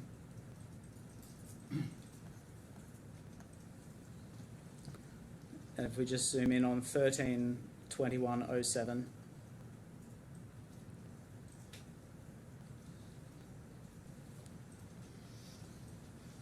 Do you see a message there that says, hi, available to talk? And then for this 66 million euros, what's the timeline? Do we have 3 to 4 days? And then there's a discussion that goes on between you and Mr. Gupta about timing of sending money. And at 13:57:13, you say, let me work it out and update you. So do you agree that you are there taking charge of procuring the necessary transfers of funds in relation to this transaction? This is part of total 152 million euros. And this is where I said yesterday how Mr. Gupta went into arm twisting us. And he promised that you help me only one time to save my aluminium business, and I will return this money between 8 to 10 days. I said, don't talk about 8, say 10 days. Okay? And he gave his words that money will come. It's written somewhere in the WhatsApp message, money will come in 10 days. We'll just go a bit further down. Do you see a message at 14:53? Yeah. we highlight that one, there's only a few messages down. It's about 3 minutes later. You've said, we will route the 38 million via Galati to London, making an advance payment against CO2. The remaining 28 million directly from Ostrava to London. First will be done tomorrow, second on Monday. Total of 66. And then if we go right down to the end of this chain at 16:02:24, towards the bottom of the page, you say, you give your final thoughts. Final thoughts are, and you set out a plan for various payments, the first of which is 38 million euros from Liberty Ostrava to Liberty Galati against CO2. So I suggest you are well aware of these transfers, and in fact, you are facilitating and organising them. Mr. Trotter, this question should be asked to Mr. Gupta. How, when I said yesterday that I met on 7th of July, you said it's not true.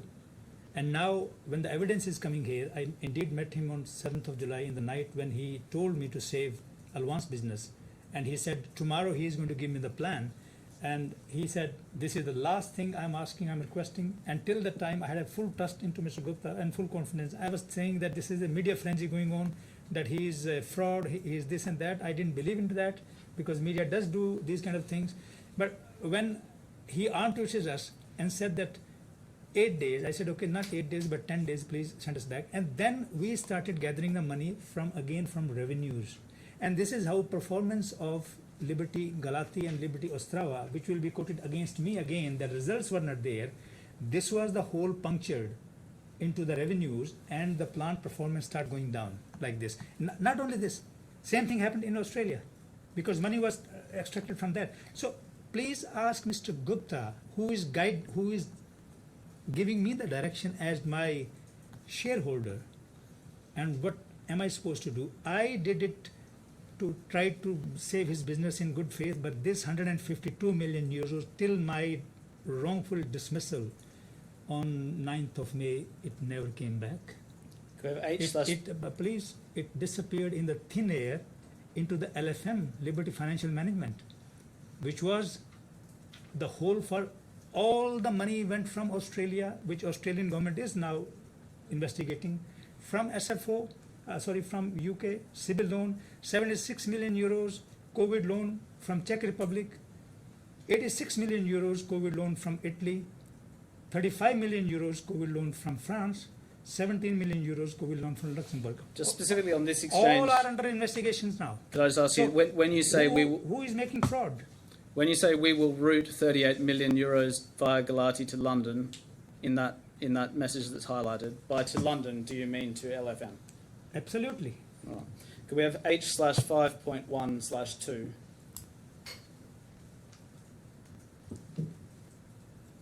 So you missed to say that AIP. AIP is mentioned there. American Industrial Partners, who are taking the business of Alvance, in the same message is mentioned. We saw this message a moment ago, and it was number 2 that I think you wanted to look at, actually, and we see this at the bottom of the page. Do you see, this is a message from you to Mr. Trahan in August 2021. You say, because wanted to prove to both of you that my way of pushing and delivering not only resounding performance, but also coming to the rescue of our cutie many times. Am I right, the reference to cutie is a reference to Mr. Gupta? Absolutely. And then Mr. Trahan used to call him cutie. And then over the page, this is the continuation of the same message at the top. You see the same words. And then it says, you describe the ways in which you've rescued Mr. Gupta, and they include arranging cash out of the way as well as CO2 for Galati. And so you're there saying that Mr. Gupta ought to be grateful to you for helping facilitate these transactions. CO2 to save Galati plant, which was done on April 30th, 2021, to save that plant. Otherwise, that plant was going to shut because Mr. Gupta didn't have 200 million euros. And then to help this is 4th of August, this message.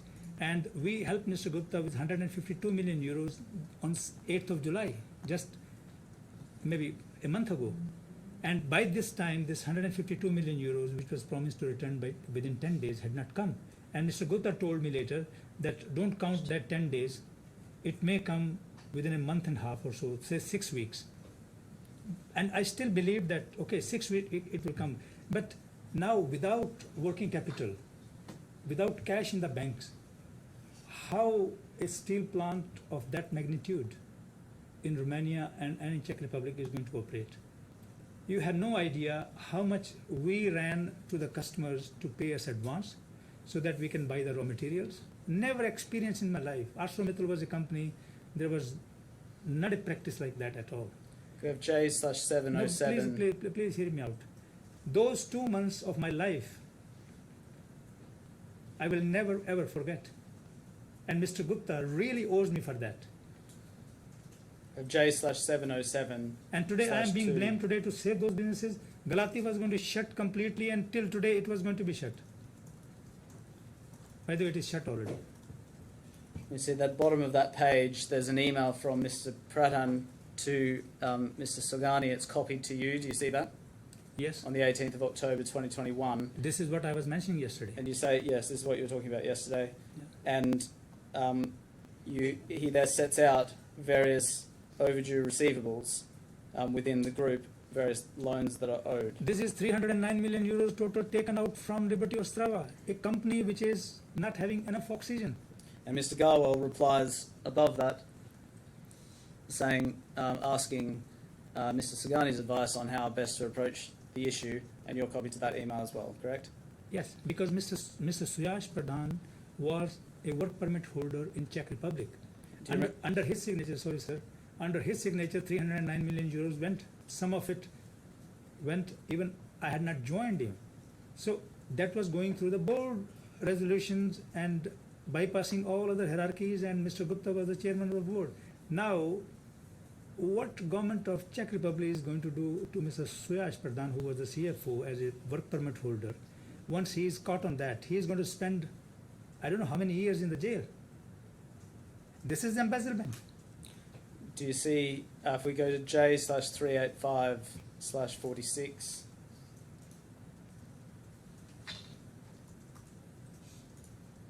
on the 26th of October, so a few days after the email that we've just seen, you see 26th of October 2021 at 17:43,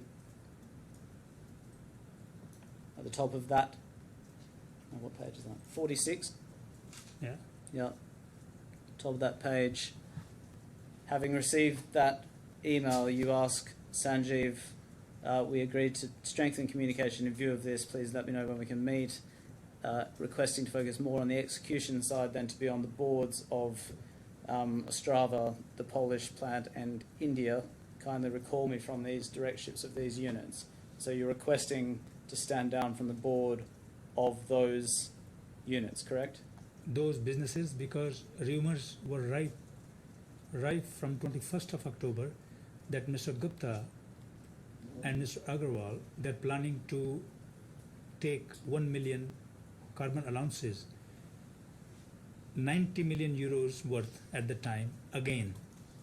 And I had already fear into my mind for those 152 million euros which went in July and never came back. So I told him that I want to step down from these boards right away. But having said that, I didn't want to be any board decision, any financial decision. That was not my agreement with Mr. Gupta. I simply wanted to stay operational turnaround, make the businesses profitable, give the keys to Mr. Gupta, and then enjoy my life with my family. And we just bring up next to that J/707 again. And Mr. Gupta told that, sure, Param, let's talk tomorrow. Yeah. And so at the bottom of page 1, on the right-hand side, do you see an email of the 29th of October 2021, Yeah. and you say overdue, it's the same email chain, this is also copied to you, and if we go over the page, No, please stay on the mail, which... the bottom mail I'm talking about, do you want to see that again? Yeah. Yep, so if we just go down the bottom of the page, this is an email. Yeah, the same email where... It's the same email chain, but now we're on the 29th of October, so we're 3 days after you've requested to stand down from the boards. Yes. And if we go over the page, So now, please, let the court know what I wrote. I wrote to the chairman and. We'll come to that. I'll come to that in a minute. Don't worry. No, but I'm not then, gonna then ignore this that. topic will be lost. No, I'm going to come to that email in a moment. We go over. I just want to do it in chronological order. So if we go over the page, do we see in the middle, 2 lines down on top, we've received the attached direction from the Board of Directors for a further loan of 1 million emissions credits from Liberty Galati. Now, that comes, do you agree, after you have requested to stand down from the board? I explained from 21st of October, rumors were going around that 1 million more are going to go. And I didn't want to be party to that. So I told Mr. Gupta I want to stand down. But then going back to that mail, on 29th of October, when I was in the plane, they knew that if I am on the ground, they will not be able to do, I guarantee, due to my fiduciary strong views and my discipline, I was not going to let it happen. Let's have a look at what you say now on Yeah. the previous page. We bring that up. And so you send a note, surprised to note that this has happened without your knowledge. You say you're not party to it and you want to stand down with immediate effect. Yes? I suggest that your main concern was about being copied on emails about this rather than the transaction itself. No, sir. I think you are missing the dots. But court is not missing the dots. The court is recognizing it on 8th of July, 152 million euros are gone, never came back. On 21st of October, rumors started that 1 million more are coming because Mr. Agarwal's job was just to create the rumor to see the reaction of the people. And then I said to Mr. Gupta on 26th that I want to resign from all the boards. And then when I was airborne, I was in the plane, they simply transferred these 1 million. And after landing immediately from the airport, this is a message from the airport, I resigned from the board with immediate effect because I didn't want to be associated. Although they didn't take my signature for this transfer because they have majority of members, Mr. Agarwal, Mr. Gupta, Mr. Ian Hunter.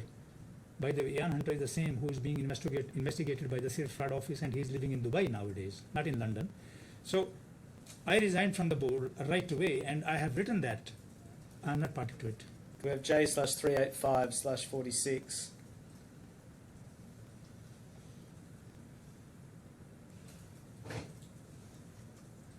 So that email that we just saw was, sorry, perhaps if we just bring up alongside this J/707.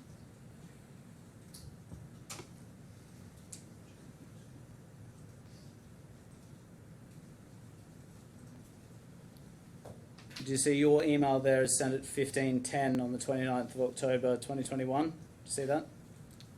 Your resignation email on the right-hand side. Yes. Yeah. And then on the left-hand side, there's a WhatsApp message from you to Mr. Gupta about 11 minutes later at 15:21:35. Do you see that? Can you highlight that one? Yeah.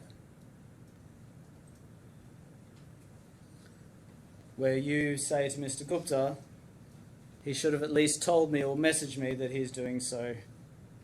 And I suggest what you're saying there is that he should have just told you rather than looping you into an email chain. No, sir. First is there is a time lag of 1.5 hours. My message is coming from India, that Indian time on 29th of October when I send the mail.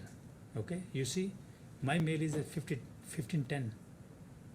Okay, so that is Indian time, and here I'm writing to. So Mr. just let me understand that. But you accept that your email comes before the WhatsApp message, but you say it's a longer time gap than 11 minutes. Is that what you're saying? WhatsApp messages are later. Okay. And then when I wrote to Mr. Gupta, he should have at least told me, because Mr. Gupta, I don't remember, again his phone need to be checked. Mr. Gupta gave me a call and told me, WhatsApp call, and told me that why this is happening over the email. And I told Mr. Gupta, I said, Mr. Gupta, this is not what was agreed. You Correct. please let me complete. You specifically told me that April 30th, 2021 is the one-time exercise, please let's save the business. And because of Green Seal collapse, I did it in good faith. Correct. And you specifically told me that 152 million euros is one time for advance and in good faith I did it, but 3 months the money has not come back. Now this 1 million are gone. At least you should have messaged me, because if he had messaged me before, I was going to tell Ostrava management not to do it, because I was the CEO. We have J/430/63. And Mr. Gupta put the blame on Agarwal. He said it's only his work, not Mr. Gupta's. This is at the bottom of the page. We're looking at a message at 15:54:35 on the 29th of October 2021. You see the message that commences, "Hi Param, from Mr. Agarwal to you." Mm-hmm. He's saying, "I'm sorry, I thought you were aware of this search from Sanjeev. My bad either way, I should have called you. But he gave me so little notice, I was running around trying to organise it." And we go over the page. Again, this is again, Mr. Gupta is fully involved. And on the other side, Mr. Gupta is telling me it is done by Mr. Agarwal, not by him. And he blamed Mr. Agarwal that he should have informed me. This is a gameplay going on. They are making fool out of me. You see what you say at the top of the next page. Can we highlight the message at 16:06:05? You say, "Putting a word across to me was going to avoid all these mailing." And I suggest what you're saying there is that your concern is not about the nature of the transaction, it's about the fact that you have been copied into an email about it. No, sir. It's a transaction. I said when Mr. Gupta disowned it, and I knew that he is just playing. When he disowned it, that he didn't authorize it. It's done by only Mr. Agarwal. And I said, then you should have put across word to me, so that I was going to stop Mr. Agarwal not to do it. Mr. Gupta said, suddenly he turned 180 degree around. He said, "Oh, we don't need these allowances." But how on the earth a seasoned professional like me can believe that without Mr. Gupta's approval, 1 million allowances worth 90 million euros, Mr. Agarwal can do it? I didn't believe at all. But I said putting a word across me was going to avoid all these mailing means what?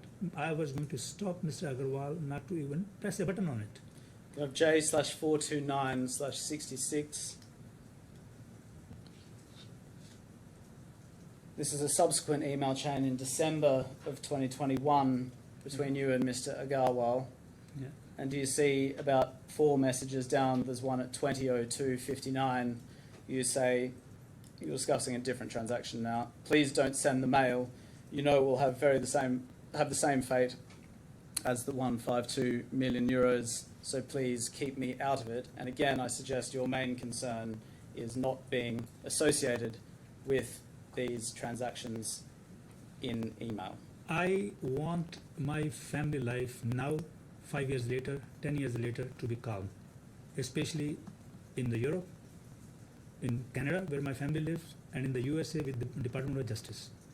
And fiduciary the financial transactions was not my responsibility. I was not brought in to do these financial games. So I'm mentioning on 22nd December 2021, 6 months after the 152 million euro gone, and here is the proof, they never came back. Okay, so where it was gone, it was not used to save Alvance, because Alvance simply went away. Money was not paid. Where it went? Where it went? Mr. Gupta should answer the court where this 152 million euro went. Why Mr. J. Hambro, as such a renowned chief investment officer who built this business, who built this company, was fired unceremonially, same like me, in somewhere September, October 2021, because of Alvance. Mr. Gupta should answer all these things. And I'm telling here, please keep me out of, because during this time, again, they started maneuvering to sell 1.4 million certificates again, and those certificates at that time was worth 126 million euros. I quote 126 million euros. Can you understand? Please add up. If I minus that 30th April 2021, I don't care about that because those were returned. 152 in July, 90 million euros on 29th of October, and then 126 million euros these in December. So can you understand what kind of, at what level financial irregularities, embezzlement, you name it, was going on? And who was going to pay for it? we have- Mr. Gupta have all the resources on the earth to have the law firms, but the executives like us, we can't afford that. We have H/1/60. Mr. Trotter, we ought to take a break in a moment, but if it's convenient to do this one first. This is the last question on this topic. We see at paragraph 293 what you say about all this again. Page 60. We just zoom in on 293 through to 295. You say that it was in late 2021 that you learned about transfers of liquidity. 294 that you were asking Mr. Gupta for a review of those matters, and 295 that the tipping point came when you discovered the transaction. I suggest to you that all of that is untrue, that you were heavily involved in the transfers of funds and emissions credits trades, and that this is a post hoc construction in order to give the impression that you were fired for asking too many questions. Mr. Trotter, do you suggest that I was partner in crime with Mr. Gupta for all these financial frauds? I was not. My fiduciary duty was to stand against. And I said from end of 2021 means from October 29th, 2021, I made my point that Mr. Gupta had failed his promises of 152 million euro. He has done so many other things. And the mail of CFO of Liberty Ostrava, where he highlighted 309 million euros are gone, and the CBIL loan of 400 and all these other loans, COVID loan, which disappeared in the thin air. Do you think that I was going to be party with him? And now you're suggesting that I was involved into it? If I was involved, why I stopped 29th of October? Why I registered again in December 1.4 million allowances worth 126 million euros and 90 million euros in October? If I was partner in crime, going as you're suggesting, I was not going to waste the time of honorable court sitting here explaining all these things. Mr. Gupta, I could have happily, with Mr. Gupta, like Mr. Agarwal, like Mr. Ravi Trehan, I could have been part of Mr. Gupta's inner circle, enjoying the life, not trying to justify my hard work for which he brought me in. Maybe I was going to make much more bigger money, because then truly I was going to be partner in crime. But I am not. I'm a dignified person. I'm a true professional. I will not accept ill-gotten money even if it's 100 million euro. But I will not leave my hard work money even if it is $1. I will not leave that. For that, if I have to spend money on that, I will sell my assets, I will sell my possessions, I will sell my cars, I will sell everything. I will fight for that, because for me justice is the most important. I'm a dignified person. I'm emotional. I need to be, because I did nothing wrong. So the convenient time. This is a convenient point. We'll stop for 10 minutes now. Thank you. All rise.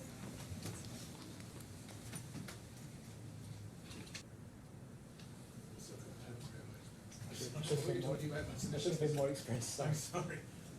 I hadn't realised the witness wasn't here. Don't worry.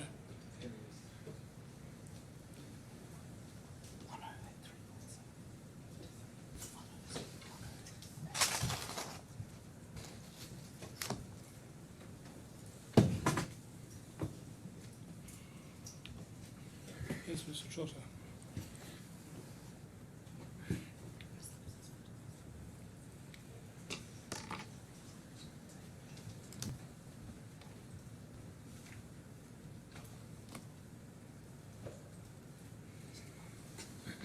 So sorry, Your Honour.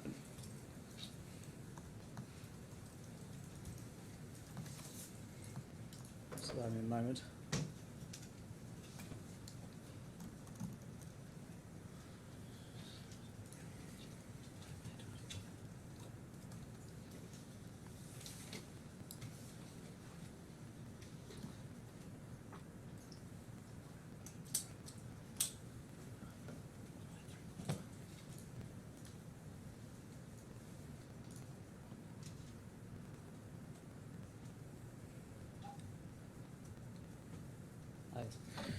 Apologies, Mr. Kahlon.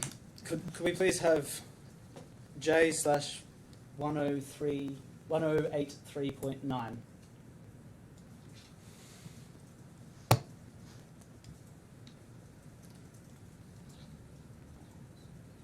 This is a chain of emails, although we don't see it on this version, with someone at an entity called Bitcoin Swiss. Perhaps alongside this, could we bring up J/1083.7?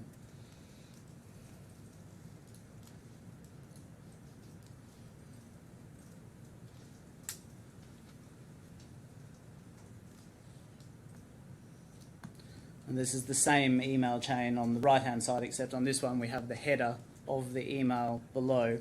So this is an email dated the 21st of January 2023 on the right-hand side, and on the left-hand side a further follow-up email by you at the top later that evening. Do you see at the top it says LOI of my recent employment that I left in May 2022? That's a reference to your employment at Liberty Steel, correct? Yeah.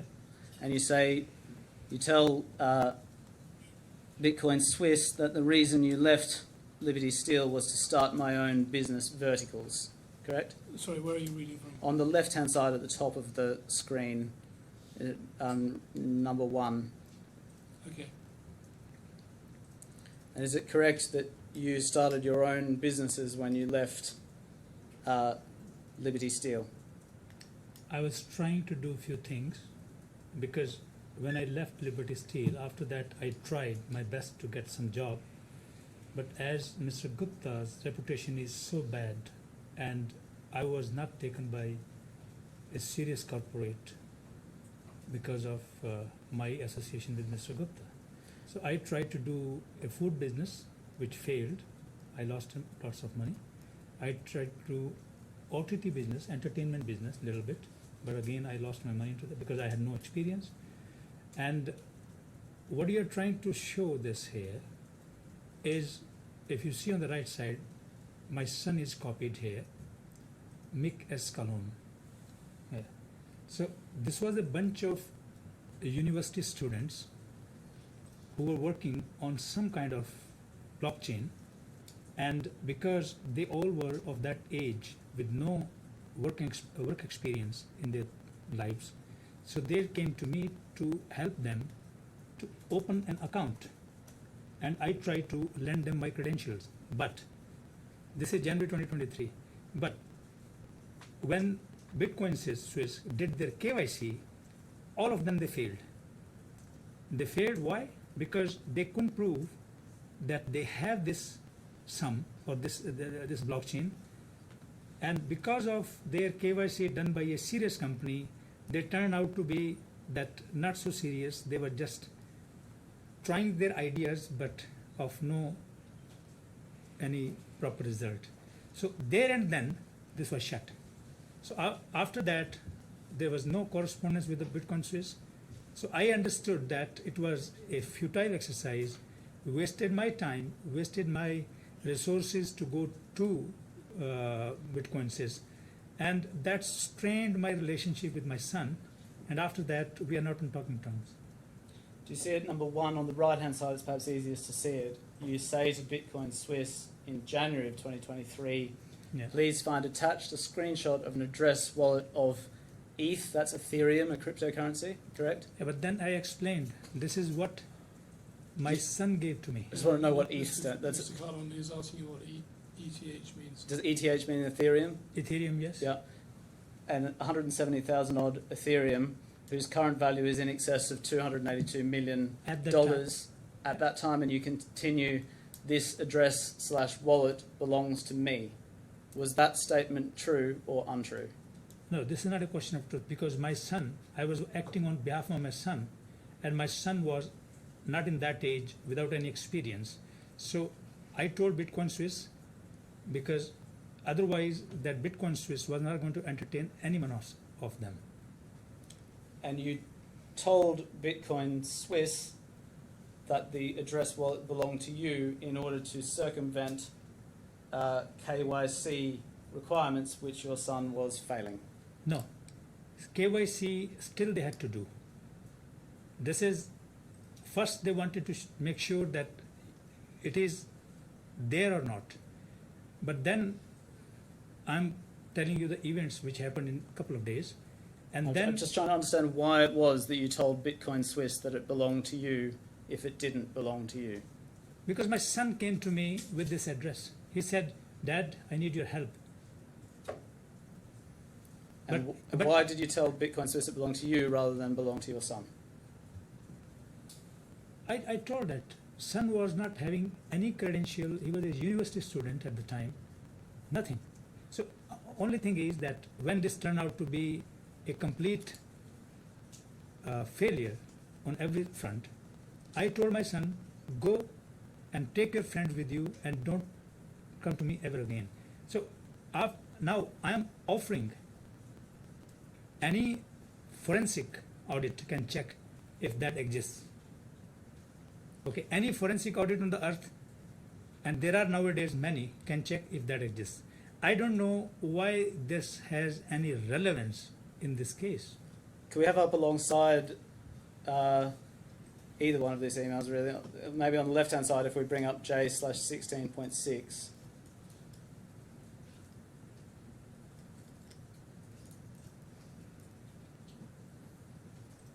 Yeah. Do you agree this is a public record of the Ethereum wallet that you're referring to that confirms that it does indeed have $282 million worth of Ethereum in it? Sir, I'm not crypto expert, I repeat.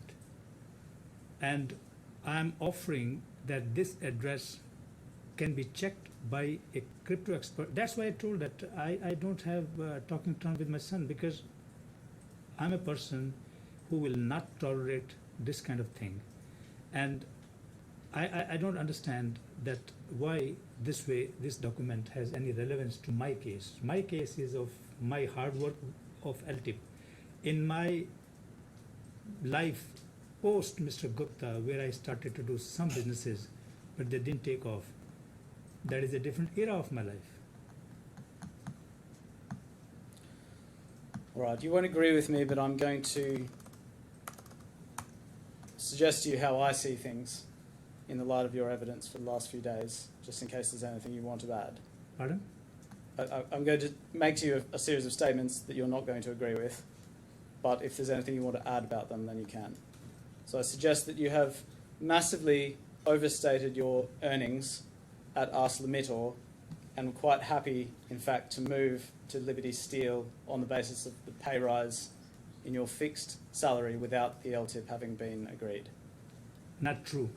Mr. Gupta kind of financial acumen person, and 16 months of our meetings will not make any error or mistake. It was Mr. Gupta's binding offer. That's why I moved. Otherwise, there was no point me to leave ArcelorMittal. I suggest that you were fully aware that the second letter, the third letter of August 2020, and the DMCC contract made no reference to LTIP, and the evidence that you objected to those documents is untrue. Is there anything else you want to say about that? The second September 5th letter was signed from me by deceiving me, because it was told to me that title is being changed, and when I saw the title is changed, date 5th September is same on the letter. I simply went to the second page. I told I was in Romania sitting alongside Mr. Gupta, facing hostile trade union who didn't want to talk to Mr. Gupta, and in that tense situation I signed it. I was not aware about that letter till I started preparing of my case. I suggest that you deliberately created a false paper trail for the purposes of misleading ArcelorMittal, should it ever become necessary to do so, and your evidence yesterday that was required by Mr. Gupta was also untrue. I don't accept that. I suggest that the conversation you had on 7th of July 2021 concerned the union crisis and not the terms of your employment. Not true. There were two discussions, 152 million euros to save Alvance and moving from DMCC to DFC along with my team. And that even if you discussed the DIFC office at all, I suggest that it could only be a general discussion that you might be transferred at some point in the future, and that your evidence that there was an oral agreement is also untrue. I don't accept that, because Mr. Gupta specifically told that we are all going to move into DFC, and because I was more worried about my team, You were asking me question every day. I suggest that as a senior executive, no one required you to work from any particular place, and that was your decision. No, sir. If I'm working in Dubai on DMCC and everybody is talking and Mr. Gupta is talking that I'm going to shut all the trash. I repeat, I repeated yesterday also, all the trash. Immediately came to my mind that in that trash, this Liberty FE DMCC also. So if that is going to shut, what is going to happen to visas? And this is, in that context I ask. And I stand firm on that. I am not saying any other discussion happened with Mr. Gupta, just 2 discussions. I suggest that you only started chasing for a contract and a visa with Liberty DIFC once you knew that there was going to be a dispute in February 2022. Not true. I started genuinely asking for this because because of DIFSA, the process of Liberty companies, Liberty entities, it was regularized by DFSA in January 2022. After that, I started writing. Before that, I was advised there is no point because nobody knows that when it's going to be moved from here. And had that letter been signed, maybe we were not going to sit in this boat.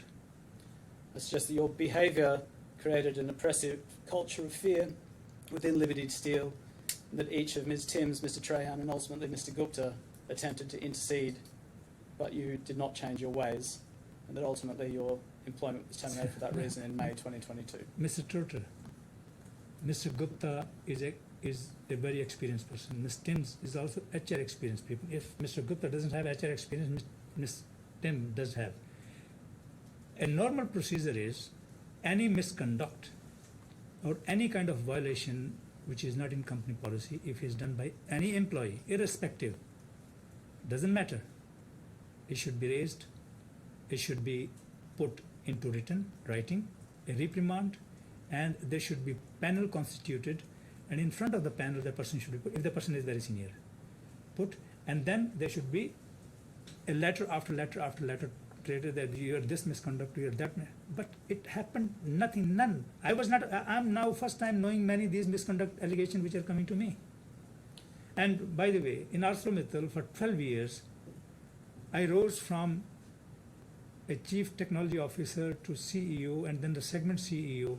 And ArcelorMittal has such a wonderful, it's a Fortune 500 company, wonderful and law-abiding company in Luxembourg, European as well as in UK, London, and have 360-degree program where they assess the leader, where 5 reports of the leader, 5 peers of the leader, and 2 senior of the leader, 2 bosses of the leader, they give a report on anonymous way.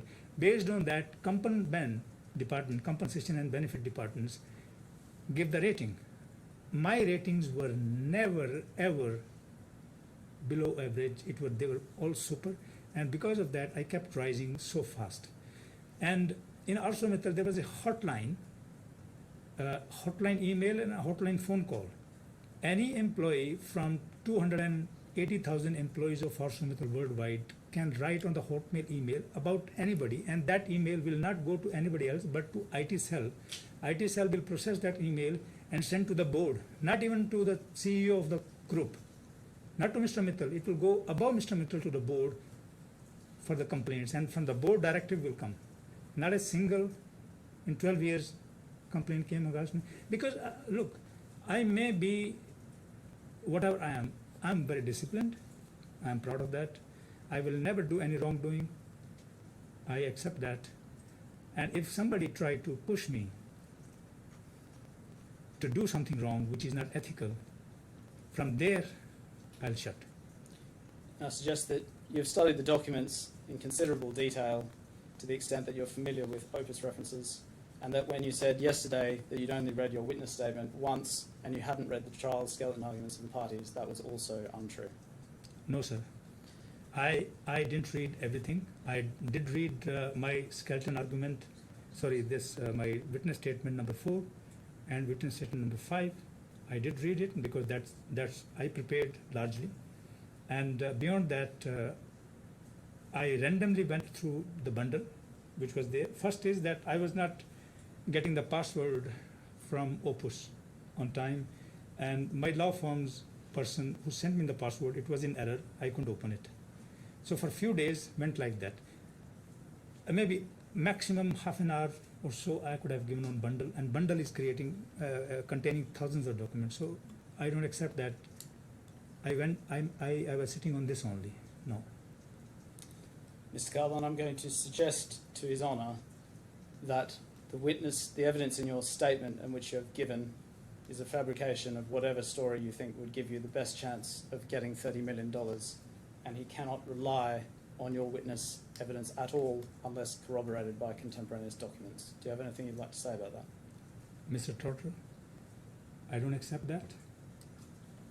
I came to work for Mr. Gupta after 16 months of rigorous talk, and that created, or that was reduced, or that formalized my LOI September 5th, first LOI. And in that, it is written in the first line, this is the binding offer. And that also reached after lots of mail exchanges as the final document. Okay? And if it had been a layman, then I agree to some extent to you. But Mr. Gupta is a financial wizard, not a layman. Okay? So I came to work hard to turn around Mr. Gupta's business so that he can expand his empire. And the kind of results, massive results, month over month, quarter over quarter, we produced along with my team, they are there in the bar documents. Okay?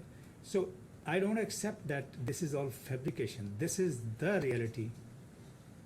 And I can take oath on anything.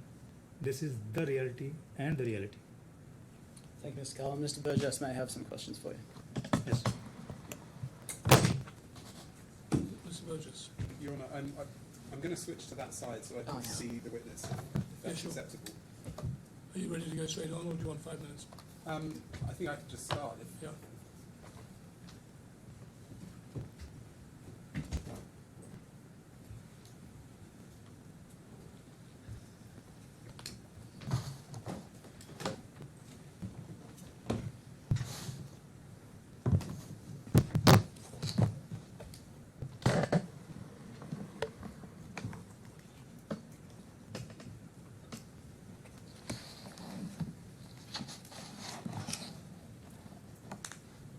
Good afternoon, Mr. Kahlon. I want to take you back to May 2020, when you officially joined Liberty. Now, yesterday in your evidence, you said that you started publicly at Liberty in May 2020, but you were paid from the 1st of January 2020. That's right, isn't it? True. And the payments due to you from the 1st of January were all paid to you only after you officially joined in May 2020, correct? Because of bank account. Is that correct? Yeah. Yes. And in order to be paid, you needed to be put onto the payroll system at Liberty, correct? Yes. Now, in your witness statement, you give a commentary of the communications in May 2020 concerning you being added to payroll. And I want to just take you through those communications and just see if we can agree on what they say. I'd like to begin, if I may, with an email of the 4th of May 2020, which is J1291.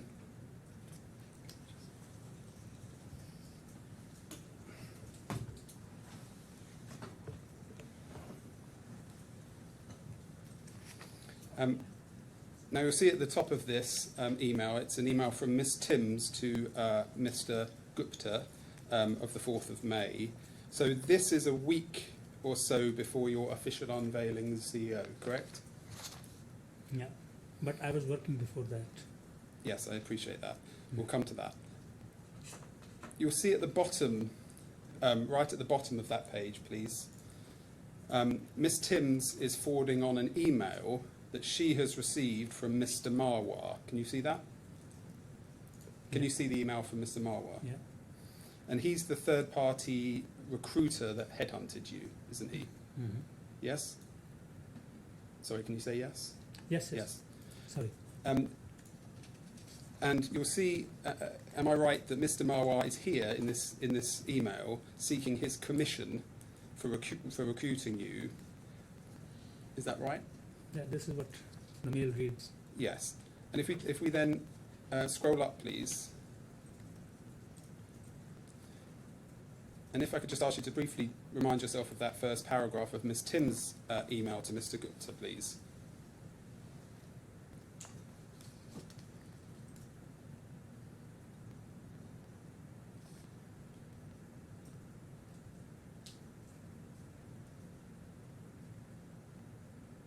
Yeah. So Mr. Marwar is seeking his commission, and that's what Ms. Timms is referring to here in the first paragraph of her email to Mr. Gupta, yes? Yeah. Then in the second paragraph, But she is also suggesting not to pay Mr. Marwa as per my total package, to pay him less. okay, next paragraph, this is the... Again, this is also sort of cheating to the headhunter. well, I haven't asked you about that. The next paragraph, Ms. Tim's email refers to your position. She says, Paramjit payroll. And she explains, see if we can agree on what she's saying there. She explains that you will be due your $500,000 sign-on bonus Yeah. and 1 month's salary of $105,000 for a total of $605,000. Is that right? Yeah. And she sets out the elements of your pay below that, Yeah. derived from your first 5th of September letter, yes? Yes. That then shows the base salary and the annual guarantee, which is where the $105,000 payment comes from, isn't it? It's the annual guarantee part, is the 105. Yeah. Correct? 750 plus 500 is 1.25 million divided by 12. Yes, Is quite it right. Yes. 104 and $166. Yes, quite right. And she also shows the 500,000 sign-on bonus as part of that your overall package, correct? Yes. And she also sets out the LTIP and the annual bonus we're all familiar with, yes? Yeah. Then she suggests also in the second paragraph of the email that, in her words, Alok Mm-hmm. has been handling VA Ashoks, so we need to trust him with this one too. And I think she's saying there that she's suggesting that Alok, who's Alok Jain, correct? Mr. Jain, Yeah. and he's the head of Central Services? He was a sort of manager in Dubai. Well, he's the head of Central Services, which deals with payroll, correct? Yes, Yes. in Dubai. And she's suggesting that Mr. Jain takes care of putting you onto payroll. Yes? Yeah.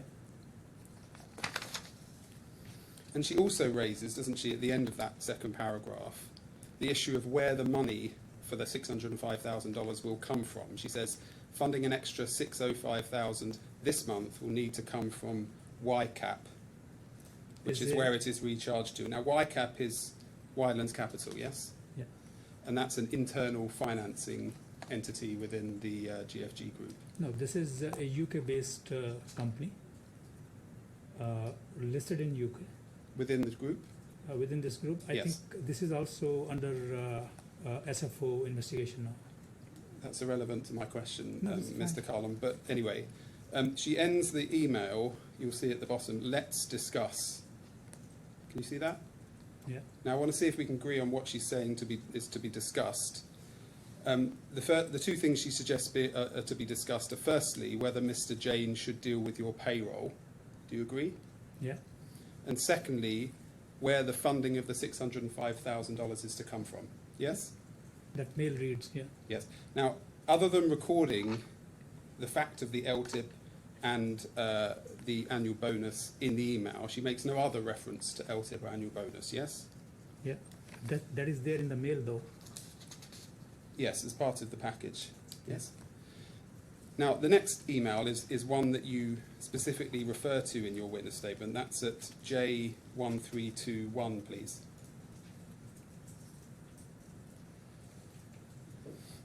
Now, this is an email from Miss Timms to Mr. Jain, dated the 12th of May, sent at 5:53 that day. She refers in the first paragraph to the announcement of your appointment, then says in the second paragraph, please find attached his terms. We need to pay a sign-on bonus this month and his first month's salary. It is make up of 2 parts. Can you confirm okay for May payroll, and what info you need from him to set him up on payroll, please? The first thing I want you to look at is please find attached his terms. We can see the name of the attachment at the top of the page, can't we? The file name. Yeah. And if we can just turn over the page. Do you agree, I'm sure you're very familiar with this document, do you agree that this is the document that we have all referred to as the second 5th of September letter? I need to see my signature on the second. There should be my signature. It may not be signed. I'm saying the content is Yeah. exactly the same. Yes, it's the same without tip. No, the question is it the same as what we call the second 5th of September letter? I'm not bothered if it's signed at the moment, but is the content the same? Do you agree with that? Yes. Yes. But this is not the final letter because there later my title is different. Well, we'll come back to the title, but other than the title then? Yeah. Yes? And the document name, if we can go back over the other page. Do you agree that the attachment name, Paramjit, Kahlon, offer letter, etc., is the same as the document name that you later receive as the second 5th of September letter? Yeah. So coming back to the content of Miss Tim's email then, you can see, can't you, from the second and the third paragraphs that the reason she is sending Mr. Jane the terms is just in order for Mr. Jane to set you up on payroll and to let him know what he needs to pay you in May. Do you agree with that? Mm-hmm. Yes. And your LTIP and your annual bonus were not relevant to either of those things, were they? It's their internal communication. Were they relevant to you being set up on payroll? The LTIP and annual bonus? Of course, it has to be in the contract. The team, the local, whoever is going to process if my contract is going to be in Dubai, irrespective that my terms are maybe very good terms or not to be shown, but somehow some people in the payroll must know. Why is it necessary to say what the LTIP and annual bonus is in order to get you set up on the payroll system? I'm saying that the Dubai contract, once it has to come into picture, all these elements should be there, and there Mr. Timms could have suggested Mr. Jain that please just refer only the monthly payouts, but rest LTIP and yearly bonuses you don't need to touch. I don't think that answered my question, but in any event, the next question, does Mr. Jain need to know about the LTIP and annual bonus in order to know what to pay you in May? What is the harm to know? Does he need to know? I don't know, that there's internal, but You for don't know. me, Is that the answer? for me, he I'm must sorry, know. Mr. Hill. Don't everyone talk across each other. Did- I can't hear you, I'm sorry. I don't think he's pressing on a matter which is an internal process that Mr. Kahlon isn't party to. I think he said I don't know, so I'm accepting that answer. Is the answer I don't know? I don't know, but Fine, that's the answer. Thank you. I think you accept, don't you, that it was common practice at Liberty to keep an LTIP, an annual bonus, or LTIPs and annual bonus in general, confidential and not share that kind of information with HR staff, correct? I didn't know that at the time. Okay. It was not. Can I ask, Had please? them, so 1 second, please. Had they made me clear by email that we are going to keep your LTIPs and annual bonus separate, then I can accept that they had informed me, either Mr. Gupta in writing or Ms. Timms. I'll ask the question again. Yeah. You accept, don't you, that it was common practice at Liberty to keep LTIPs and bonuses confidential and not to share them with HR staff? I didn't know that. Okay. Could I ask ask for page H145 to be turned up, please?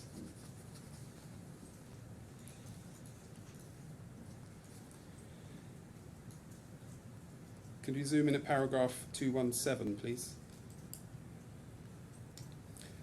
Here you say, during my time at Liberty Steel, it became evident that Mr. Gupta and members of the HR team, led by Ms. Timms, were conscious of contract visibility and preferred keeping certain contractual arrangements off record or confidential.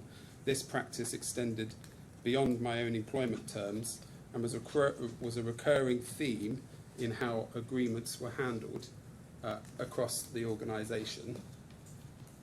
Do you remember that passage of your witness statement? Yes, this exactly I came to know over the time which I spent in Liberty. But when my payroll was set in the initial weeks or initial months of my entry, I had no idea that this is being kept confidential. That's why I didn't sign the contract, Dubai contract. So you didn't know, when did you come to know of this practice then? I'd say months later. I think maybe in December or January, December 2020 or maybe January 2021, around that period, I think during some of the discussion I came to know. Okay, I suggest to you that if we can go back to the email to Mr. James, so it's J1321.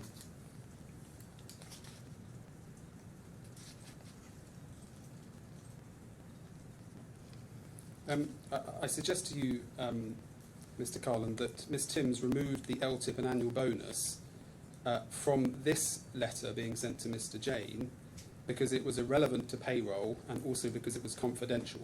Do you accept that? Inconsistent with his own. I don't know about. Just pausing there. That is inconsistent with his own witnesses and clients' evidence. I think, Your Honour, that's a point I think that could be put in I think you're not re-examination. entitled to cross-examine on matters which are contrary to your case. I'll move on. Can we just turn up your witness statement at 212, which is, paragraph 212, which is H144?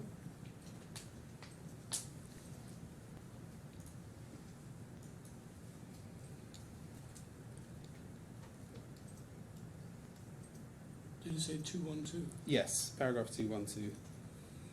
Mine starts at 220 on this page.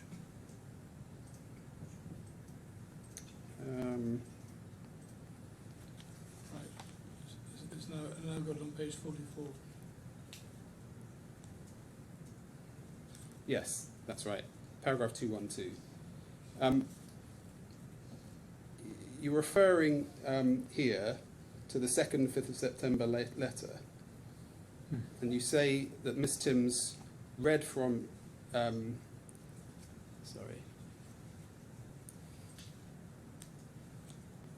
Yes, you say in the second line, so the attachment to the email sent to Mr. Gupta and Mr. Jain was entitled Paramjit, Kahlon, etc. This document corresponds directly to the 2nd, 5th of September letter in which Ms. Timms unilaterally removed my LTIP and annual bonus, making a material alteration to the terms of employment without my knowledge or consent. Now, we've just seen, haven't we, from the email I showed you of Miss Timms to Mr. Jain, that the 2nd, 5th of September letter wasn't produced by Miss Timms in order to create a binding contract with you at all, was it? I had no knowledge that Miss Timms, what she is writing to Mr. Jain or Mr. Gupta. That's point number one. Point number two. It's not to Mr. Gupta. The email I'm asking you about is back to the email from Miss Timms to Mr. Jain, where this document was being created. And the question is, I'm suggesting to you that it was created or produced by Miss Timms, not in order to create a binding contract with you. Instead, it was just an internal document. How can this witness answer a question about the Your Honour, intention of someone to an email which he's not party to? the witness has given a commentary on these emails, and I'm trying to establish how this document was created. And he may say, I'm not able to say, but I've taken him to the email on which he's given a commentary. But if the answer is you're not able to say, then that's fine.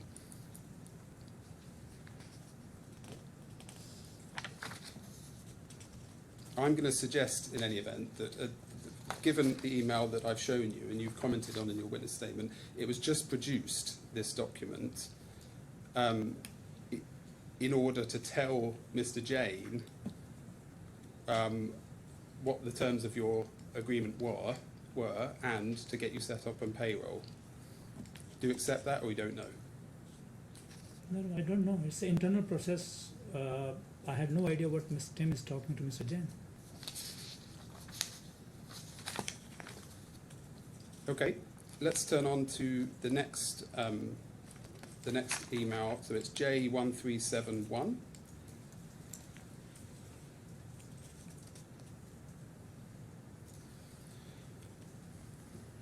You'll see at the bottom of this email is the one we've been discussing. Yeah. You see that? Yes. And then above that we see Mr. Jane's response. Yes. And and he says two things. First, he says he will need a signed employment contract. Yes. Do you see that? So it's Mr. Jane who is the person who is suggesting that needs to be a signed agreement, Yeah. according to this, yes? Second, Mr. Jane asked about which entity will cover your salary and bonus as he needs to arrange funding. Can you see that? Yeah. And that leads to the email that you rely on very heavily at the top of the page. Could we just scroll up? Yeah. This is the email from Miss Timms to Mr. Gupta. Mm-hmm. She says at the start, I have modified the agreement to remove the bonus and LTIP.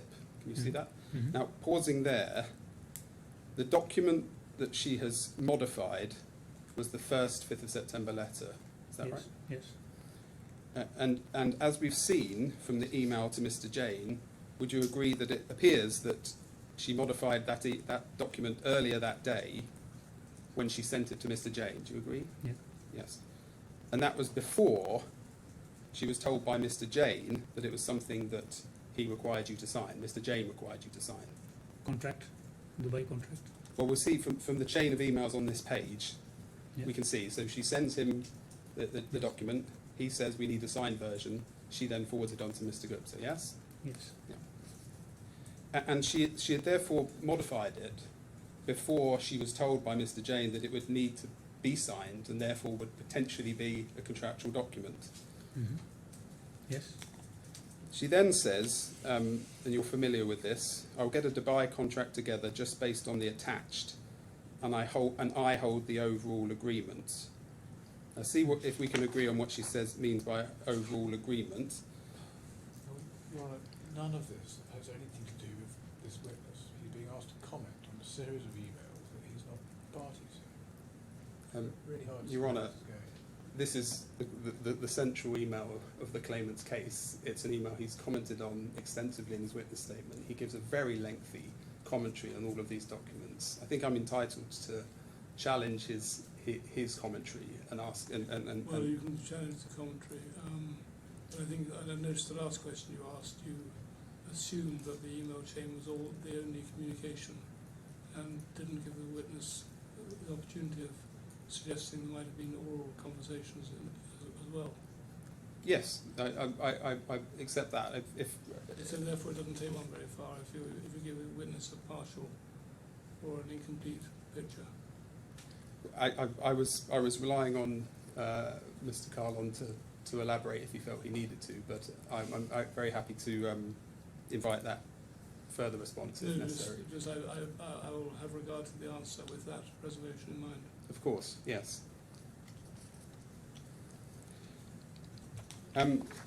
So she says, I hold the overall. She says, I hold the overall agreement. Can we agree that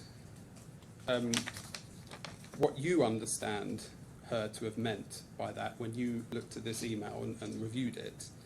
Did she mean that there were parts of the heads of terms agreed between you and Liberty that would not go into the Dubai contract? It was not. It was not agreed with me. She should have written me after this mail or during this mail to Mr. Gupta. She should have written me first and then should have gone to Mr. Gupta that this is what is agreed between us. But this is a clear cut. They are on the back of me, they are removing my terms which are agreed as a binding offer letter, and now they are rewriting this, and to me they are telling that your title is being changed, just title is being changed, and below erasing everything. That is a deception kind of in my eyes. We haven't got to we're leading up to the part where this is then sent to you and you read it, but we'll come on to that. She then, just before we move on from this email, she then raises the question about funding that she asked Mr. Gupta before. Can you see that? So, refunding, what do I tell Alok and where he should get his funds from, question mark, Wyland's capital, question mark. Now, is the origin of funds to make these kind of payments, in your understanding, was that something that only Mr. Gupta had control of? I don't know from where, what internal structure or financing is there. I have no idea.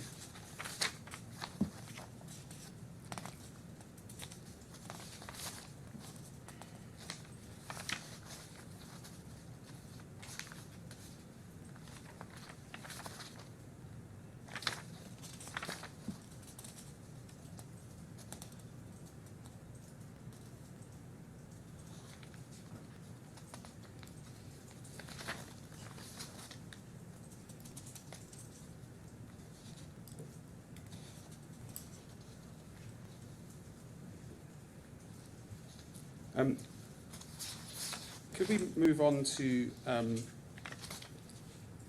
J1531, please?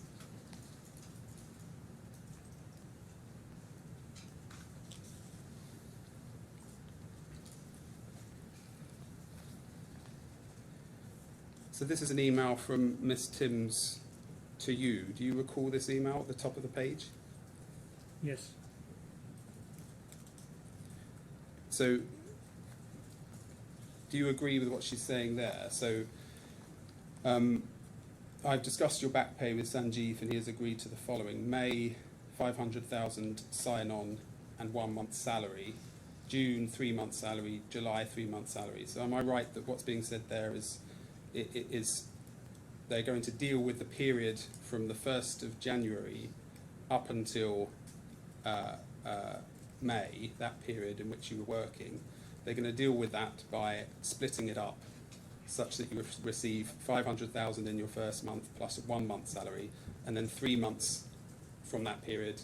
Well, so it'll be 2 months plus 1 month, and then 2 months plus 1 month in June and July. I've not explained that very well, but Yeah, I understood the context. Yeah. Yes, that's what. Yes, this was told to me.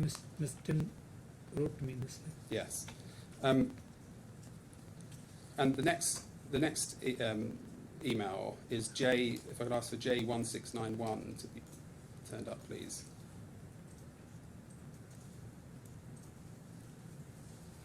Now this is the email from Miss Timms to you. Now this you'll see the attachment, Paramjit Kahlon Dubai employment contract. This is the contract. If we perhaps just see the contract itself, it's J1731.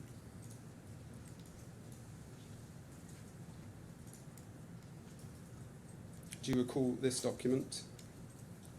Yes, this is what I refused to sign. Yes. So if we go back to the email now, so it's J1691.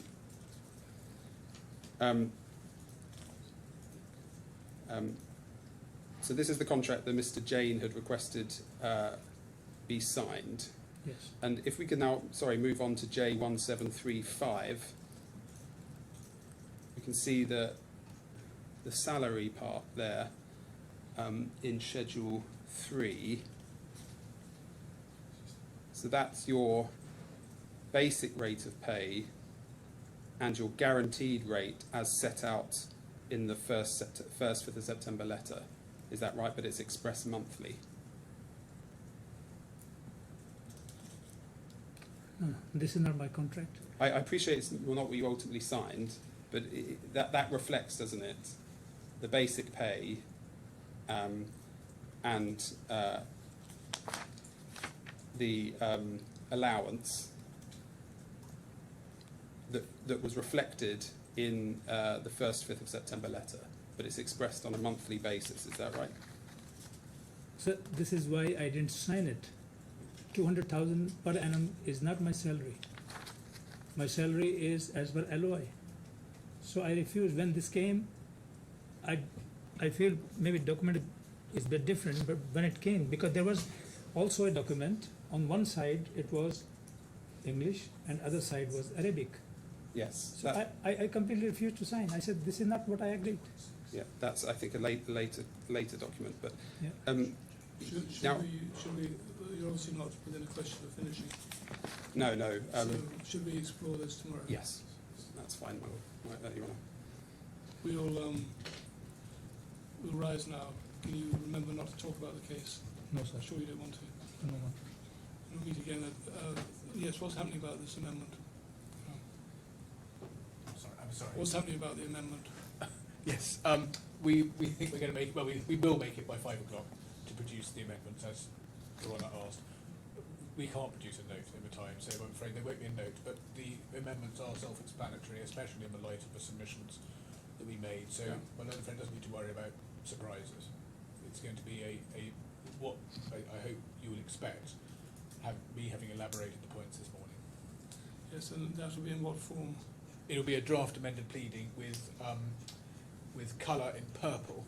The whole pleading document? It is, but we can, if you like, we can produce a cover note just saying which paragraphs have been amended. Yes, as but well. it's useful to have the whole We'll have thing, that. but also just an idea, a signpost. We will produce that too, yes.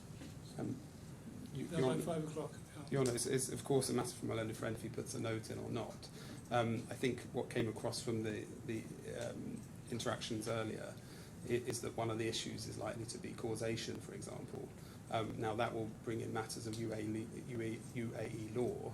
If we are, for example, to be saying that that case has no real prospect of success, we will need to make that good by reference to UAE law. Now, I'm just concerned that when it comes to tomorrow, I won't have dealt with that, put it to Your Honour, and then be faced with a situation where my learned friend suggests that is unsustainable, or I'm wrong about the law, etc. Because so what are you suggesting? I'm only. It's a marker. If it's worth anything, it's a marker. For what?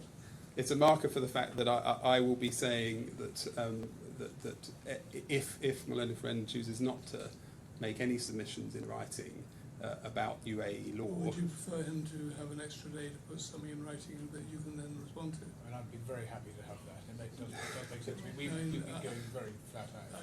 I'm really trying to accommodate. I appreciate it. We're getting closer and closer, further and further through this trial, and obviously I was trying to get this. I understood we were going to be hearing this application on Monday, so Could I just on that point? We have been really up against it. I start cross-examining tomorrow. We've had to produce this amendment. Do you? But Your Honour's suggestion of another day, frankly, would make a huge amount of difference to us. And we would prefer to be sitting at 9:30 tomorrow morning, on the following morning, rather than being quite as up against it as we have been. And then we can certainly. Well, I don't think, just sort of thinking aloud, Mr. Gupta's evidence as a witness is not going to be affected by that question, is it? until we get the amendments, we won't know, Your Honour, frankly. He knows what's coming. We've already pleaded the substance in terms of the disease and so on. That's what we. I mean, he's read the discussions in court the other day. Yes, this morning. I have. Lots of points were raised. He I has, think presumably. some have been dropped. As long as they don't reappear, then I think I know what I'm expecting. And if it's for example just limited to the legal costs argument, I anticipate that there won't be further questions. I'm not going to have a preliminary discussion about what might or might not be in it. if you would like a note to accompany the amendments, then Mr. Hill can have an extra day. If you don't want a note, I mean, I would ask for an extra day anyway, simply because of how up against it we've been trying to cope with this.